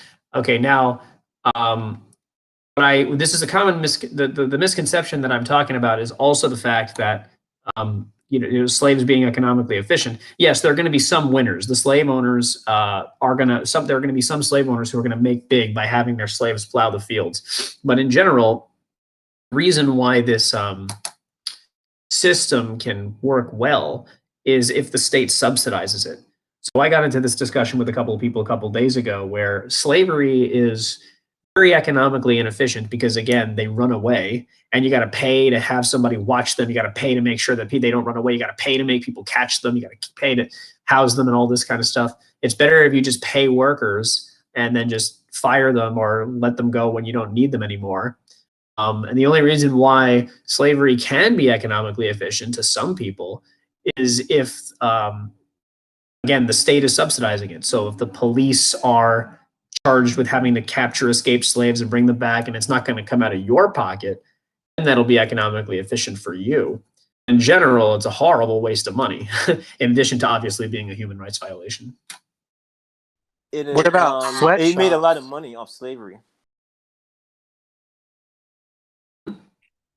What about sweatshops? I mean, even our technology, like our phones and stuff, there's a lot of evidence that a lot of that technology was developed in sweatshops, having people, by my definition, being slaves, being paid practically nothing, in the worst conditions you could possibly imagine. It's so close to slavery, it's almost indistinguishable. Right. So I still would argue that is different than, are we going to say that is the same as antebellum slavery in the United States being brought? I wouldn't say identical. I'm saying our problem with slavery is the same. So even if it's not identical, I still have the same problem with it that I would have with slavery. Bingo. Yeah, so there are definitely kind of like I don't know what countries in specific you're talking about. I mean, like Malaysian factory workers or something like that, where they're making like $1 a day or whatever it is. Yeah, there are certainly problems with that. It's not just the money; it's their work conditions as well. Yeah, yeah. So in those types of situations, it's going to sound very heartless, but obviously we want those people to get up to our standard of living. Like we don't want them to go. We don't want them to have $1 a day. We want them to have $1 an hour. Maybe would be a better start. But there really is no way to make them jump from $1 a day to $1 an hour. Right. As But I'm saying painful as me it and might you be, don't the want it. society has to go through the painful process of slowly gaining the capital and the GDP, where they can slowly produce more, they can become a richer society, then they can pay their workers more, and slowly go upward up the chain. Some people don't want that; they want to exploit. That's what I was going to say. Me and you, and probably everybody in this chat, I assume, doesn't want that to be. But the problem is those people producing it are producing it for companies like Apple. So it's like me and you, and everyone in this chat. Most people I talk to don't want that. Yet these corporations in America that make the most money and give us our technology, they do support it. So it's not just, I can't just blame it on the actual countries that are creating this market. And You know by the why I way, have the issue with idea it? that oh, okay. It promotes inequality throughout the world.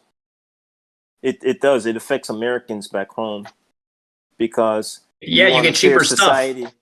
Well, you want a fair society in America in upward mobility in order to compete, but there's the wealthy companies want to make it that you can't come up and compete, and therefore other countries would be options that you can purchase things from. But what you do is you go to other countries and you make sure they can't you damage them in a way where they can't be competition against the company. Because if they're competition against the company, you have to invest in Americans in order to compete against other nations around the world. By the way, I don't know who said it earlier, but whoever said that, these countries have to go through the slow, painful process of actually developing their technologies and becoming first world countries. Well, that was kind of one of the things I was hoping was kind of unspoken knowledge when it comes to this question of whether or not immigration is immoral, because you're saying that you're taking advantages that you could be giving your home country and giving it to another country. Well, if someone who has all these ideas and all of these aspirations can't put those into practice in their home country and they move to another country where they can put those into practice, to me, that's almost like saying it's immoral to be impatient.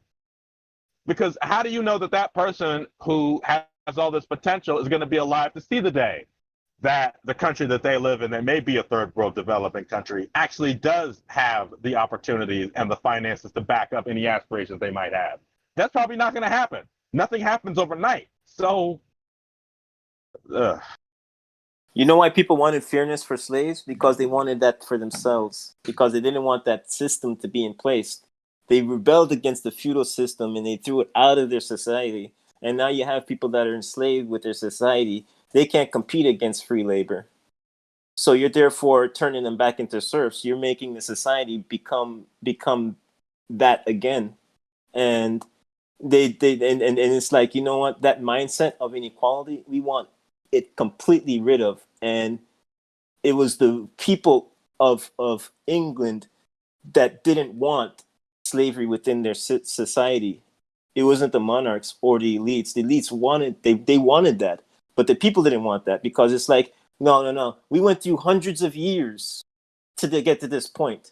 You're not going to transfer the ideology of inequality of serfs and peasants from us over into those people, because that shit's still within the society. You still that mind, that inequality system is still there. We want a system where you invest in equality of opportunity, of potential, of that's fair, because it was social liberal revolts against monarchism that toppled it, that got the boot heels off people's necks, where they could develop their trade and skills and craft in order to compete and move upward in mobility. It was that system that happened. That's why a lot of the elites, they backed the civil war of slavery, because they wanted that ideology of inequality mindset of racism at blacks to validate their claim of elitism supremacy, of a serfdom, of a feudal serfdom. Well, I would to argue that it's society. also because I would argue that that is when those types of things happen. It is mainly because the people who are defending it, not the people that have to be on the front lines of battle. They are not the ones who are going to have to bayonet their enemy and worry about being shot at and storm the Confederate forts. They are going to be safe back on their plantation because they can buy their way out of a draft. Yeah, the people who the elites that made money off of it, they were okay with it. Like I mean, you know, stick a gun The same arguments and tell that them to march slaves- into battle, and then tell them how much they care about slavery. The people who were fighting in the Civil War were poor men who were drafted. They were not plantation owners. Didn't care one way or the other. Yeah, and the same things, the same arguments that serfs was that slaves. People who, when serfs and peasants under their lords, they fled from capture into cities. It's the exact same thing. It's just that it was transferred over from one thing to. You can see that mindset throughout many hundreds of centuries was transferred from one thing to another. Once it was overthrown, it would go into something else, and then it would go into something else. Actually, it was people that were what do you call it, indentured servants, and in when people were navigating the free world, they were making tons of money because they're farming like all types of new like potatoes and sugar and stuff like that. They had indentured servants, and I think like when they started dying out and the demand was so much, that's when they had to go into slavery, and they had to use that as a substitute in order to make that money. So the demand was really there. It wasn't really about any type of hatred or anything like that. It was just you know, it was just had to be done in order to rake in dough. But yeah, that inequality mindset, America was fleeing from the ideology of inequality versus equality. In the first in the Revolutionary War, with all men being created equal, you know, for equality, freedom, and justice for all, that was against that type of mindset of the monarchs. It's like, you're fucking peasant, man. You know, you're kidding me. You know, I'm a royal bloodline person. You know, I'm your superior. That's how people thought, and that should be. And that's how come you see that type of talk in the you know, in the Constitution of all men are created equal. It's kind of like fu to that. Like, no, we're not with that.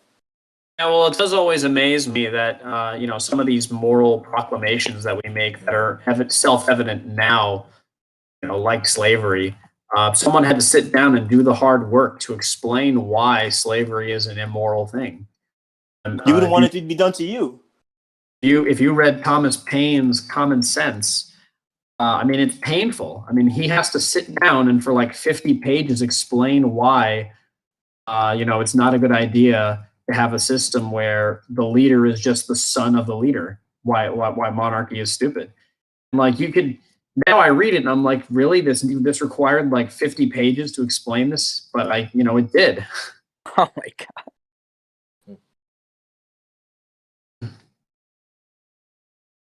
Well, some people still think like that. Some people have that monarchy mindset of a feudal system. I think, you know, that's not good. You know, you want people to utmost potential to be invested in equality of opportunity, so you can get a benefit, inequality of opportunity, so you can get a return on that investment. You don't want a feudal oppressive system that oppresses people's potential. It's not good for society. You want it to advance as much as possible. You get what I mean? And a feudal system is primitive, and the feudal system is pretty much like a bigoted mind is what it is, and it transferred from one thing to another. You know, if it's been around way long before racism. It was always, you know, it was always like going from one thing, hopscotching from one thing into another. It's just that the mindset. I think the mindset's still there. For a while, I've heard a lot of Americans, especially on the extreme left or right, talking about the president of the United States as if the president is king, and when their party's in, that president deserves the respect of a king, even though they don't Yeah. use the word king. Everything they say for how much you have to Yeah. respect, and The then when right. the other party's in, Yeah. then it's sort of like they can be as hateful as they want, and they forget all about how the president is. The right thinks the left acts like they're morally superior to them. Like me, what do you call it? Biden just made a comment. He called the right Neanderthals, which is probably not good. But I And used to always hear they people say saw you that. can't talk that way about the president of the United States, and they're saying it the way you would say the king of. Yeah. But I that mean, was only when their party is in. When their party's not in, then the president's just then suddenly their eyes clear and they realize it's checks and balances, or they have some idea that the system has three different legislative, executive, and so on, rather than just the president of the United States.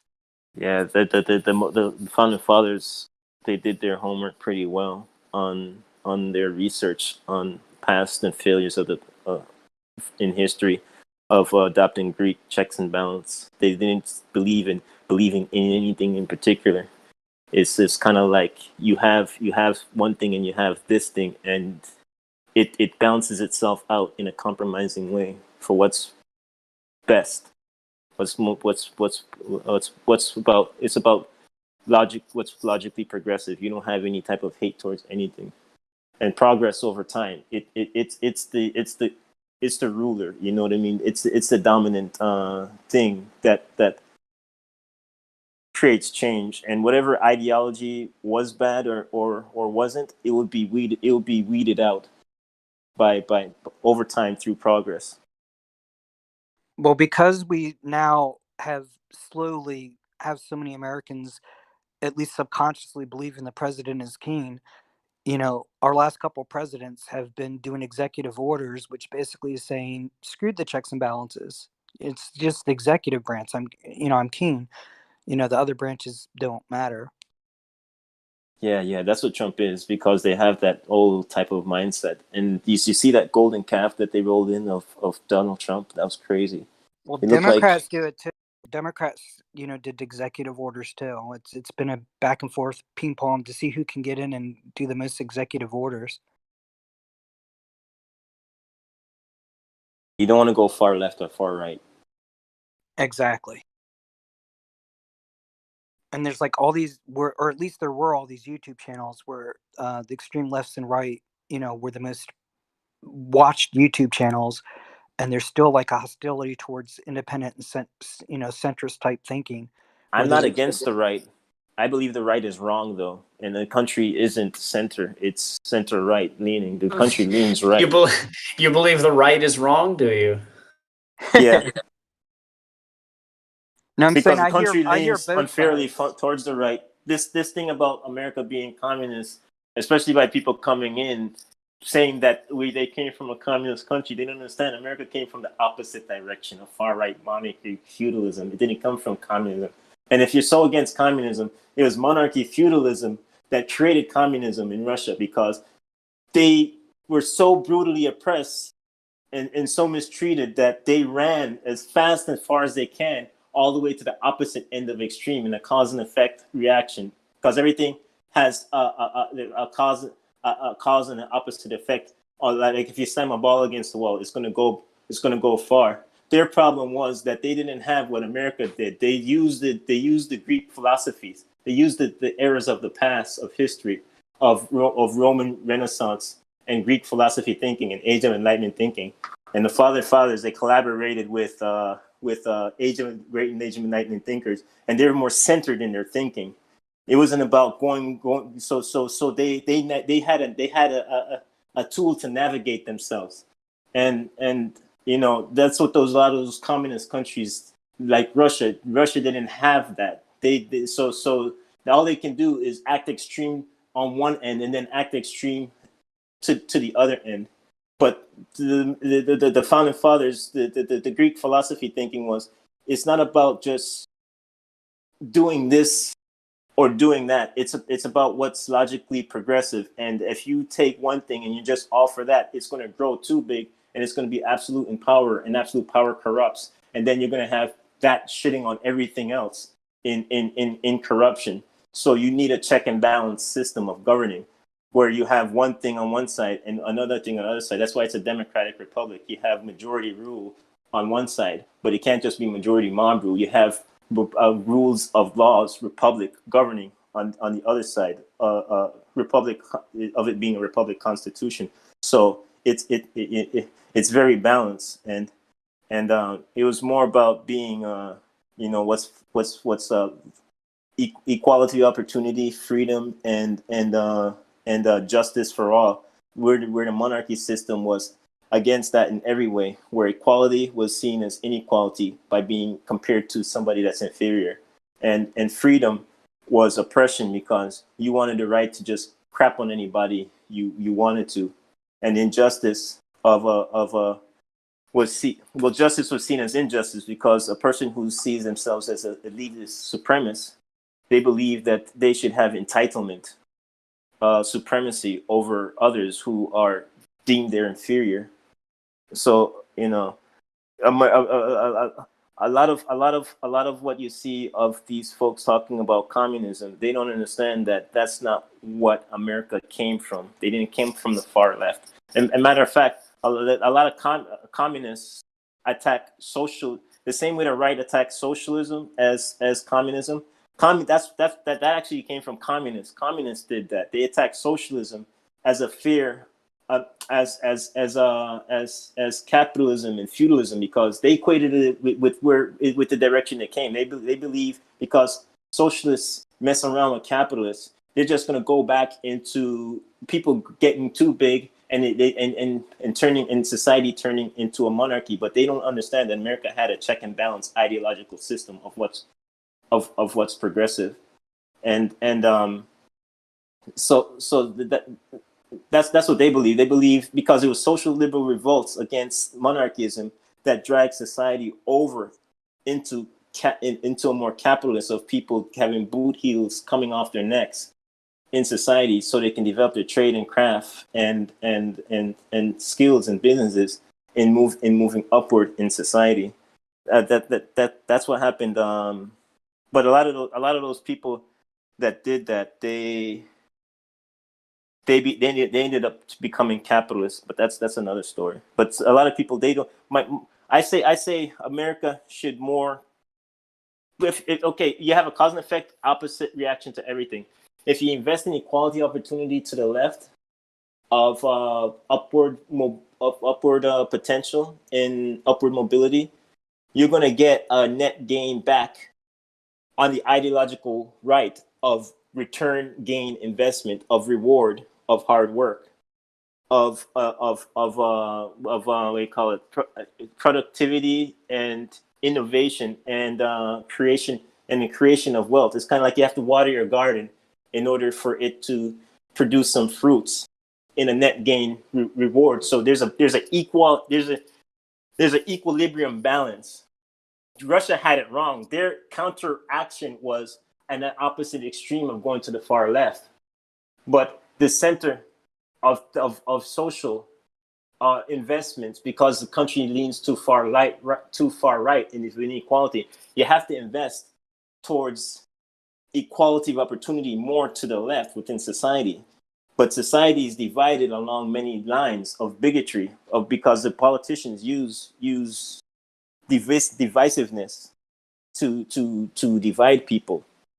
The divide doesn't just come from nowhere. A lot of money is put into that. Yeah, they do it on purpose, and it creates at least what appears to be polarization. Where, if you look at the media, YouTube, or any type of media, especially the loudest voices, those are the extremists, and a lot of these people stand against the centers. If the center is the worst that could happen, and say, the only problem isn't that the right goes too extreme, we just need to go further extreme to the left. and anybody who tries to bring us anywhere near the center, is our enemy.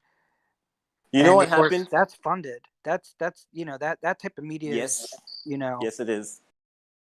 The right have its right wing extreme cracking, and the left's like, okay, we're gonna bring out our gym, our nutcase uh hippie krakens, extremists, like, and are put we them gonna out there. if me and you had like a discussion like this on YouTube, are we gonna get the same 2 million views, according to YouTube's algorithms, as somebody taking an extreme right or left position? Yeah. No, nobody wants the reasoning. And so the result isn't just that people aren't listening, but the people, even if there's a huge number of people that would want to hear that content, they're not going to be able to find the content. It's not going to be in the algorithm. It doesn't benefit the tech companies and the big corporations, who want to maintain monopolies, because monopoly is not a capitalist idea. It's very leaning towards fascism, basically getting the government to cooperate and make capitalism just work for the biggest, people with the most money that can fund the government funds the corporations fund the government. It just goes in this circle, and it's created by both extreme lefts and right, people, there's politicians, like you said, that benefit from that system. Yeah, I don't like people that are like that use a system in a way where they benefit it, they exploit from it, and instead they kick ladders. I don't like two-faced people like that. They're about they're all for you should have people have opportunity and stuff like that. And when they move up within society, they do everything they can to kick ladders and burn bridges behind them in order to keep power. That's been going on for centuries anyway. Somehow we need to wake more people up so that people don't see an extreme right and say, "Oh, you know what? The solution is an extreme left." Like the extreme is the problem, not the left or the right. It's the you're seeing extreme come from one direction. You're going, "Oh, you know what? If it just came from the other direction, it would be better." The Like, no. bourgeois elites were serfs. They escaped after they escaped serfdom. They ran into the city. That's where the word citizen came from, in getting their freedom, and then they ended up becoming very powerful. And then I guess a lot of people, they adapt what was done to them in doing it themselves out of revenge. They have that. Some people have that type of mindset. It's kind of like, I'm going to do the same thing that was done to me, and like I'm going to get back at the world type of thinking. Instead of like, I didn't like what was done to me, so I'm not going to be like that myself. So some people, I wouldn't. That's just human nature. It's like I wouldn't do that. Like if I end up moving upward in society, it's like, okay, I'm doing good. It's like I'm gonna get back at the world. I'm gonna do things that are harmful in revenge because that was done to me. It's like it's kind of like you're validating what was done to you. Exactly. It's like the abuse victim cycle.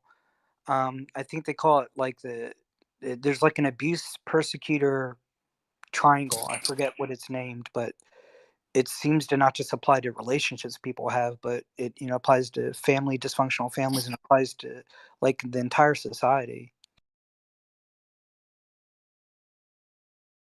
Some people have to overcome that. You have people that are all about like, yeah, I'm for this progressive policy and that progressive policy, and they utilize it. And then once they get themselves situated, because a lot of these people that are very wealthy, they use social programs hypocritically to get where they were in their past, and then they're all of a sudden against it. I even found myself when I was younger, kind of, rebelling against all these things and trying to be an independent thinker, and then looking back and saying, wow, even I was drawn into this crap because, seeing the extreme of big oppressive governments, I assumed that this problem was the size. And recently I've been realizing, with a calm state of mind of, what, it's not whether the government is too small or too big, but what is the Where do right you think that size. comes from? Where do you think that comes from? Don't you think some people of elites don't want any type of intrusion on themselves in doing whatever the hell they want?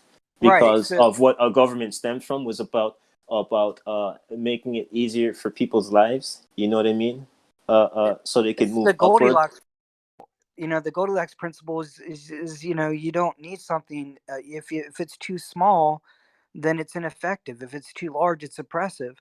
So the solution to one problem isn't the other. You don't go, oh, it's too big. Let's make it so small that it's ineffective, or it's too small, so it's so ineffective. Let's make it so big that it can, that we give all You our power you and rights to it. you have to be careful in wanting a negative thing to be out there and harming other people, because it could land on you. You could like be okay with that and this, not say anything when this happens, or not say anything when that happens. But when it comes to your doorstep, then you're crying for help when you could have said something at that point when people were around, and the other point when it was affecting these other people. Now there's no one around. You know what I mean? It's at your doorstep now. That's how that not giving a damn inequality mindset works. Some people don't realize some of the things that they're for, that type of thing.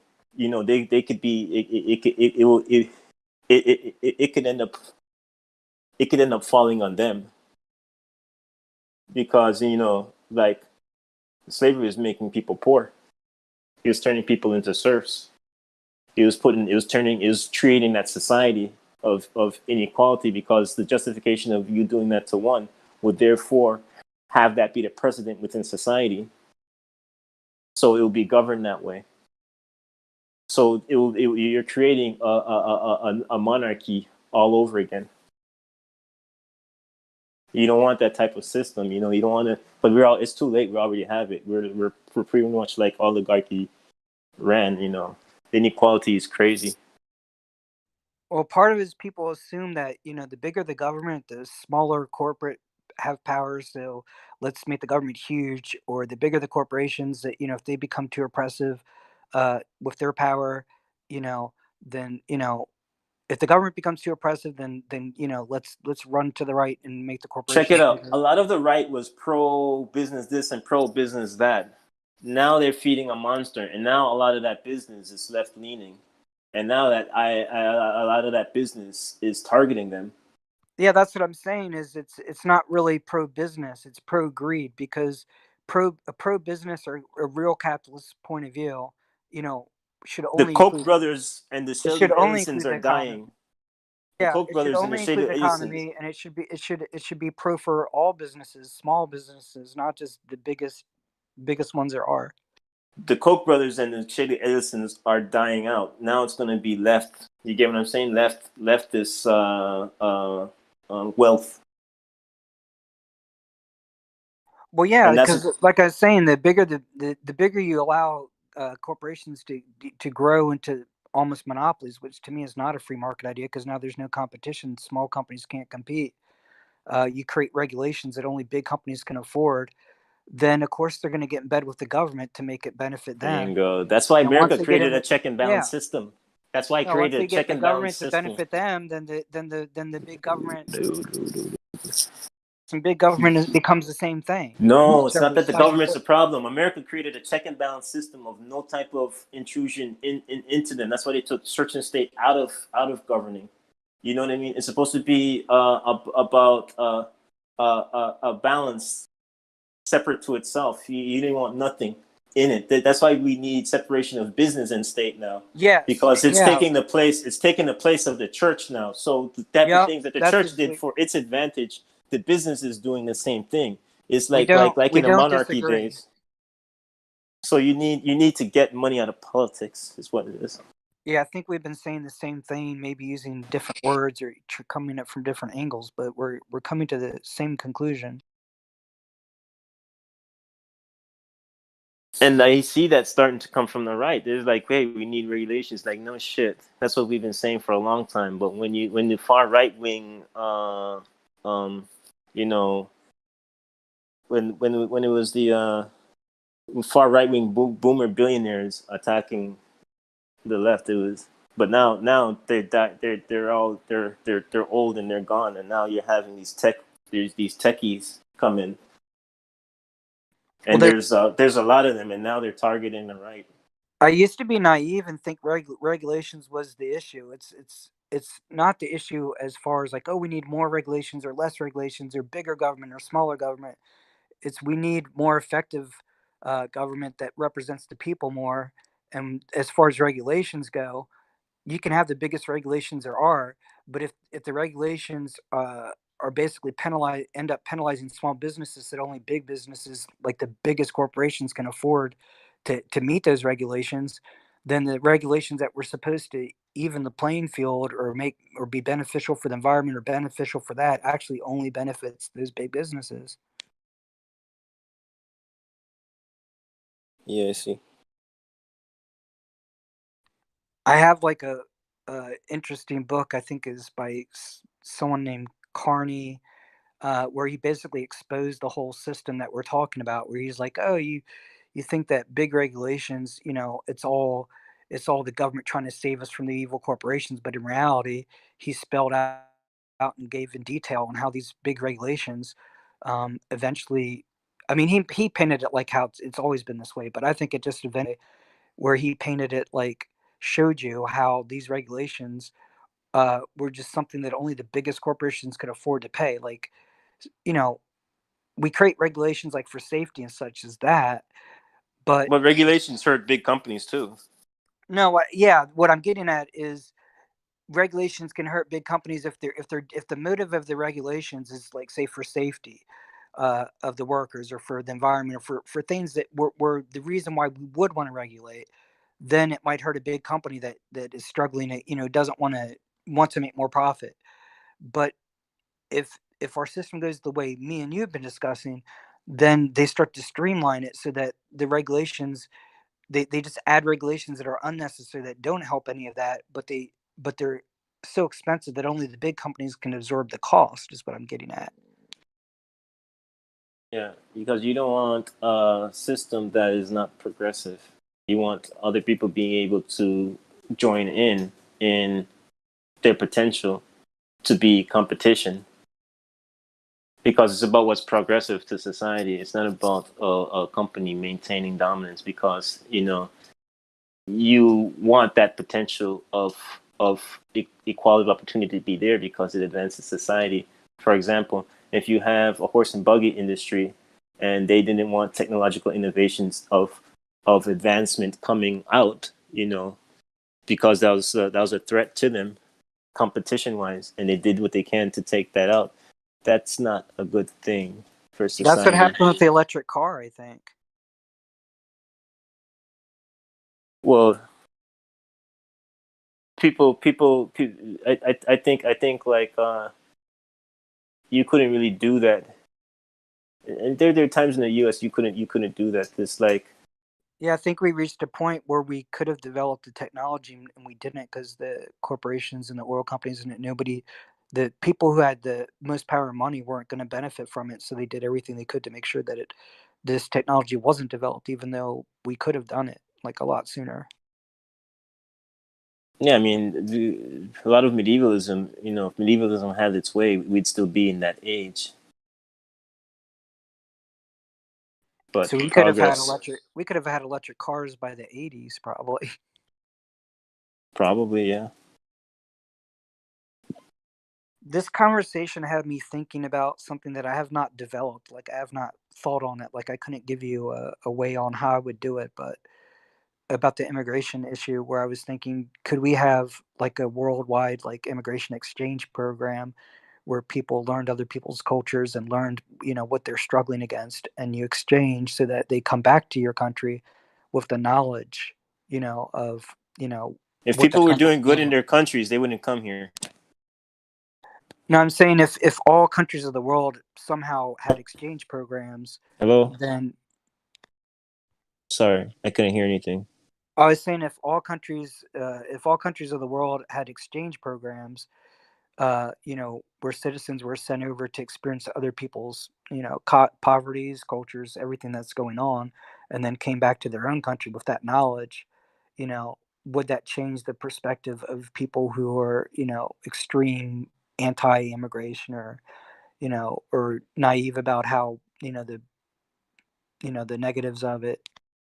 A lot of immigration comes from the policies done in other countries because a lot of things that were done in other countries because they didn't want the competitive threat of Americans buying there because of the system that they wanted to keep in place of not having competition within the U.S. So if you don't have competition within the U.S. and oppressing Americans, then they're just going to buy somewhere else, which will be which would make you, which will be competitive against you. And if you're getting competition from another country, that opens the door for Americans to compete against you in coming up with technological innovations as well. And if you have competition from another country, another thing would be that you'd have to invest in Americans in order to not have over other country take you over, you know, in the lead.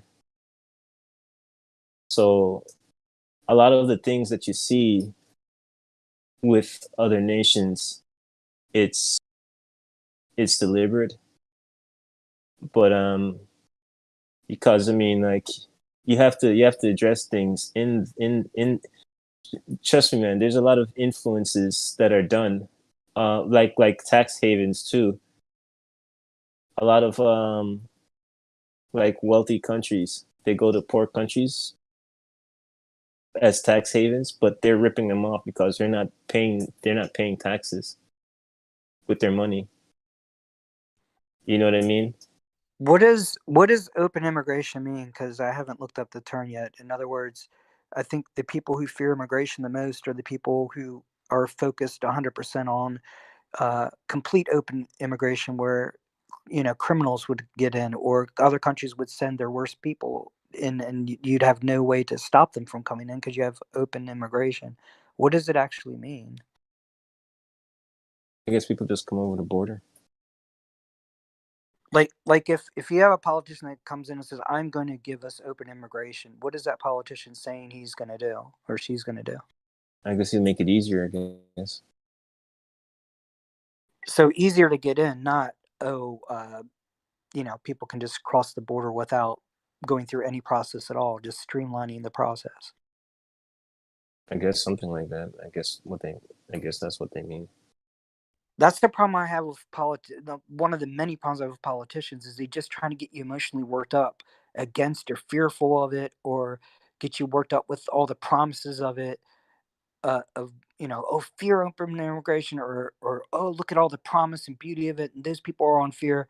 But when it comes down to anything a politician promises, whether it be immigration or healthcare, when you actually put them against the wall and say, what's your plan and how are you going to make this work and not hurt people, they can't do it. They just want to make the promise, or scare you the other party. A lot of this far right wing old monarchy imperial mindset of going into other countries and jacking it up is a big part of the immigration and exploiting other countries, developed countries, and not letting them move, not letting them, be able to be, and not letting them really be able to develop themselves. Yeah, I think that anyone I'm talking to right now could probably look up what our immigration policy currently is and what it's basically been, and be able to present with me a basic idea on ways we could improve it. And it would be 1,000 times better than anything I've ever heard out of a politician's mouth, no matter how educated or whatever, how much experience they have.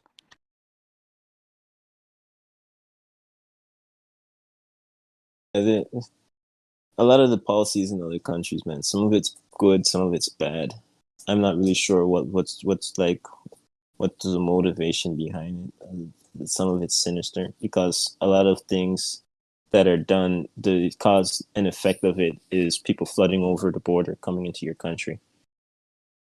And it's kind of like, well, you don't want that, but you do these things in these countries, it bombs and war and all that stuff, and then they running for their lives across your borders, like now you're shocked. Yeah, why are we always presented with these false dichotomies? Either flood the borders or build a 100-foot wall and don't let anybody in ever under any condition. That's not addressing the issue. That's not the source of the issue. People aren't really getting to the root of things. I don't know if it's because they're ignorant or they don't want to. That's what I'm proposing is, as far as politicians goes, they don't want to get to the root of things. The governments that are Because they want to divide. They want to divide, and the thing is the more problems a government actually solved, the less reason they have to exist. And especially the less reason they have to exist as a growing entity that grows bigger and bigger and bigger. Well, no, they have to remain to sustain that. So governments by nature have to create more problems than they solve in order, like for every problem they solve or make an attempt to solve, they have to create 10 more problems so that you'll keep hiring them in. You have positivity and you have negativity. You can have positivity as an argument to move forward, but if you're not anything, it's nothing positive about you. You know what I mean? In your ideals, in your views as a person, and you're too ignorant and you're too incompetent, then the best route you can go is a negative route. If you're doing good, then that's a reason to keep you around. You know what I mean? But if there's nothing about you, the only way you can get power is through scaring people. So you can say, this is so what you want is a problem. You're gonna say, okay, this is bad. And that's what Reagan did, by the way. He didn't really want upward mobility. He wanted to trickle down society. And what he did was he demonized about war on crime and drugs, but in South America, he was bringing guns and drugs into the country. It wasn't really his interest, It was more about giving to the wealthy and having people focus on one thing in order for them not to focus on the other, which was cronyism, which was about just giving money to his corporate donors. I just see all politicians that way, and I feel like because I'm trying Yeah, to the left is that way too. Because I'm trying to lean more towards the intellectual, I'm trying to lean towards more free thinking. Progressives aren't that way. Bernie's not that way. AOC's not that way. Biden's that way. Hillary's that way. You said Bernie's not that way? No. Bernie, AOC, and they're not far left, by the way. They're just labeled communists, but they're center, because if you do the math, you see they equate to being the center. Because if the things that they progress, they're not proposed. They're not wanting communism. They're just labeled that as a tactic. But if you take the policies, and a lot of these policies are just general policies that are in Europe. They're not even radical. Europe looks at the left as conservative. But if you take their policies of investing in equality, of opportunity, in utmost potential for upward mobility, which people who are wealthy wouldn't want that as competition, what you would get is a counteract return that's to the ideological right. There's no separation between social and capital. They're both connected, because when you're in the center, guess what? There's a part of you that's a little bit to the right, and there's a part of you that's on the left, but you're balanced in the center in a compromising way. You get what I'm saying? In order to achieve balance, that's how come you need to figure out your bearing of balance. And America was built off of that governing. That's why they have the justice lady with the scale. You know what I mean? Or the Greek governing of checks and balances. That's there's a science to that. You can do the numbers and come to a rational conclusion of what's progressive. And it's not about this is bad or that is bad. What you do is when you invest communally to the left, you get a return on that investment growth to the ideology of the right of work in reward. And actually, you would have more competition, because people would be competing against each other, inequality of opportunity at the bottom level of trying to one up each other. Not and they will compete against the people at the top, which is what they don't want. They don't want an upward mobility system, because it's a threat to their survival. But that's their problem. They have to they have to figure things out and innovate and move on and come up with something new. You're not going to sell a horse and buggy for the rest of your freaking life. You get what I'm saying? It's just not going to happen. And it's going to get you. You're going to have to, because progress is not. It's a bitch to stop. So you got to do something. You better innovate into the car industry and get out of the horse and buggy. Stop trying to trip people up, because it's just you're going to go away.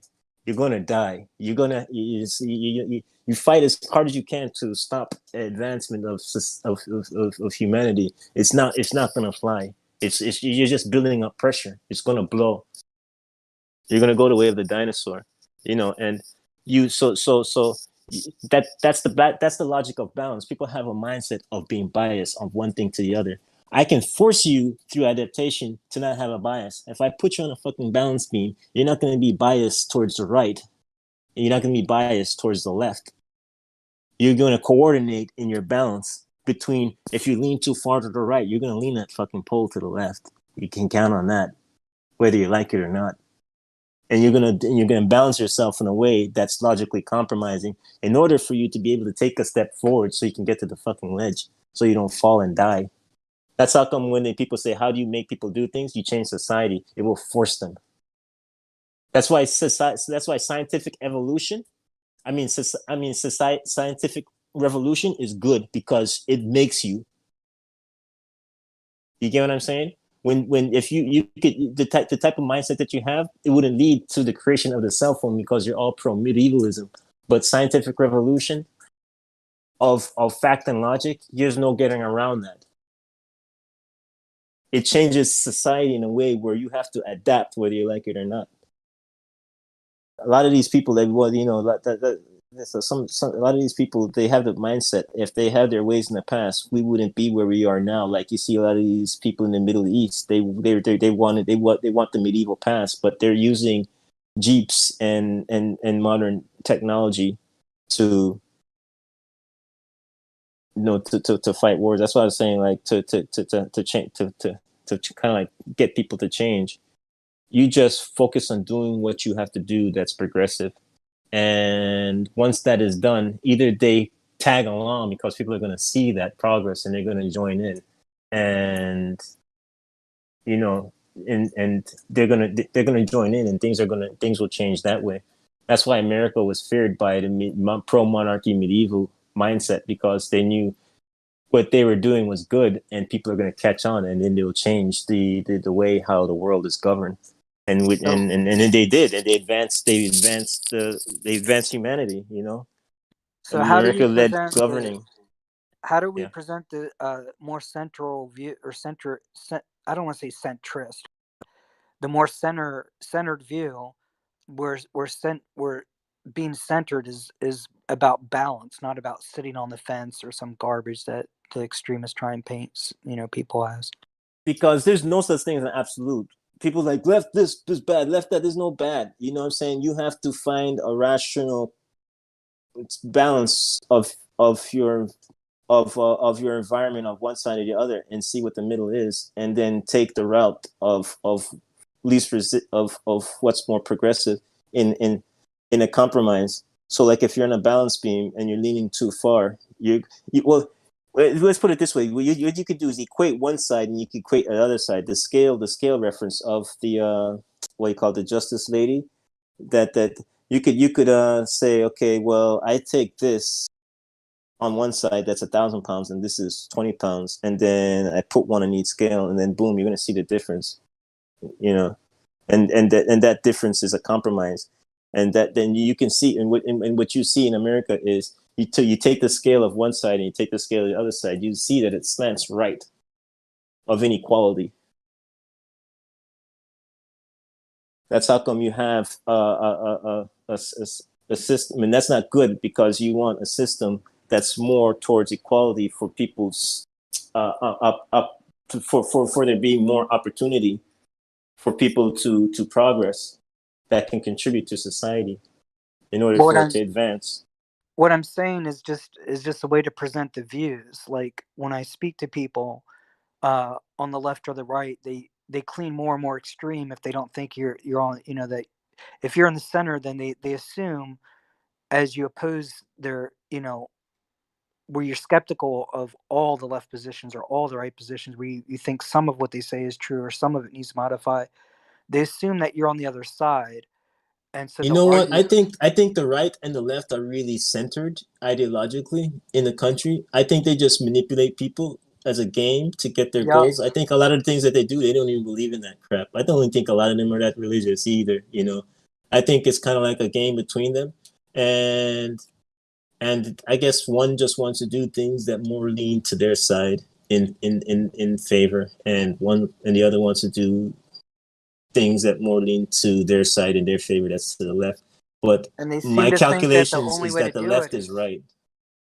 yeah, that there don't seem to be the a lot of people's perspectives. The only way to get things done towards their side of the spectrum is to discredit the other side of the spectrum. Yeah, I get you. Like if you tell somebody, look, I want to balance between these two views, and I want to work towards the center, especially younger people, the people who actually are the loudest people in the world, in media, are going to say to you, oh, you're a centrist, oh, you don't want progress. If they're on the left, they're going to be like, oh, you're fence sitter, you're not helping us get to our progress. If they're on the right, they're going to go, oh, you're just sitting in the center, you're going to let the extreme left get what they want. A lot They're of them just are going right. A lot of them are right because are right to that because a lot of these centrists aren't centrists. They center right. Biden's not a centrist. Hillary's a center right too. I think The sometimes center is AOC. What is it, the center? Because I was going to say sometimes I think AOC. because I'm so exposed to the left and the right, I think that sometimes I lean center right, and then other times I lean center left. It depends on what extreme I'm responding to. I'd rather just find middle ground and compromises where the left and right actually just disappears and we actually start finding solutions. Period. The AOC is not the left. She's the center. What is AOC? The center. No, I mean, what does that stand for? Alexander Ocasio-Cortez. Alexander Cortez, the Congress. They say that she's a communist. And Bernie. Alexander Cortez is a congressman? I don't know. I think she's a senator or congressman. I'm not really sure what Senator? she's.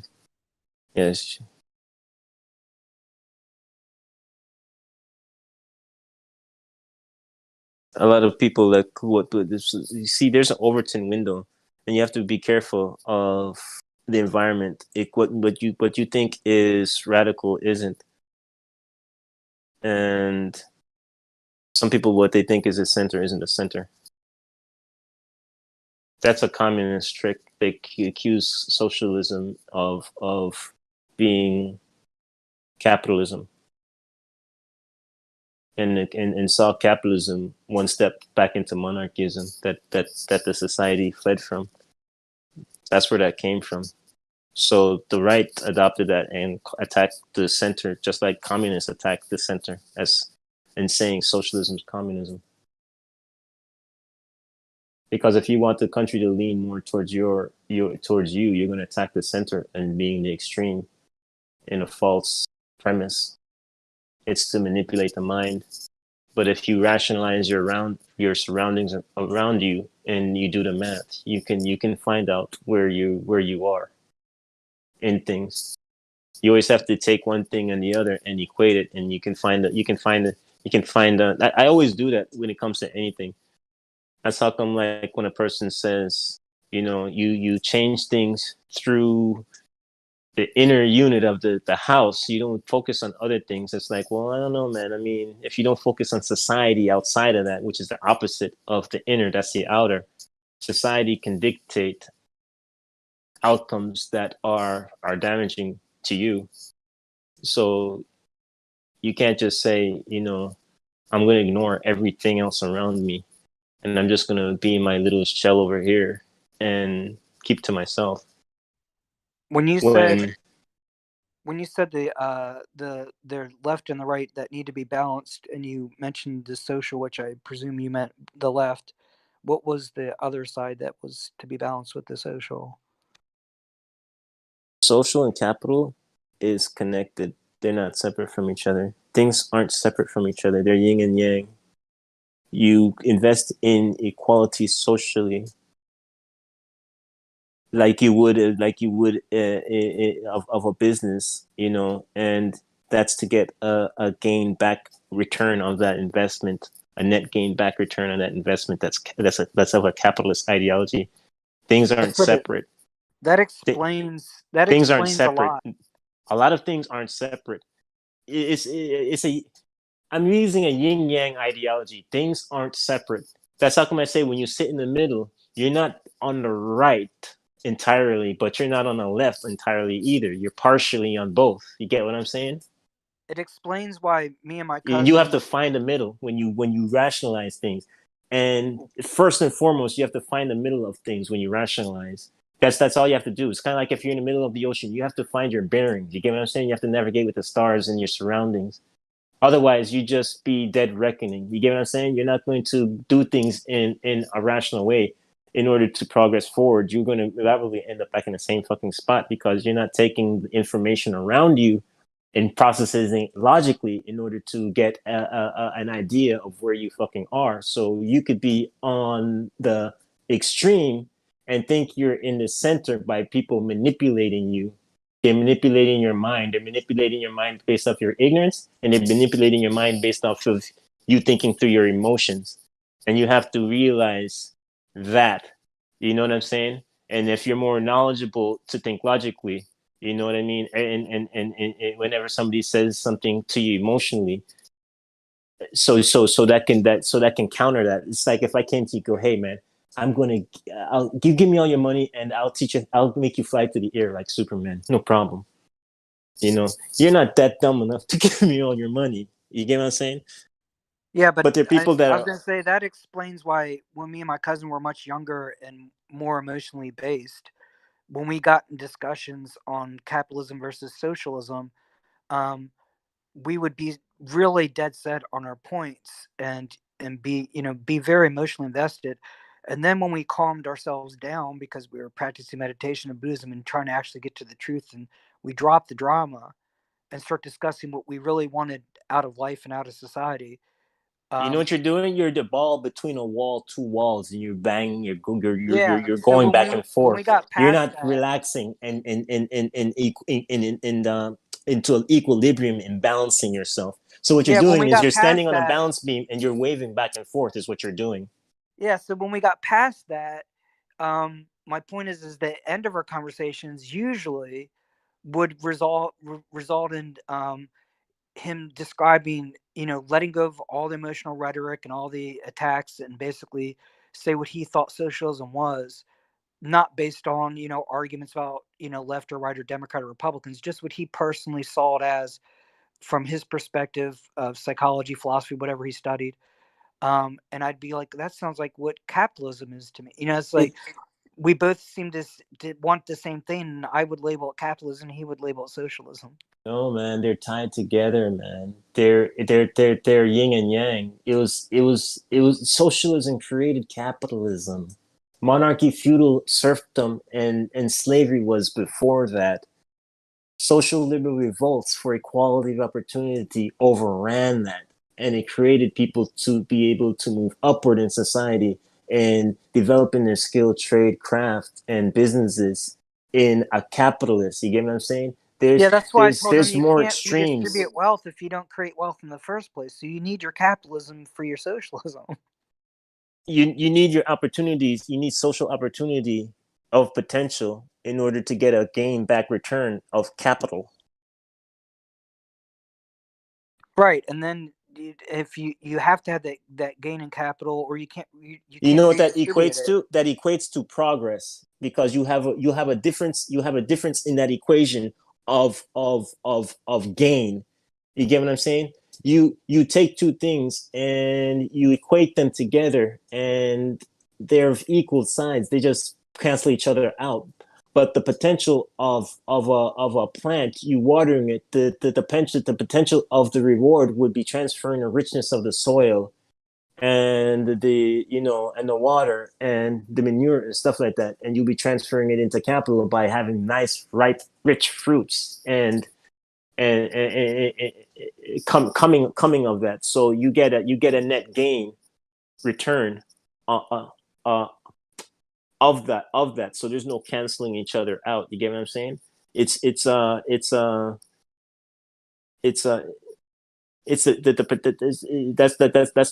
the keywords, but the potential. You know what I'm saying? What would a political platform look like? Like a new political party look like that wanted to balance out social and capital. So it didn't go out and go, we're socialists because we're anti-capitalist, or we're capitalist because we're anti-socialist. What would a political platform look like for a new party that actually wanted to balance the two? Oh, we're not gonna have.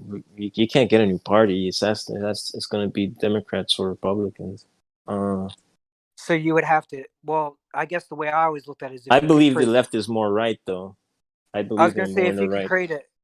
My view has always been if you could create a third party that had the aspects we wanted, that we wouldn't assume, well, oh, this third party is going to run against the Check two it out. parties.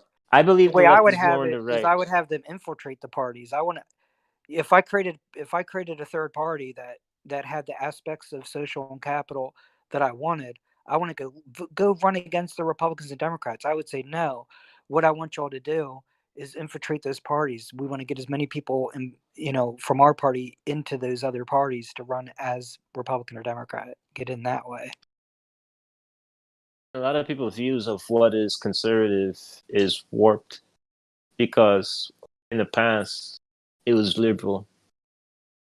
So what people were for in the are for now was against in the past as conservative. You know what I mean? So you know what I mean? It's kind of like I've heard it's kind of people refer to absolute. that. I saw evidence of that, but I never researched it enough, like where I could spell out what it means. You mean what conservatism is?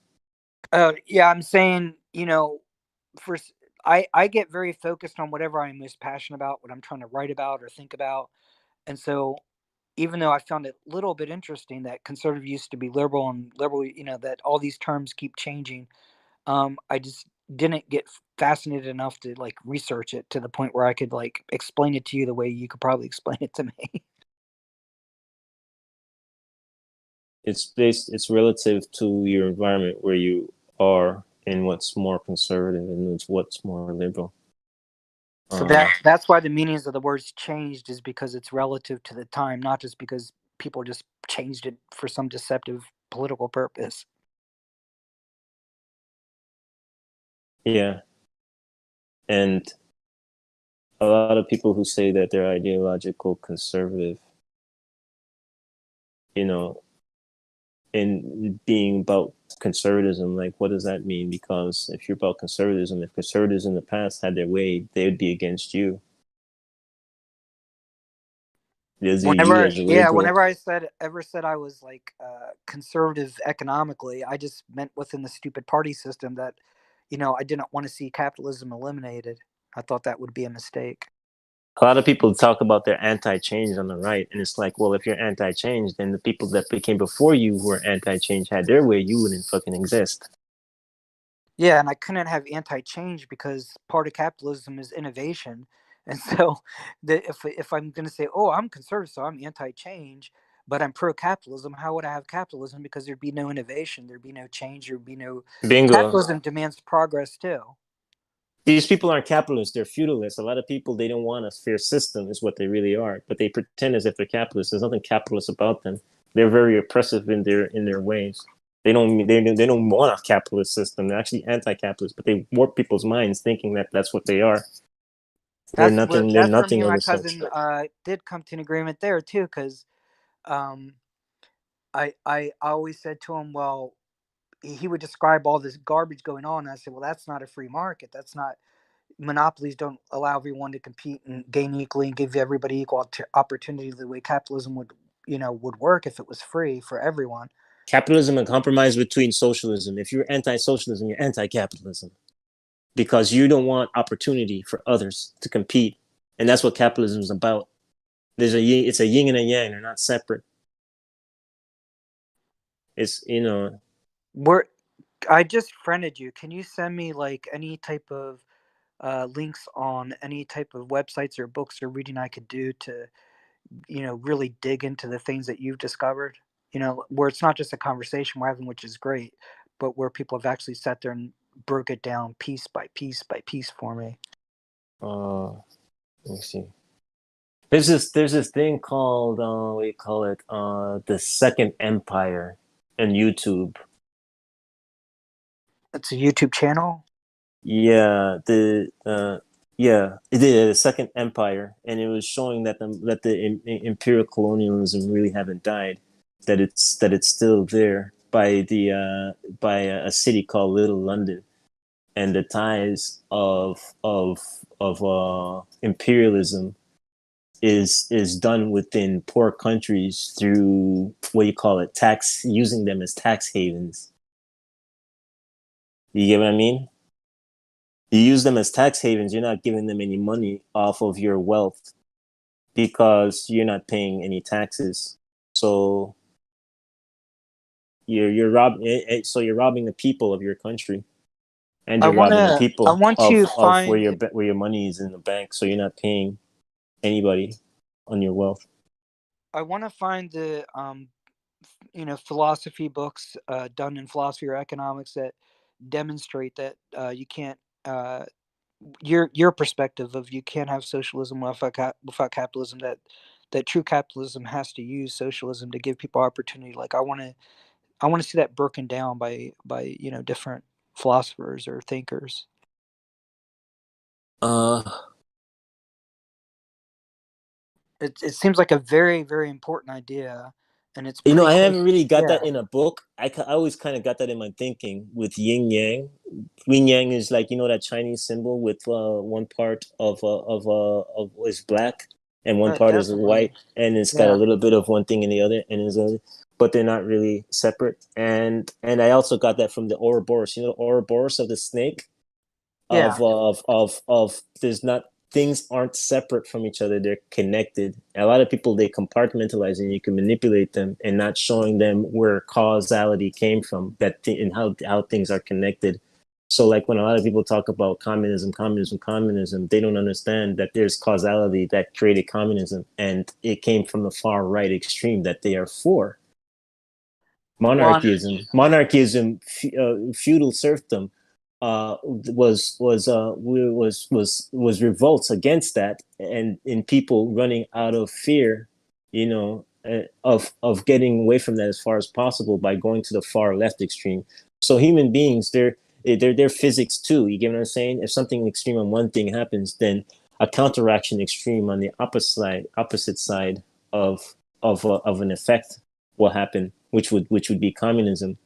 But the difference was America, it had centered balanced logic thinking of Roman Renaissance humanism of seeing potential in people as investment, and Greco governing of check and balance system of not really being full on one thing 100% because it will grow too big and it will grow too absolute in its power and then corrupt, and then society will topple in destruction, which happened to many societies throughout centuries. And they're trying to sit down and figure out how to balance that. And the founding fathers was doing that themselves. They wanted to escape from the medieval past and create a new system of governing there. So it's kind of like, no more of this monarchism stuff. We're gonna really come up with something. And it was great thinkers, man. They sat with great thinkers of Europe, and they were trying to do the math and figure out what's best. And they're very educated. They educated themselves with the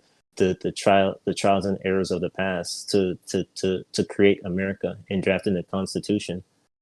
Could you at some point in the future, I'm not asking you like in a time limit or anything, break down the specific idea of how socialism and capitalism are two sides of the same coin, that you can't have one in a beneficial way without the other, the way you're explaining it to me? Like, could you break that down in writing for me at some point? Because I'm working on a book, and I've come very close to the idea you're talking about, but you've kind of got it down to the essence, to the root that I was having a very hard time getting to. Okay.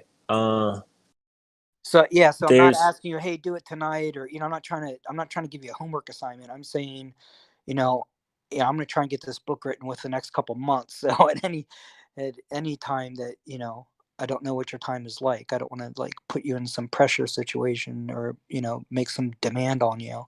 It'd just be very helpful with the book I'm writing is not 100% on this one topic, but that's the weakest part of my book, so I'm trying to strengthen that part of it. saw the movie Arrival. What's that? Have you ever saw the movie Arrival? Arrival. I continuously kept hearing about that movie and wanted to see it, and then just didn't get to it for It's whatever reason. trippy. It asks a lot of questions, and it was talking about time. Anyways, it was just this. It was saying how time by the aliens is seen all at once. They see the cause. I think it's like okay, you know the Ouroboros symbol in the snake eating itself. It's Yeah, and I accept that it's time showing two happens all at once halves. too. It's showing two halves. There's no such thing as think both things are connected. People think of one thing as an absolute and the other thing is absolute in destruction and creation when they're both, because when you're destroying you're also creating at the same time. No, They're not I don't mutually have any exclusive. problems accepting or even understanding your concept how social and capital are one. That's why I'm so intrigued by it, is because I do accept it, and it does make sense to me. I do understand it. That's why I was asking if at any point maybe you could think about putting some of your ideas in writing. I'll give you credit for it in my book, where you basically break down on No, you how don't have to do that. you see it. But I just I like your haven't thought really process. read. I'm not going to remember. I think I saw that. I think I saw that on I think I saw that on the internet at one point. But it's more about my that's why I mentioned those things of yin yang and philosophy, and it's kind of more of a mindset. I never read that. Like I never read a book about that. Really, I actually I hold on. I think you could. I think you could Google that socialism, capitalism. Hold on, just a minute.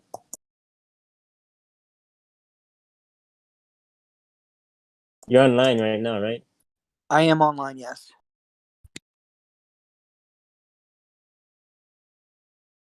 I got to turn on my light so I think I saw that at one point.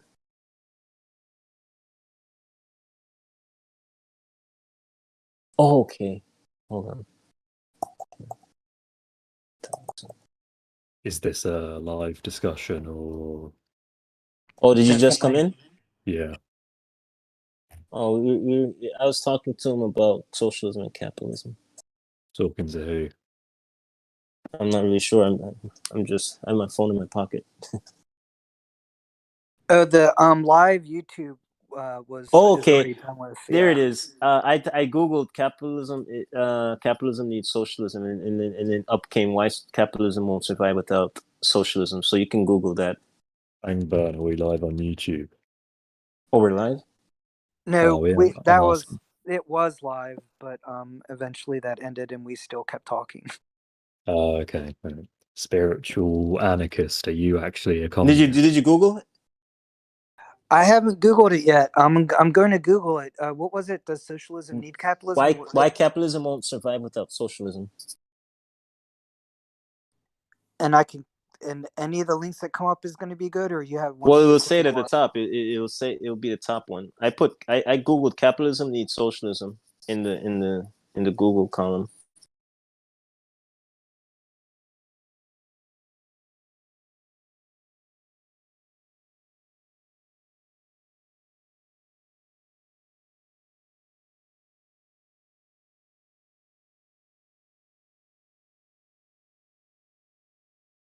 Is this spiritual anarchist guy a communist? Am I what? A communist. I'm an anarchist, but Yeah, a lot of communists call themselves anarchists, so you can never be too sure. no. I always kind of looked at myself as leaning towards capitalism, but I kind of got brainwashed by society, even with all my intellect, that capitalism and socialism were like the Man, antithesis of each other. you want people. Well, but how I explain it, in investing in equality of opportunity will get a gain return reward, right, of capital. So does it really annoy you when the communists call themselves anarchists or anarcho-communists? God, that must really get in your teeth, right? Yeah, definitely. Because when I was looking and reading all the different books on anarchism, I was first attracted to it because I hated the idea of government suppressing people. And when I start looking into the history of anarchism and finding out all the communist influences of it, and not necessarily in a good way, I was just like, wait a second, this is what I'm trying to avoid, trying to get away from. You can look up Greek governing. Greek governing in reference to what, though? America.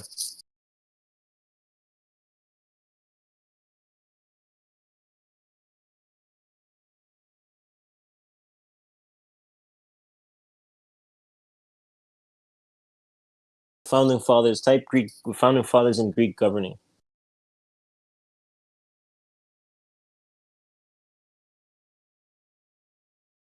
Let me see. Hold on. I'm doing that right now.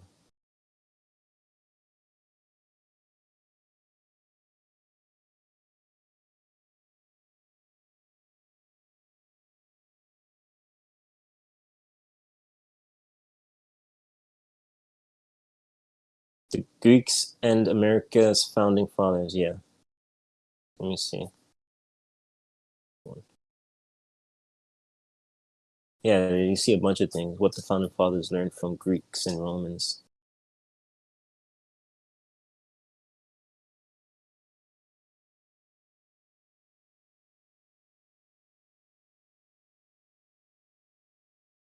You could also look up Age of Enlightenment.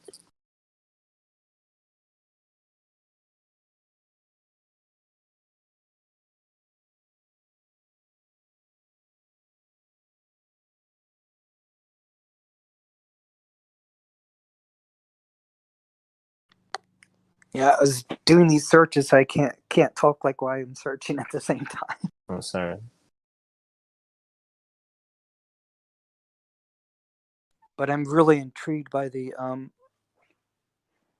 Let me write down what you said, because you repeated it like 3 or 4 times, but I need to write it down. About the why they depend on each other, and about the gains, and I need to like write down specifically what you said.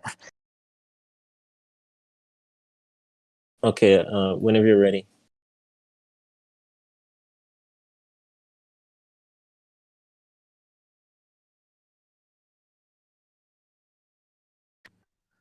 Okay, so just like wait enough few seconds for me to go out of my Discord window into my notebook window and then say it.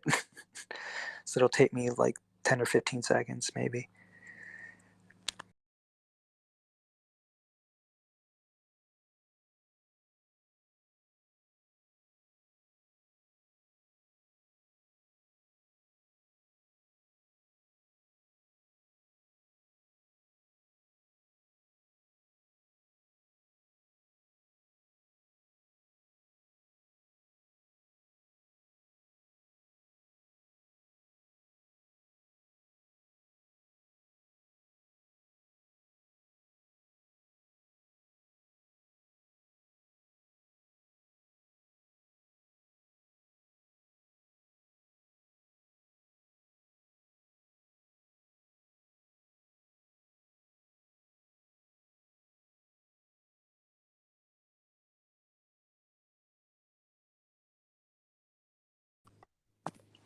Okay, the reason why I said 10 seconds because I was like wanted to exit out, go to my notepad, and like be ready because otherwise I'm like talking, so I can't write it if you speak like within 2 seconds of me asking you. No problem. What was the live discussion about? I was telling him how socialism and capitalism are connected. Things aren't separate. There's people like to compartmentalize things, but there's causality in things. And where feudal serfdom, monarchism is where communism came from, and it The wasn't the live was center. about immigration. I think that's what he was asking. It was about morality of immigration. It's like way off from what we're talking. Man, I don't even know where we started and where we ended. We're all over the place, man. Okay, so just go ahead and count to 5 or 6, and then just tell me what you're trying to tell me about the connection. Socially investing in equality of opportunity toward utmost potential of upward mobility. You do realize that absolute anarchy is about as much equal opportunity as you can get. That you think are lopsided in a counterbalance, because because you're leaning too far to one side, you have to counterbalance a certain way logically I order to. I didn't just say you don't have to counterbalance. I'm just saying anarchy is the most equal opportunity you can get. I think you're talking about equal outcome. Well, as soon as I write down what he says, we're gonna like tear open that can of worms too. Okay. So you would create a return reward capital gain to the ideology of the right in productivity and technological innovation. By the way, I'm here to hijack the conversation. That was a joke. Towards the advancement of society. I was hoping to get a laugh. I guess not. I'm not very funny.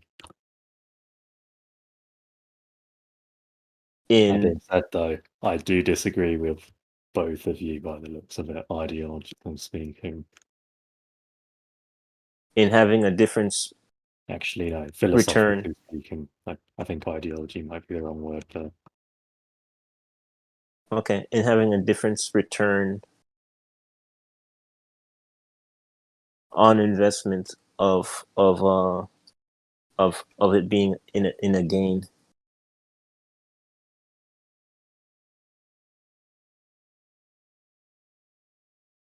Where you develop competition at the bottom amongst those who you invest in to drive and spur growth. As well as at the top and moving upward as competition for the better good.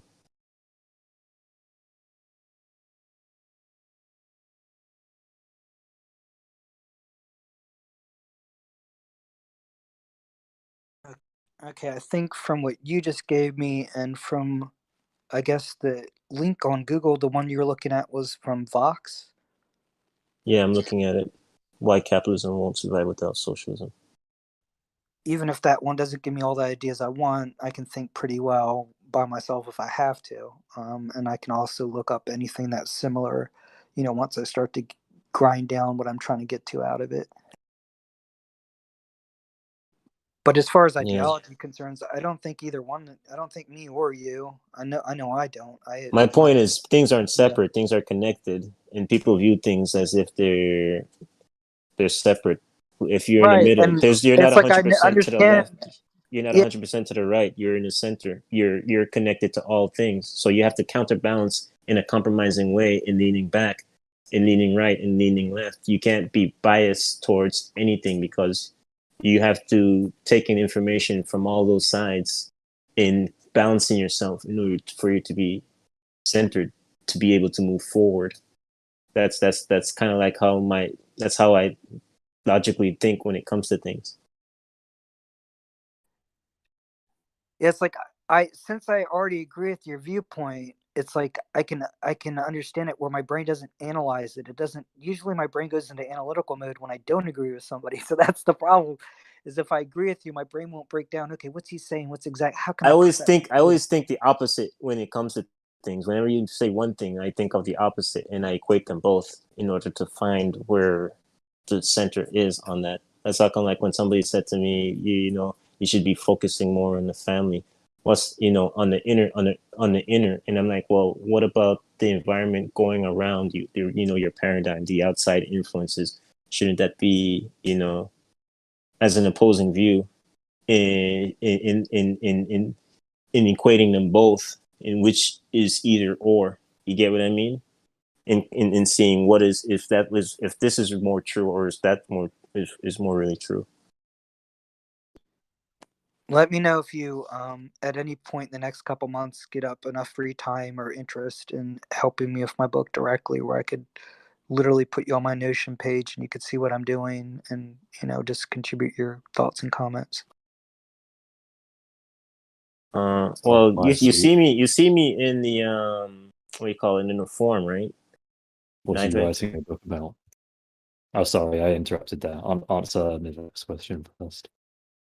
The reason why I was asking him was because we have these conversations voice-wise. I'm thinking, man, this is a lot of fuel for what I'm trying to write. But what are you trying to write? Like, what are you interested in writing? I have a couple different books, but the main idea with what me and you were discussing was a book I was going to write called Cleaning to the Sides, which is basically, the idea of, going down the drain because while you're cleaning to the sides. And for me, it's like society can't progress. It's going to go down the drain if it keeps cleaning to the sides. And cleaning to the sides is actually contributing to it going down the drain. And the sides, of course, represent, the extremes of left and right, but it can represent any extreme, just cleaning to sides. I understand. And you want to try to you're just explaining how that's bad on both sides. I get it. Yeah, and so I want to write it in such a way that my book is not political. So now that's become a chapter in a bigger book. And so now I have less space to actually get my ideas across because it's going to eventually become a full book. But right now it's just a chapter. I may break it up a little bit, but mostly it's mainly a chapter. I And see. so I have to be really concise. Really, I have to keep it as short and brief. I have to get all the points that my ego wants to put out in a whole book, and I just get it down to one chapter. And you want to avoid politics and triggering people. Yeah, I want to avoid. Yeah, exactly. I want to avoid people going, where they're just waiting to see what side I come on. The whole idea of the book is cleaning to the sides, that we shouldn't cling to the sides. So, but as soon as you start using political language, people will be like, okay, so which side are you on? Left or right? Which side are you on? And I'm like, oh God. Or so this is a political book, right? That's what you're writing. You're writing about politics. That's why you're going to tell me what side you're on, because this is all political, right? And I'm like, no. If you don't side with the left, then you're automatically against them, unfortunately. Exactly. Like the moment you start to say, okay, so it's like you're a referee at a game, and nobody at the game understands what a referee is. And so each team, basketball team, football team, whatever, is like, okay, so whose side are you? How are you going to help us win? And then you go, why? I'm here to do both sides. And the other side's going to go, oh, you're sitting on the fence, or why won't you help this team? You're like, no, I'm the referee. They're like, what's a referee? They don't get what you're trying to do. That was a problem with the right. The left stopped trying to reason with them because they realized they're just about strategy of winning. So they was like, well, we're going to be like that then, because it makes no sense talking to you. Yeah, that didn't happen. I want to write that chapter that I'm writing that's going to become a book eventually from the perspective. I think you want to write about logical thinking, right? Like a way of how to, instead of avoiding the, where you can avoid the politics. Yeah, I want to be an outsider looking in. I want to write it like an anthropologist would write it. Like in other words, I'm not an American arguing for one of these sides. I'm like somebody visiting from another country or even another planet. I'm just looking down on your society. Check it out. When you promote logical thinking, people end up forgetting about science, and they would land in a situation that's beneficial to them, where they wouldn't have expected if they were politically driven by if they're driven by their thoughts of politics. So And my that's how come obstacle is that you have to use political language if you're going. You know what I mean? It's like don't well, I think of peak didn't elephants. do that. I didn't do that. Remember when I said the tightrope walking? Yeah. You lean left and you lean right in order to compromise a certain way in order to balance yourself. That's why you have to, you have to, yeah, that's when I have the you middleman fallacy, though. Do you say there's a fallacy? Yeah, that's a there's where one person says X, another person says Y, then the middleman says, okay, because these two people contradict, that must mean the truth is somewhere in the middle. That's a middleman fallacy. Just because two No, it's people not. disagree doesn't mean the truth is between them. Everything is connected. There's a little bit of something in everything, and you have to make a compromise Yeah, that's the middle. both. To say that everyone has a little bit of truth is a middleman fallacy. 'Cause some people are just wrong. Yeah. And you find out that wrong by doing equation of saying, okay, you lean too much to this side, so you have to counterbalance of doing this in order of leaning like if there's leaning to this side so much in order to be in order to be in the center. Because if one thing weighs 50 the pounds, definition of left and right is arbitrary, though. Everyone has a different idea of what counts as left and right. But it sounds like depending on where you're at in society. Exactly, I agree with that. And what's left and right now is in relation to society is that the left is the center in my calculation, and the center right is not the center. The center right, It's not people even call the a center, the center right. societal thing. I think just individuals in the same society even have disagreements on what left and right is, because what you just said I don't agree with. I actually think actually American politics might be different to English politics now I think about it, but I think the issue with this fallacy. What did I say wrong? You said the socialists are the center, but in my country, the capitalist party is actually pretty socialist, in my opinion. We don't actually have a dedicated capitalist party, really, at least not a popular one. I know what's left in America is conservative. In Europe, I hear often, and people's. Yeah, but that's your environment, though. I think you and I would still disagree on what counts as left and right. I already answered that question. I said that the country leans too far right, and what you need to do is counter that by investing in equality of opportunity, of utmost potential, of upward mobility, in order to get a capitalist gain return reward that goes to the ideology of the left. Causality is not separate. There's the two. You have to understand, like the two things are the reality is connected, and you have to find out how it is, and how reality is. It's slanted too far to the right, and the logical equation to that would be investing communally to the left in equality of opportunity, of upward potential, in upward mobility to get it. Can I finish? To get an opposite return, counterbalance return reward of wealth in gain of productivity and in productivity and technological innovation for society to progress forward. That's my calculation. And that could be done. It's as simple as you watering a damn garden. You get what I'm saying? You're investing in it in order to get a return back in fruit. So how do you know decide what I mean? what counts? And if you're leaning too far to the left and and not watering your garden, that's a problem. I mean, if you're leaning too far to the right and not watering your garden, then that's a problem. What you need to do is lean to the left to water your garden more. How do you decide how big your garden is and which side is left and which side is right? It's not about left or right. It's about not leaning too far to either side. And so I wanted to. Did you follow? Hey, can I ask the other guy? Did you follow what I was saying? Me. Hello, Me? another guy. Which one are you talking to? Hold on. Spiritual anarchist, right? Yeah, I wanted to address the middle ground fallacy that he was bringing up. Is I think problem with I didn't look up middle ground fallacy, but I have a basic comprehension based on the context of what he's saying, which is assuming that all positions are absolute positions rather than positions that can be broken down into several assumptions in and of themselves. So you could take any position and say, oh, let's go to the center of that position, and of course that would give you what he's referring to as middleman fallacy, I would think. But if you take that position and break it down to all the assumptions underneath it, you probably end up finding that a lot of the truth of some of the assumptions on the left or right, it doesn't matter if we use left or right, but Could be a two fallacy. It opposing couldn't be a fallacy.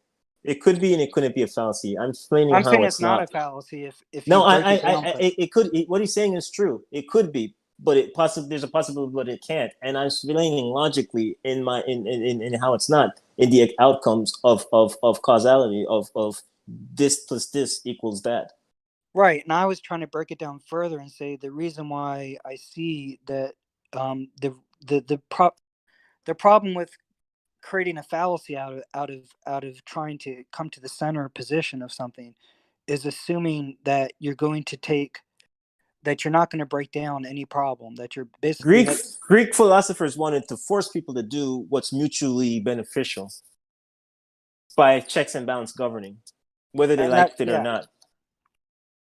Because they're gonna say, "Fuck, man, we've been bucking heads for days." You know what I'm saying? And okay, we're not getting anywhere, and we're never gonna get anywhere. We made the conclusion that we can do this for the rest of our lives, and it's just not gonna fly. So, it forces you to not think about trying to impose your power on the other of dominance and corruption. You get what I mean? Of selfishness. You have to do things in a unity way, whether you like it or not, in a connected way. Yeah, and what I was saying was if you take any political position you can think where somebody on a far left is saying it has to be this way, somebody on the far right is saying it has to be that way. That position where they're saying let's just do everything on immigration this way, and the other side says no, let's do everything on immigration the opposite way. The You way could this country is actually break structured, those. it'll be stomped out. If somebody says let's do this communist, let's turn communism right now, it'll be stomped the fuck out.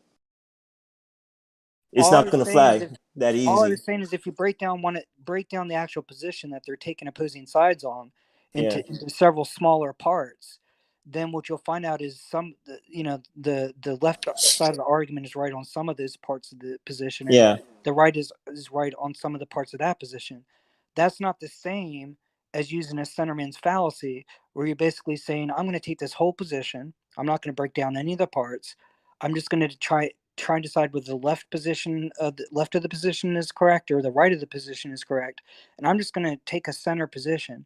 That's not the same thing as if I take the position that the left and right are arguing about and say, let's break down all the little problems inside this thing, and I end up coming towards I get what he's saying. Like if you're in the middle of the ocean and you say, well, I said this way and you said that way, so it has to be this way. What's in between that? You get what I mean? And exactly. That doesn't necessarily, but I'm equating the environment. I'm equating that the society, it leans too much to the right in its ideology of inequality. You get what I'm saying? So I'm acknowledging that factor as a reference point.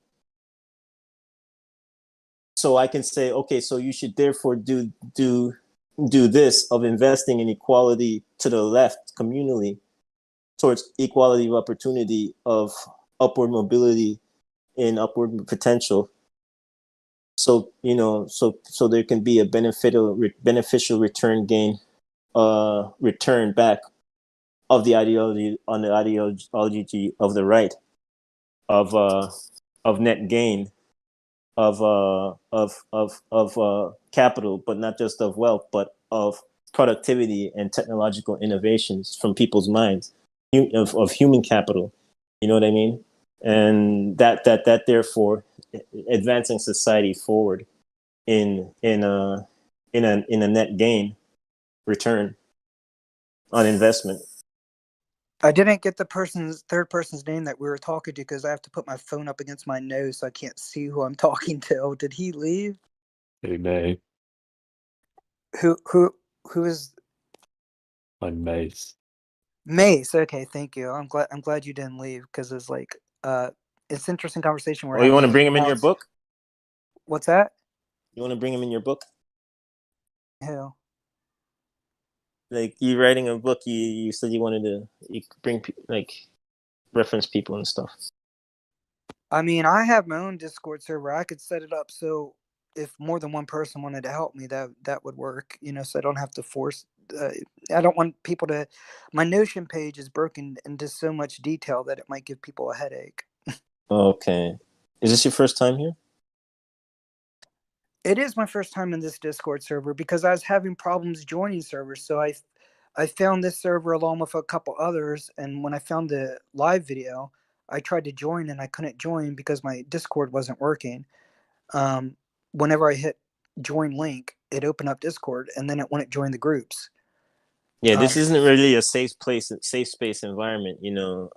If you want your biases to be, you want confirmation echo chamber biases. You know what I mean? People here,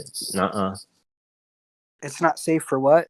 I'm saying this is not a safe space environment of being told what you want to hear. You know what I mean? People here, they say they touch on all topics, and if you're a person that's like sensitive to this or sensitive to that, you just want your confirmation biases of being told what you want to hear of only your viewpoints. A lot of people here, they have different perspectives, and they go back and forth. It's not like everybody's on the same page and they're just pretty much repeating the same thing to each Oh other yeah, of actually, what they want to hear. there was even a guy in the Discord a couple of days ago who we were talking to, and he said that this is how much like people in this Discord don't all agree with each other. He actually said it would be okay to kill your own child if God told you to do it in a dream. I remember him. No, And I he said definitely, slavery is yeah, I definitely okay. didn't come here for some sort of echo chamber. Oh no, this is not that. Did you get the impression that that's where I was coming from? Or? No. I just was saying. I was just saying that's what this group is like. Echo chambers give me migraines, and it doesn't matter whether they're far on the left or far on the right, or they're religious or they're atheist. Once those echoes become too strong where I can't give an opposing view, it just gives me a migraine. This is mostly a atheist. You can opposing view.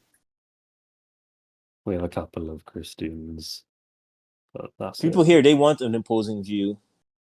I think we had another guy that came in here that was like that. He was like making fun of everybody, and people were like, "Come on, man! What's your deal?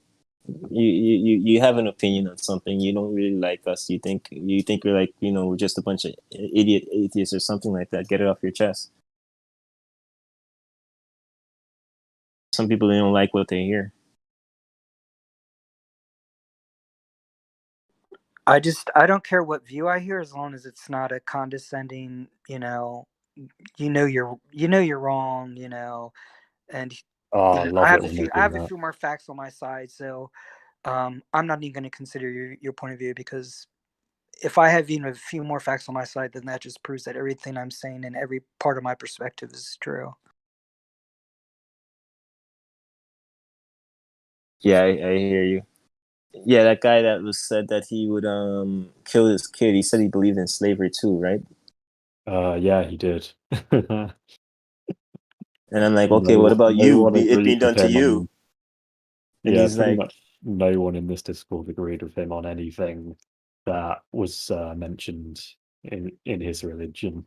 Apart from religious topics, he agreed with everything else, with most of us. he said he'd be okay with being a slave because it supported slavery. So okay, so I think he was able to justify it by saying he's already a slave to God, so he can't be a slave to anyone else. Oh, that's Kind of smooth. completely misunderstanding the question. Slave to God. That's not No, too. we're not That's talking not about too a slave far to from the God. truth. That's not too Slave to far from the man. truth in a lot of religious dogma. That's a duck. It's slaves to man, not to God. If you read a lot of these holy books, it's in slavery, mental slavery language, talking about servants and obedience and. Okay, so if it's through religion, a guy says he's very religious and God says I should kill you, would you be cool with that? Would you be cool with that? I'm not religious. No, I'm talking about the guy. He's not here though. Sorry, were you talking to me? I wasn't listening. No, I'm just saying, like the guy. It's like if you'd be cool with slavery, what if a guy came to you, religious nut, and said, God says you're to die. Would you be therefore cool with that? Well, I don't think so. I I don't mean, think he would. Well, when he said he'd be willing to kill his own child for God, that's literally the mindset of jihadi extremists when they come over here and start killing people. They think their God's told them to do it. So It bothers me a lot that a lot What of about religious himself? and atheist people think that religion doesn't tell you to have that mindset. That it's not in their book to say, "Hey, be obedient, don't question me." I It's in just your hope he book. doesn't have a nightmare. Get it? Yeah. I'm not sure you got that. I hope he doesn't have a dream where he imagines God telling him to do bad things. You really think that guy's bono? Sorry. You really think that guy's crazy? I think he could be very dangerous to people around him if he does go crazy, but for the time being, he seems fairly sane, despite being brainwashed.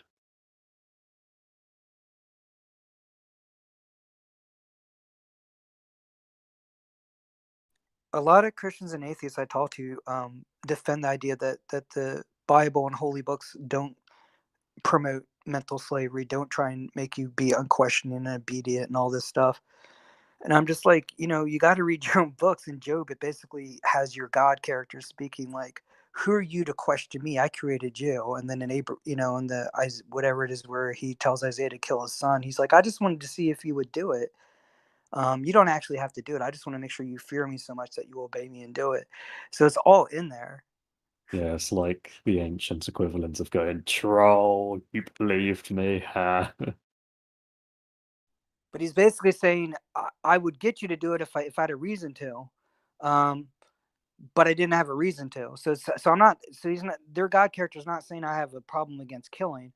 He's just saying, I asked you to kill your son to see if you would do it, just unquestionably. I just want to make sure you fear me enough that if I ask you to do it, you'll do it. To me, that doesn't say the way a lot of Jewish people interpret it, like, oh, he would never have actually had him do it. I was like, no, no psycho will ask you to go kill someone if they don't actually think, wow, I like having that power over you, and one day, I will ask you to do it.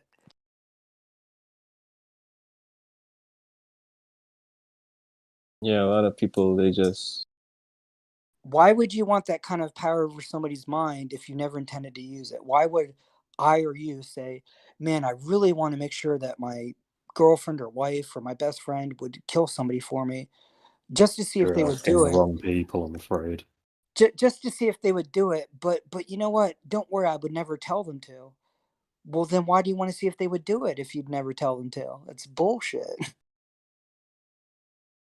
I think a lot of that is from people who are narcissists that were elites and nobles and kings and queens in the past that just wanted people to do things with absolute power and control over Exactly. them. That's anti-fact and logic and thinking. It's mostly just, having people think emotionally. And what scares me is a lot of the atheists I talk to are deconverted Christians, and so they'll sit there and defend the Christian viewpoint. Oh, that's not what the book says, or it's okay because of the. They'll use all the same rationalizations and thinking. Yeah, because being anti-fact and logic would make you crazy things that are unreasonable. You know, that They're are only extreme. they're only anti-fact and logic when you bring up their triggers, when you bring up religion, or the Bible condemns slavery, the Bible says go ahead and kill people, it says stuff that they don't like. That's when they drop logic. Other times, especially atheists, or they worship logic like a god, but not A when you lot of bring up. them interpret it in ways that are for self. You know, a lot of that religious stuff is just people trying to play other people, man, that aren't as knowledgeable as or as intelligent, or in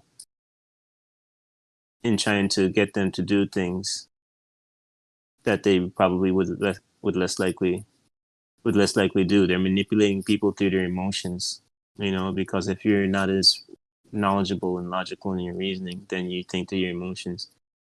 So you just say that is bad and this is bad, and and you can't, and you're not, and you tie religion to it, in being the holier than thou, and so people think the things that they're doing that is really bad, what they're doing is good. So their perception of morality is warped because they're they're ignorant in their thinking, and they're illogical in their thinking.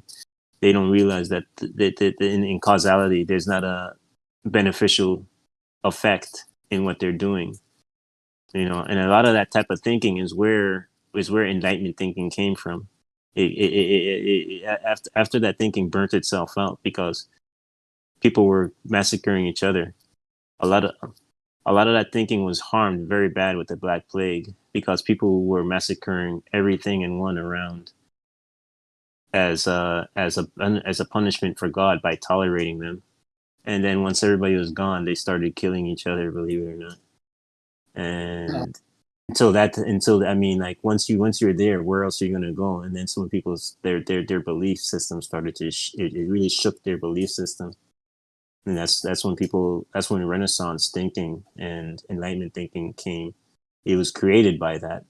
It was that type of mindset was before. That type of religious mindset was before left leaning mindset. It was radical far right mindset that created liberalism. From its negativities. It's not like liberalism was a failure, and then the right wing Christianity mindset had to come in as a way of going forward. It was the opposite. One thing created another. That's how come you have to see connections and causality to things. I never see one thing separate from another when it comes to things. Now, radical thinking and extremism are not the same thing. Like, if somebody has a radical idea, it doesn't necessarily mean it's like taken to the extreme or that it's negative.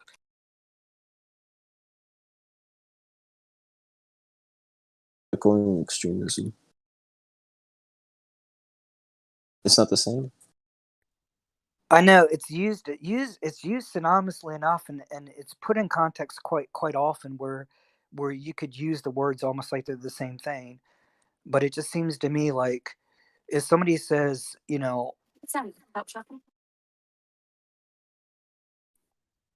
interrupt somebody?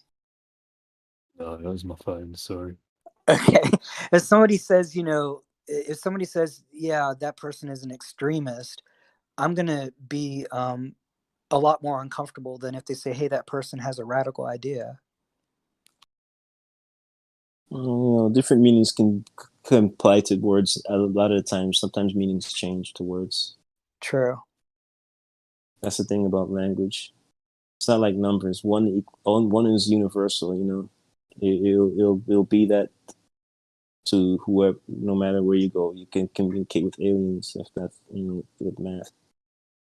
But language, it depends what the definition is to whoever you're talking to. There has to be a conclusion on what that is.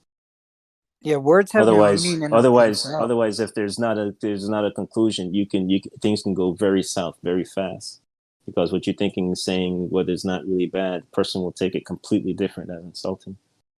That's why in philosophy they always say you have to define your terms, because words have no meaning in of themselves. Meaning, I'm going to define certain terms certain ways. You're going to define terms certain ways, and we're going to have to agree on definitions if we're going to like have a conversation that goes anywhere.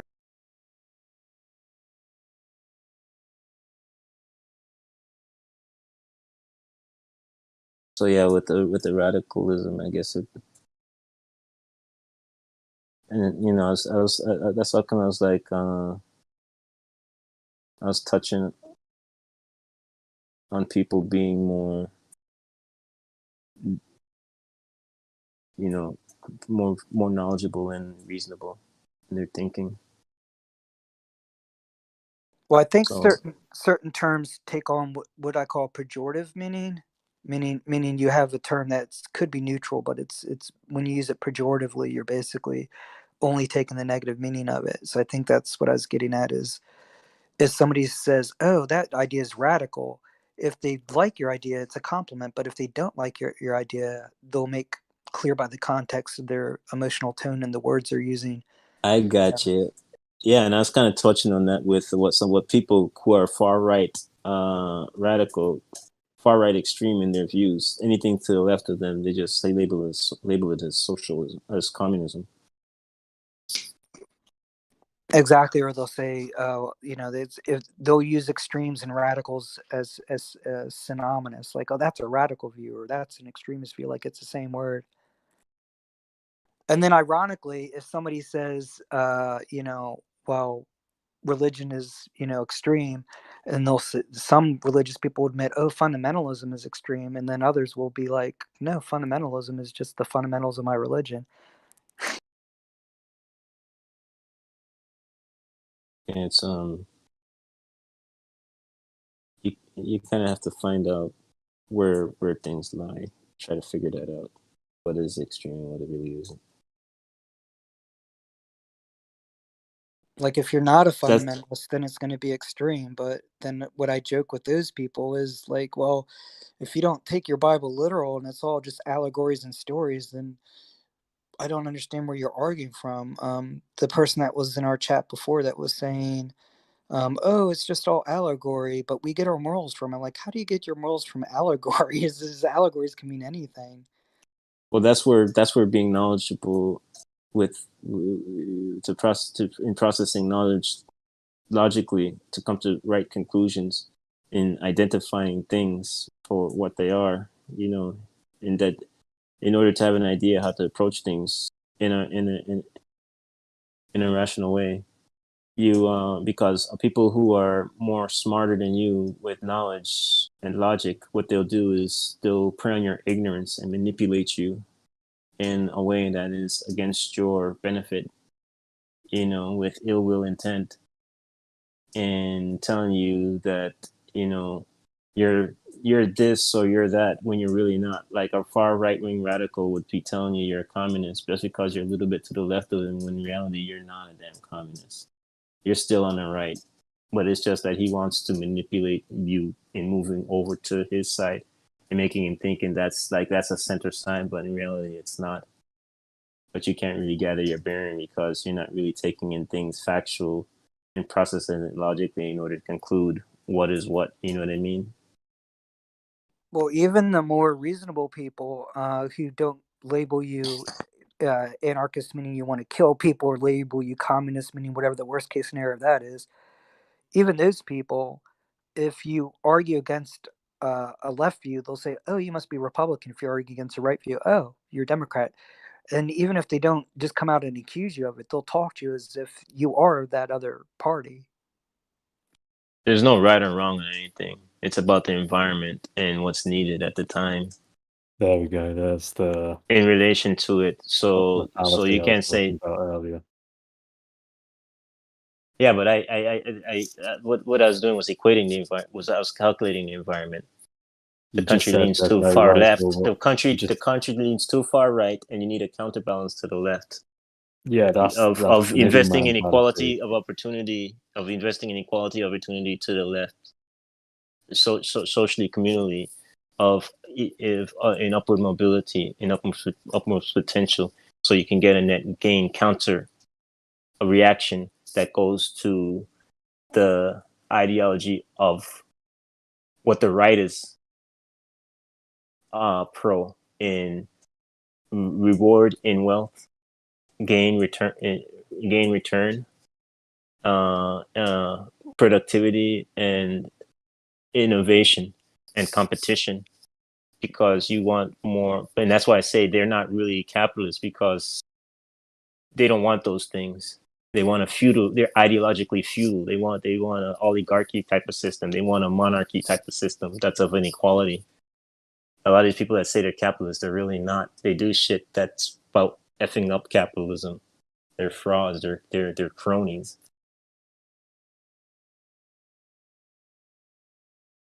And people believe they're capitalists, and they're capitalism. Capitalism brought this and capitalism that. They don't realize that their Overton window is shifted. Their minds being manipulated, and what they think is capitalists, they're not capitalists. They're feudalism.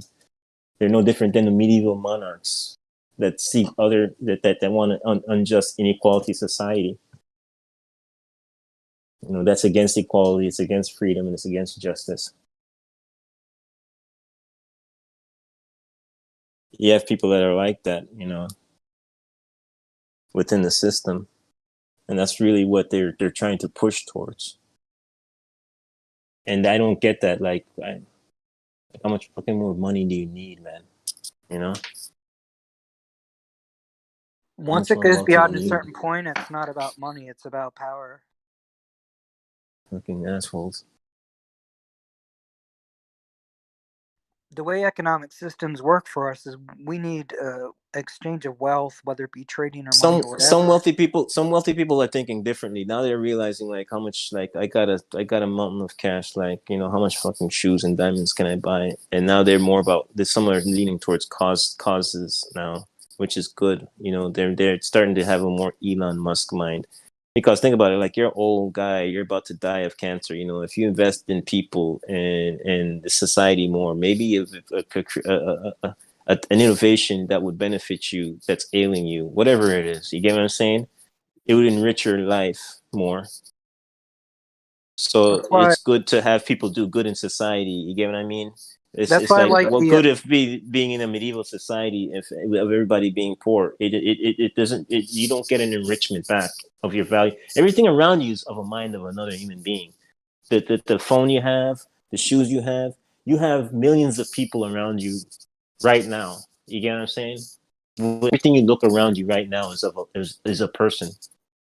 That's of enriching. That's of enrichment of human capital. Have you seen the reality show called Undercover Billionaire? Yeah. I think that shows like, even I know it's a reality show, so it may not have a lot of realness to it as much as I would like, but it's still sending the right message, where these billionaires are basically stripping themselves all of their wealth and all their identity, and just getting down and dirty with the rest of the people and trying to benefit those people.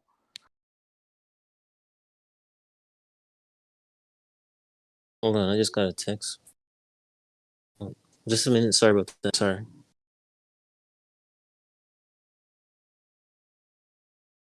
Okay.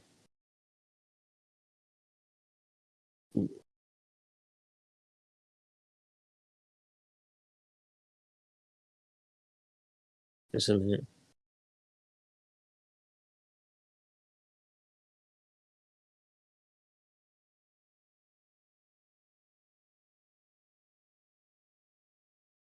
Zombie chick? Oh, hey, zombie. Yes. Go ahead. How are you? I apologize. No. It wasn't. We just need to breathe. I do it sometimes myself. What's up, Mace? How are you? Hello, zombie. Can you hear me? Hello. Hello. Am I being too loud in the background? Oh. No, sorry, I don't, also, Nivek, if you were talking to me, sorry, I wasn't listening, I was, daydreaming. Were you talking to me? What have you guys been up to? Were you listening? Yeah, Little bit there. I yap a lot, huh? I apologize. Oh, it's okay. It's okay.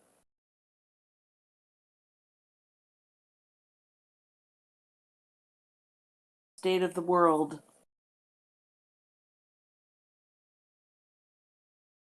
What about the state of the world? Just interesting. I was thinking when is it Neve? Neve K? Niv? What's your name? Nivek. Nivek. I didn't know if that was like a last initial. I don't know why I didn't pronounce the K. I was thinking when you were talking that there's I think also, you were talking about like the wealthy and maybe getting being on their last leg or something and not doing well, and then all of a sudden they're trying to be more philanthropic, whatever. I can't even talk right now.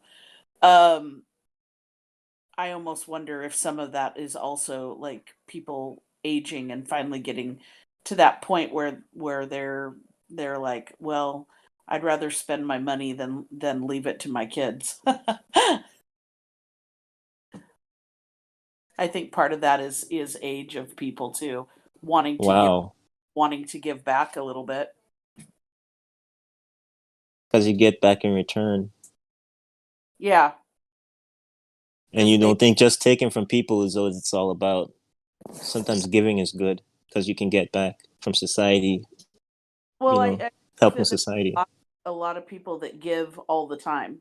You know what I mean? But they may not be from that. Uh, Giving money isn't necessarily the only thing that you can give. You can give your time or your expertise. Yeah, that's why I was bringing up that Undercover Billionaire reality show, because I just feel like that's a. I've been watching a lot of garbage reality shows with horrible messages, and that one seems to have a really good message where they literally are giving all their time and all their talents towards like small towns that are struggling. Yeah, in a way, that's a hand up, not a handout. Not just Exactly. doling out dough. It really needs to become like a model for people who become successful. That should, instead of our goal becoming, oh, how close can I be a millionaire or billionaire, and that's success, or model for success should be how much can I accumulate in order to share and give away. Or is money I mean, I think money being the main objective may actually be um not the end goal for some people.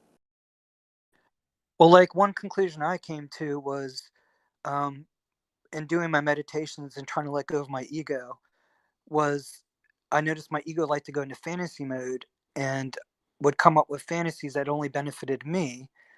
And so, in a meditation state, once I realized, well, wait a second, can't I take whatever my ego comes up with that only benefits me and make one of those fantasies into something as a goal that would benefit other people? Like if I won the lottery and I could buy all the keyboard synthesizers, music equipment that I wanted, and just basically indulge in it, even though I don't have that much talent, where I just like playing those instruments.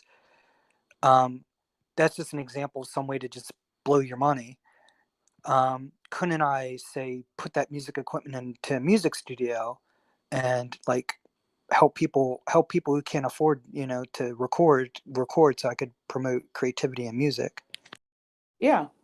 Or have you ever looked up there's a nonprofit out of Portland called Ethos that's a nonprofit that people can donate instruments, they can donate money, whatever, but they have like a recording studio, they have like a little coffee shop, but this is where kids can go and learn how to play instruments for free. Right. You So know. my thing is, my ego's desire was, I want to be able to have access to all these musical instruments so I could play anytime. I feel my ego's just like, hey, if I could buy any keyboards I want, I would learn to play better, if because I would have any equipment and I could get rid of what I don't want and buy what I do want. things like drums and stuff that I don't have time for. If I had plenty of money, I could just buy all that for me. And then I realized, you know what? Right. I could, if I had that money and put that into a music studio, I'd still have the benefit that my ego wants, where I could play those instruments. But say I could do a sliding scale where I charge Aerosmith, 10 to 100 times the amount of money to record, with the understanding that all the extra money they give me is going to go towards artists that can't afford to record. Well, you said you were an anarchist. What? Well, you said you were an anarchist earlier. Yeah. If you're an anarchist, why do you have a problem with people charging whatever they want? What, have a problem with what? You seem to have a problem with people charging more than something's worth. I just said I would charge more than it's worth on purpose. Oh, right. Okay. It sounded like you were saying that's a bad thing. No, I would say what I was saying is I would purposely open up a music studio and say, okay, I want to make this studio so good that the top recording artists want to come here. And, people who already have enough money and success to pay top fees, and I want to charge them whatever the other studios charging. I want to charge them 2, 3, 4, 5 times that, with the understanding that Oh, yeah. yeah, I understand. Don't- Would you know say that that's a good thing or a bad thing? Don't a lot of recording artists that actually make quite a bit or are successful already have their own recording studios though? Most I think prefer to have to record in recording studios. I guess I'm thinking of I'm an old guy, so I'm thinking of bands like Smith. I'm not thinking like electronic musicians who just sit on their computer and play with computer programs. Gotcha. Your ego can be used against you. Your ego harms you because it's about doing better than another, than actually about yourself. You get what I'm saying? Of what you really that's care what I was about saying in bettering yourself as a better person. So it's about so your value is false. You see a person, it'll be more about that person failing in getting value from that. And where you're not getting any value, really. You're not in bettering yourself, in bettering who you are, in bettering your conditions in your life that's miserable. You know what I mean? It's more about so yeah, it could be negative in that way of it being about that person than self, where you would resort to negativity and seeing value in comparison of false gain. That's what I was saying is take my ego's fantasies of benefiting myself and say, okay, just as my ego can take my spiritual desire to create and do music and turn it into No, its I'm talking ego. about jealousy. I'm talking about jealousy. Like if you see a person and you're envying them, then it's about that person and you wanting to be better than them than actually focusing on yourself. You're focusing on that person where you just resort to just trying to trip them up. Than getting motivation from them and saying, "Oh, I'm going to do what this guy did. He did this and he exercised and stuff like that." But what I'm going to do, I'm going to crack him in his leg and cripple him. And I think that's if you have a personality that's not maybe self-driven, that maybe what drives you is your ego and that extrinsic, those individuals outside feeding it.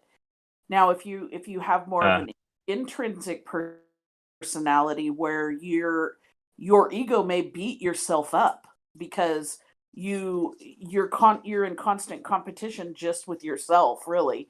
Like there may not be anybody out there that can compete with you in certain aspects that personally. Yeah. And so like I think that's like you get a lot of really good athletes that they feed off of the crowd. They feed off of, dude, you're doing so good. Their coach giving them attaboys, whatever. But then you also have athletes that are so driven internally, and it is their ego with a positive,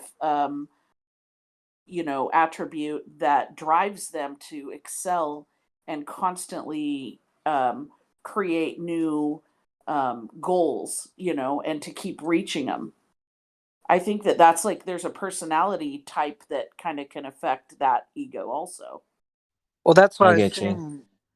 That's why I was saying, instead of letting my ego exploit my spiritual aspirations, like the desire to create, why not reverse it? Why not take the ego aspirations and say, okay, how can I expand this into a spiritual idea? Let me reverse this process.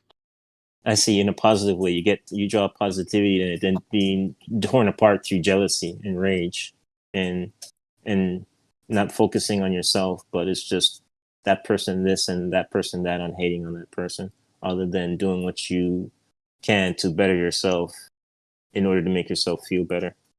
Yeah, with the music example, I always wanted music because of the connection it made me feel to other people, to myself, to the universe, basically. But then I saw these musicians when I was younger. The bands I wanted to join, they're very ego centered. They're very centered on producing music to make money and stuff. And I was just like, well, I know you need money to live, but you're completely sacrificing the soul of the music for that. You know, some people have insecurities that they fear failure in trying to compete against another person, because they think that if they try, then they will fail, and they can't handle that defeat in being crushed. And Well, I told you these know, people, I so said the whole reason that I wanted to get into music and originally wanted to join bands and learn how to do that, which I never was able to do, but my whole purpose behind it was to escape the rat race. If they want to go in there and just figure out how can I become the best band, and I don't care whether I'm staying true to my soul, then they're just like they're in survival mode. They're competing. They want to crush the other bands. They want to succeed. They just want to get the girls, get the sex, get the drugs, get the money. And I'm like, that's what I'm trying to escape. If I wanted to just be obsessed with money and material stuff and not have any connection to anything, I would just go get a regular job. Ouch. You know what I mean?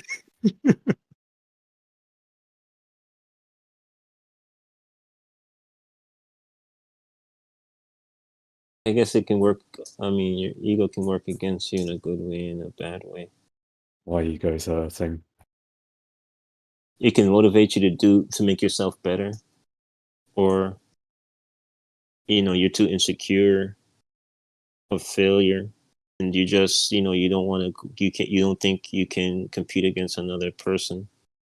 Well, it depends on And whether you identify with your ego. If you're you're like more I about being a am, negative person. if you're like I am my ego, and your ego is made up of mostly defense mechanisms, then you're going to lean towards always trying to survive and be better with people, because defense mechanisms are basically programs in our brain to help us, better the other person and make sure we don't fail and all this stuff. If you see instead of saying I am my ego, that's who I am. If you see the ego as just this program running in your brain, then you can try and make that program, take advantage of the program instead of being part of it. I think there's a difference between being confident and cocky, and I think that maybe has a lot to do with as you move through life and become confident in your abilities. I don't.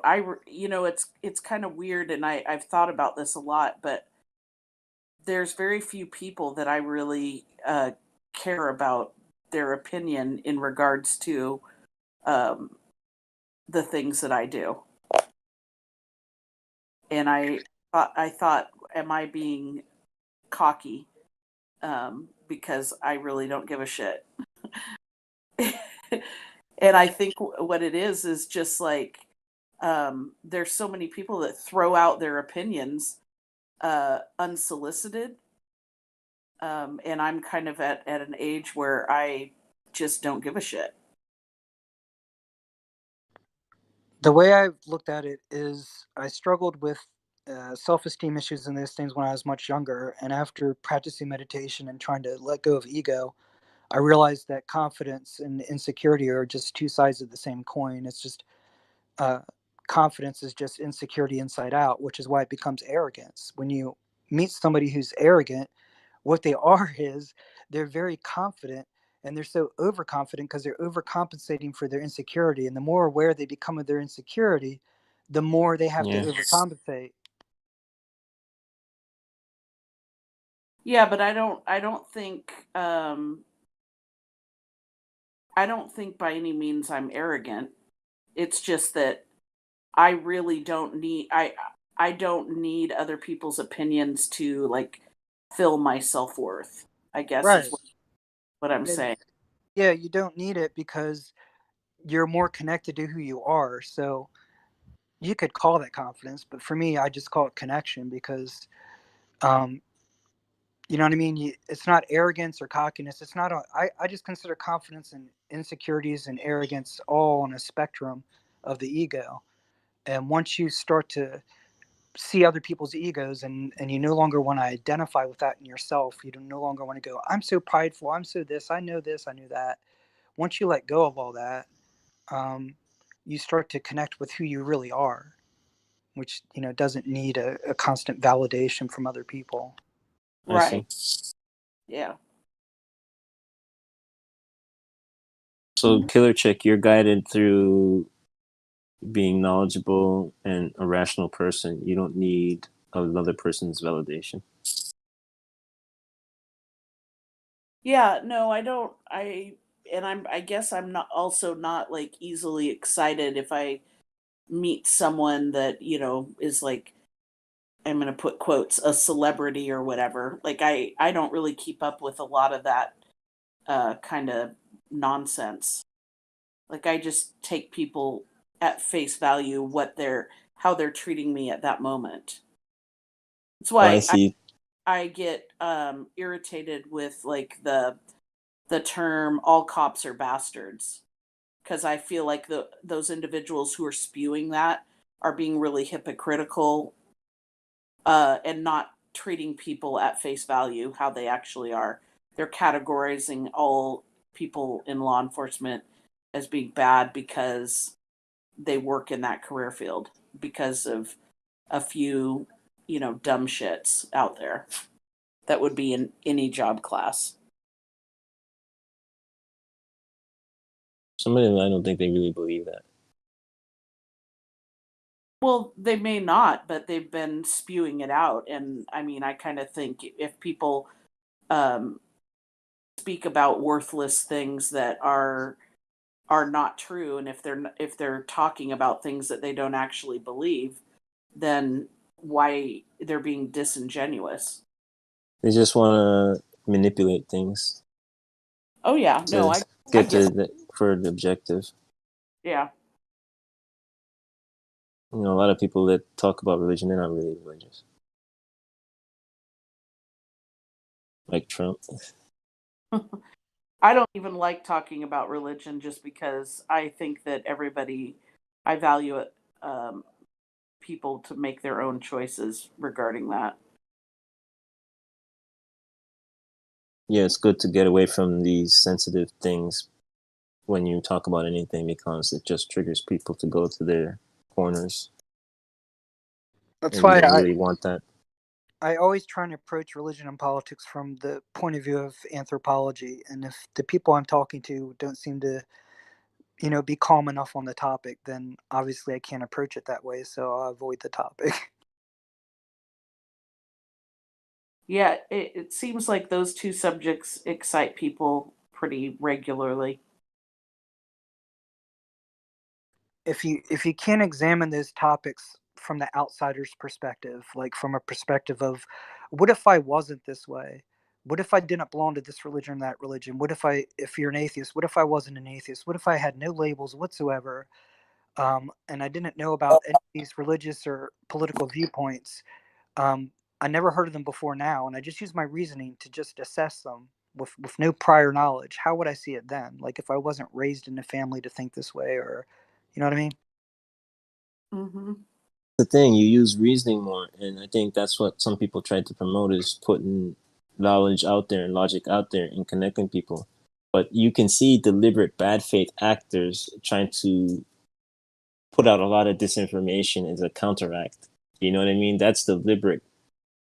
That's like, you can see people's motivations that they don't want rationality. They don't want people to think knowledgeably when it comes to things. That's why you have a lot of these crazy, kooky conspiracy theories out there. That's deliberate. It's the counter that effect of people saying, okay, you know, if we put a lot of knowledge and we put a lot of reasoning out there, people are going to think sensible, and society will more, you know, behave better. But a lot of people that are bad actors, they know what they're doing. They put a lot of disinformation out there because they have the ulterior motives. Well, I mean, I agree with you. I have a different approach on those extreme views, because I frankly don't respect anyone with the extreme far left or the extreme far right views right now in my city. I think that both groups are being unrealistic and intolerable, and it's been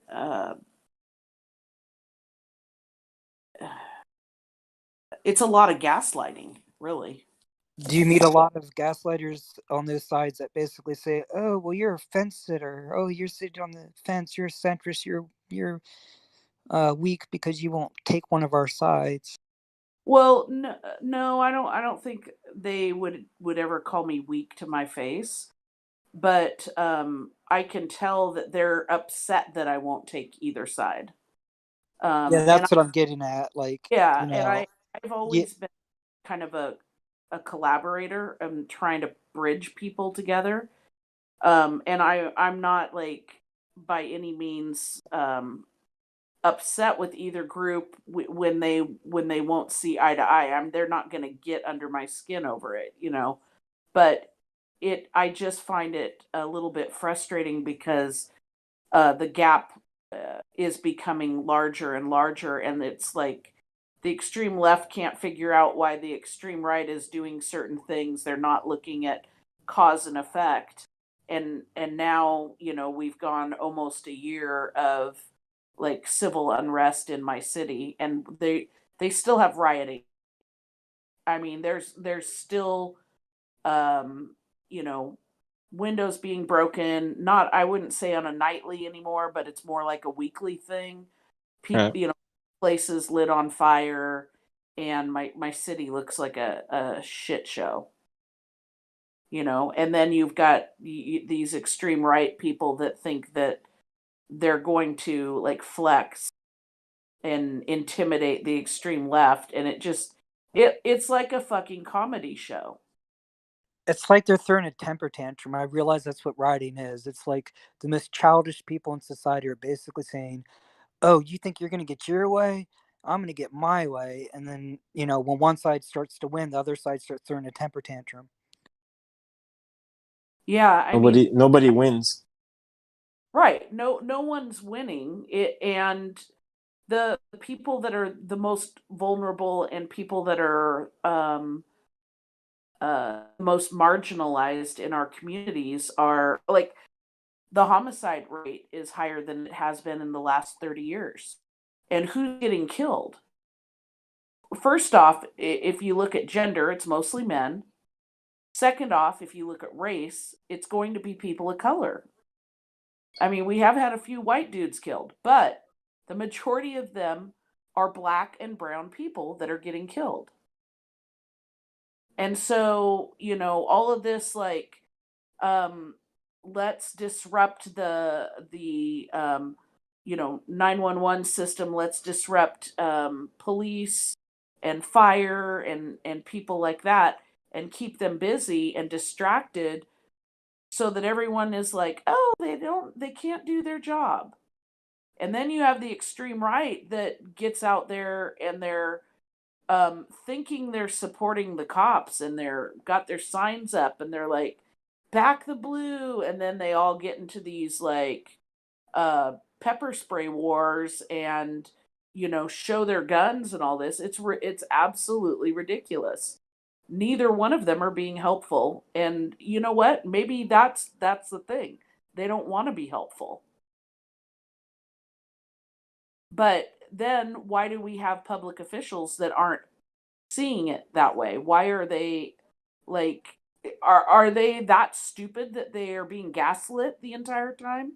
You have some public officials that are like, this city's racist. And then you have some public officials going, um, no one, we're going to change, every single law that's out there and just make it a free for all. I'm like, go for it. Why don't we just not have any laws at all? Let's start it at the very beginning. Who cares? But guess what's gonna happen? The effect of that is gonna be total social unrest. Public officials failed, and Oh, probably like fail. We need to get rid of probably every fucking politician. I don't care if they're left or right. They need to be and gone. Yeah, exactly. and what you were talking about centrists and why people hate them is because they didn't do things in a progressive way, in a compromise for progress, in making people not be all riled up. They sold out, a lot of them, to Oh interest. no, And I don't feel that way at all. I think that um maybe the far left's idea of progress and my idea of progress and the far right's idea of progress are all three different things. I don't think we have yeah, but it. a lot of things what people thought was progress that they were against, they ended up being for. So if something's beneficial and they like it, then it will stay.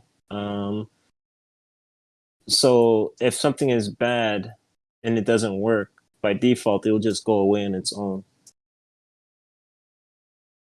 Imagine a company that only used extremes. So basically you're in the middle of the company. You're not at the top of the company or the bottom of the company. And you're doing fairly well. And they're basically going to let you know that if you do even a little bit bad, even if you're doing well enough that they should keep you, they're just going to fire you. You do a little bit better, they're going to promote you to CEO. That would be ridiculous. And that's what the extremes seem to want to do, is just give out extreme solutions to every problem. And that's why, I think most people in this world and in my country, are closet centrists. They're basically people who want to bring this back to the center, and we're tired of being terrorized by the extremes. You're about what's logically and Where what's are you at?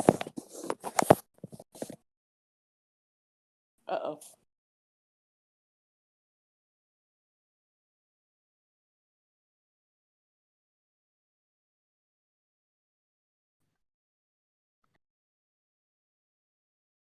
You guys still there? you're about what's logically progressive, right? What's factually and logically progressive. Spiritual anarchist. As far as I can tell. Spiritual, where are you? What country are you in? United States.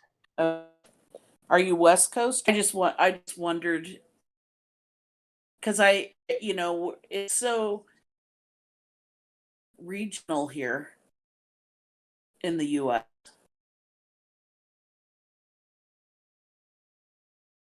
I don't identify with either part or with Overruling. That's what they took out of the equation is a big factor. And it's not against the church or for it, but just just equality of well. Well, I mean, That's why there's so much sin these days. You all suck at people. You need Jesus. why, thank you. Bless you, son, for you have sinned. Don't talk to a Catholic that way. Go. Well, what's go considered a get sin holy today? water and eat your wafer. Well, I mean, it's a lot of religious people don't understand it's a separation of church and state that has helped religion survive and thrive so much. Like without that separation of church and state, we would have went through a couple different theocracies, and who knows what the outcome would have been of that. Religion Well, was running things, though. That's why it was pulled out. yeah, that's what I'm Remember, saying. religion That's what was I'm was saying. was was by was ideologically backing feudal serfdom and oppressing people, with the king being a god, with a anointed by God, and you therefore being a serf, so you should die poor. You know, you're born poor and you die poor. That's like, nah, that's not a good deal. It's the idea of theocracy. It's the divine king. I mean, I think that there are plenty of religious people that have more of a centrist view also, and are perfectly capable of removing that out of work, out of government. Yeah, But a lot more religious people are that way because they're more educated and they understand that if you don't do that, then you actually lose your religious freedom. yeah. Well, they're educated what they were against. I mean, like if the pro-medieval religious oppressive had their ways, they would still be in the medieval times. I thought you said you found religion a boring topic to talk about. I think Here they are talking about religion. I find it boring. Yeah, I was talking about zombie. I'm surprised she brought it up when she doesn't I like know. it. You know, Oh. I find it boring. Like usually I dip when we start talking religion. I'm like, okay, I'll fucking go to mass. Oh, you're not religious, zombie chick. No, I am. I'm a Catholic. Oh, okay. But I think I can keep it out of my out of work. I do believe in separation of state and church, and I haven't had a problem with keeping it out of work. It doesn't mean that it doesn't influence me on in how I treat people. My view on religion is the psychology part on where it comes from. And I think that there's two parts of the mind. One is emotional in its thinking, and one is logical in its thinking. And they both go together. They're not separate from each other.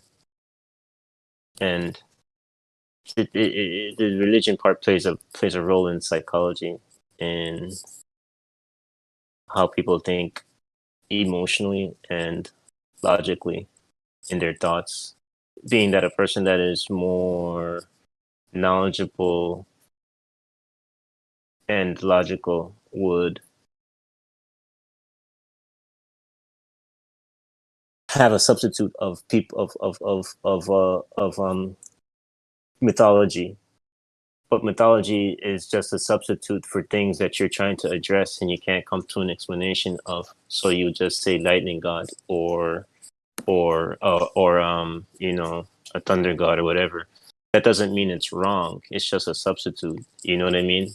Well, So it's archetypes, right? it derives from something. Well, I more look at religion in a different way. I look at it in like in a anthropological way, in where it derives from, in gathering understanding from it, in addressing things, because I don't see anything as wrong.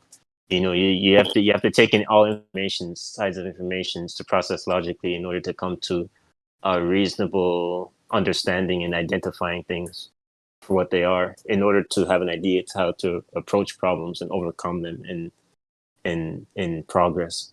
So, I mean, I have an analytical viewpoint when it comes to religion, and you can see some things in the past, and I get where like people, you want to control them, so it's like, okay, this is this way and that's religion and that's it, and you're thinking like you just want people to obey those societal conformal norms so society don't go awry. But there's a downside opposite to that potential of if they're not thinking factually and logically enough, then they might lean too much to their emotion side of thinking, and what and who they don't understand that they come across, that that will be viewed as a potential threat.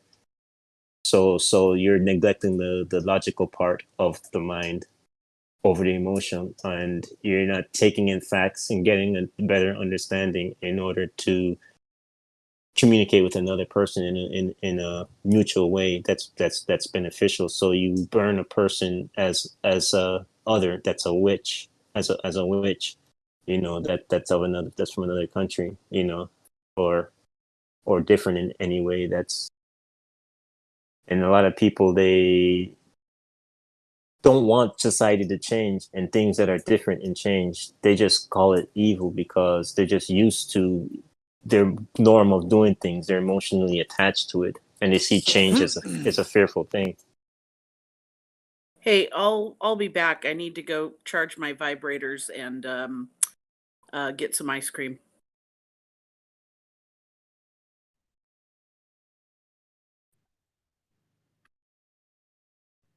Okay. Did I say something wrong?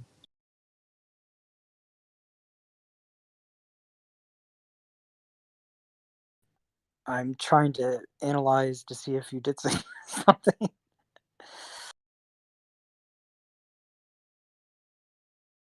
I wasn't knocking down something. I was just saying I see there can be benefits to things and not be benefits to things. It depends, you know.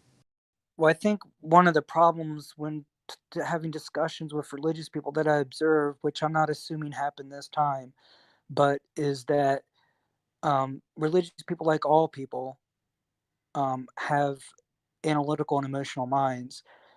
And that's not a problem, but there is a problem if you start to break things down analytically on an emotional topic. It's the same with politics. People who are emotionally attached to certain beliefs, whether it be political ideology or religious beliefs, a lot of those people, not all of them, will react if you start getting too analytical because their It souls. sounds crude. It sounds pretty crude, right? Because Like, when you get analytical, it sounds cold to them. It sounds like you're taking all the heart out of it. Where we're just trying to diffuse a bomb and get the emotions to calm down. It's not the same as trying to shut emotions all down to coldness and nothingness. But you that's know how what? they perceive it. Pangburn mentioned that to me. He said that, Kevin, you know, you're saying about JP this and JP that, but you might not understand that he's just doing things in a logical way in saying religion is a good thing because he doesn't want to come off crude. Well, And he's yeah, he's valuing it, and he's equating it with logic in saying this is good and that is good. You get what I'm saying? He's not attacking it. I always fail when I get in discussions with religious people because I try to be on both sides. I try and analyze it from an anthropology logical point of view.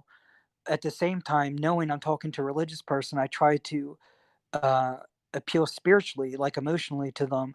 And so, in their mind, when I'm analytical, they're like, "Oh, he's cold," and then when I show emotion, they're like, "Okay, he has to be one or the other." So he's lying to me on one side. Either he's really a cold person, That or was he's not discussed the on same. empathy. It was like I think like some people is like it doesn't. I think they're trying to say it doesn't really come from somewhere, and it's like from the soul, and it's like magical or something like that. And I was like, well, no, it was developed over time through human evolution of those who were you know, we evolve, we mutate naturally, and those that have the chemical reaction of having more empathy, of being more connected to people, they more prolonged or as time moved on in preservation of themselves, that had that gene, you know, that had that developed that emotional trigger of that emotional stimuli of empathy than those that didn't, and they were on their own and they just went out, you know what I mean? And they ended up dying out, you know. But the coalition of the group that had that stick together, they more survived, and they so it was a more of a So it's like it's just an evolution thing for preservation. You know,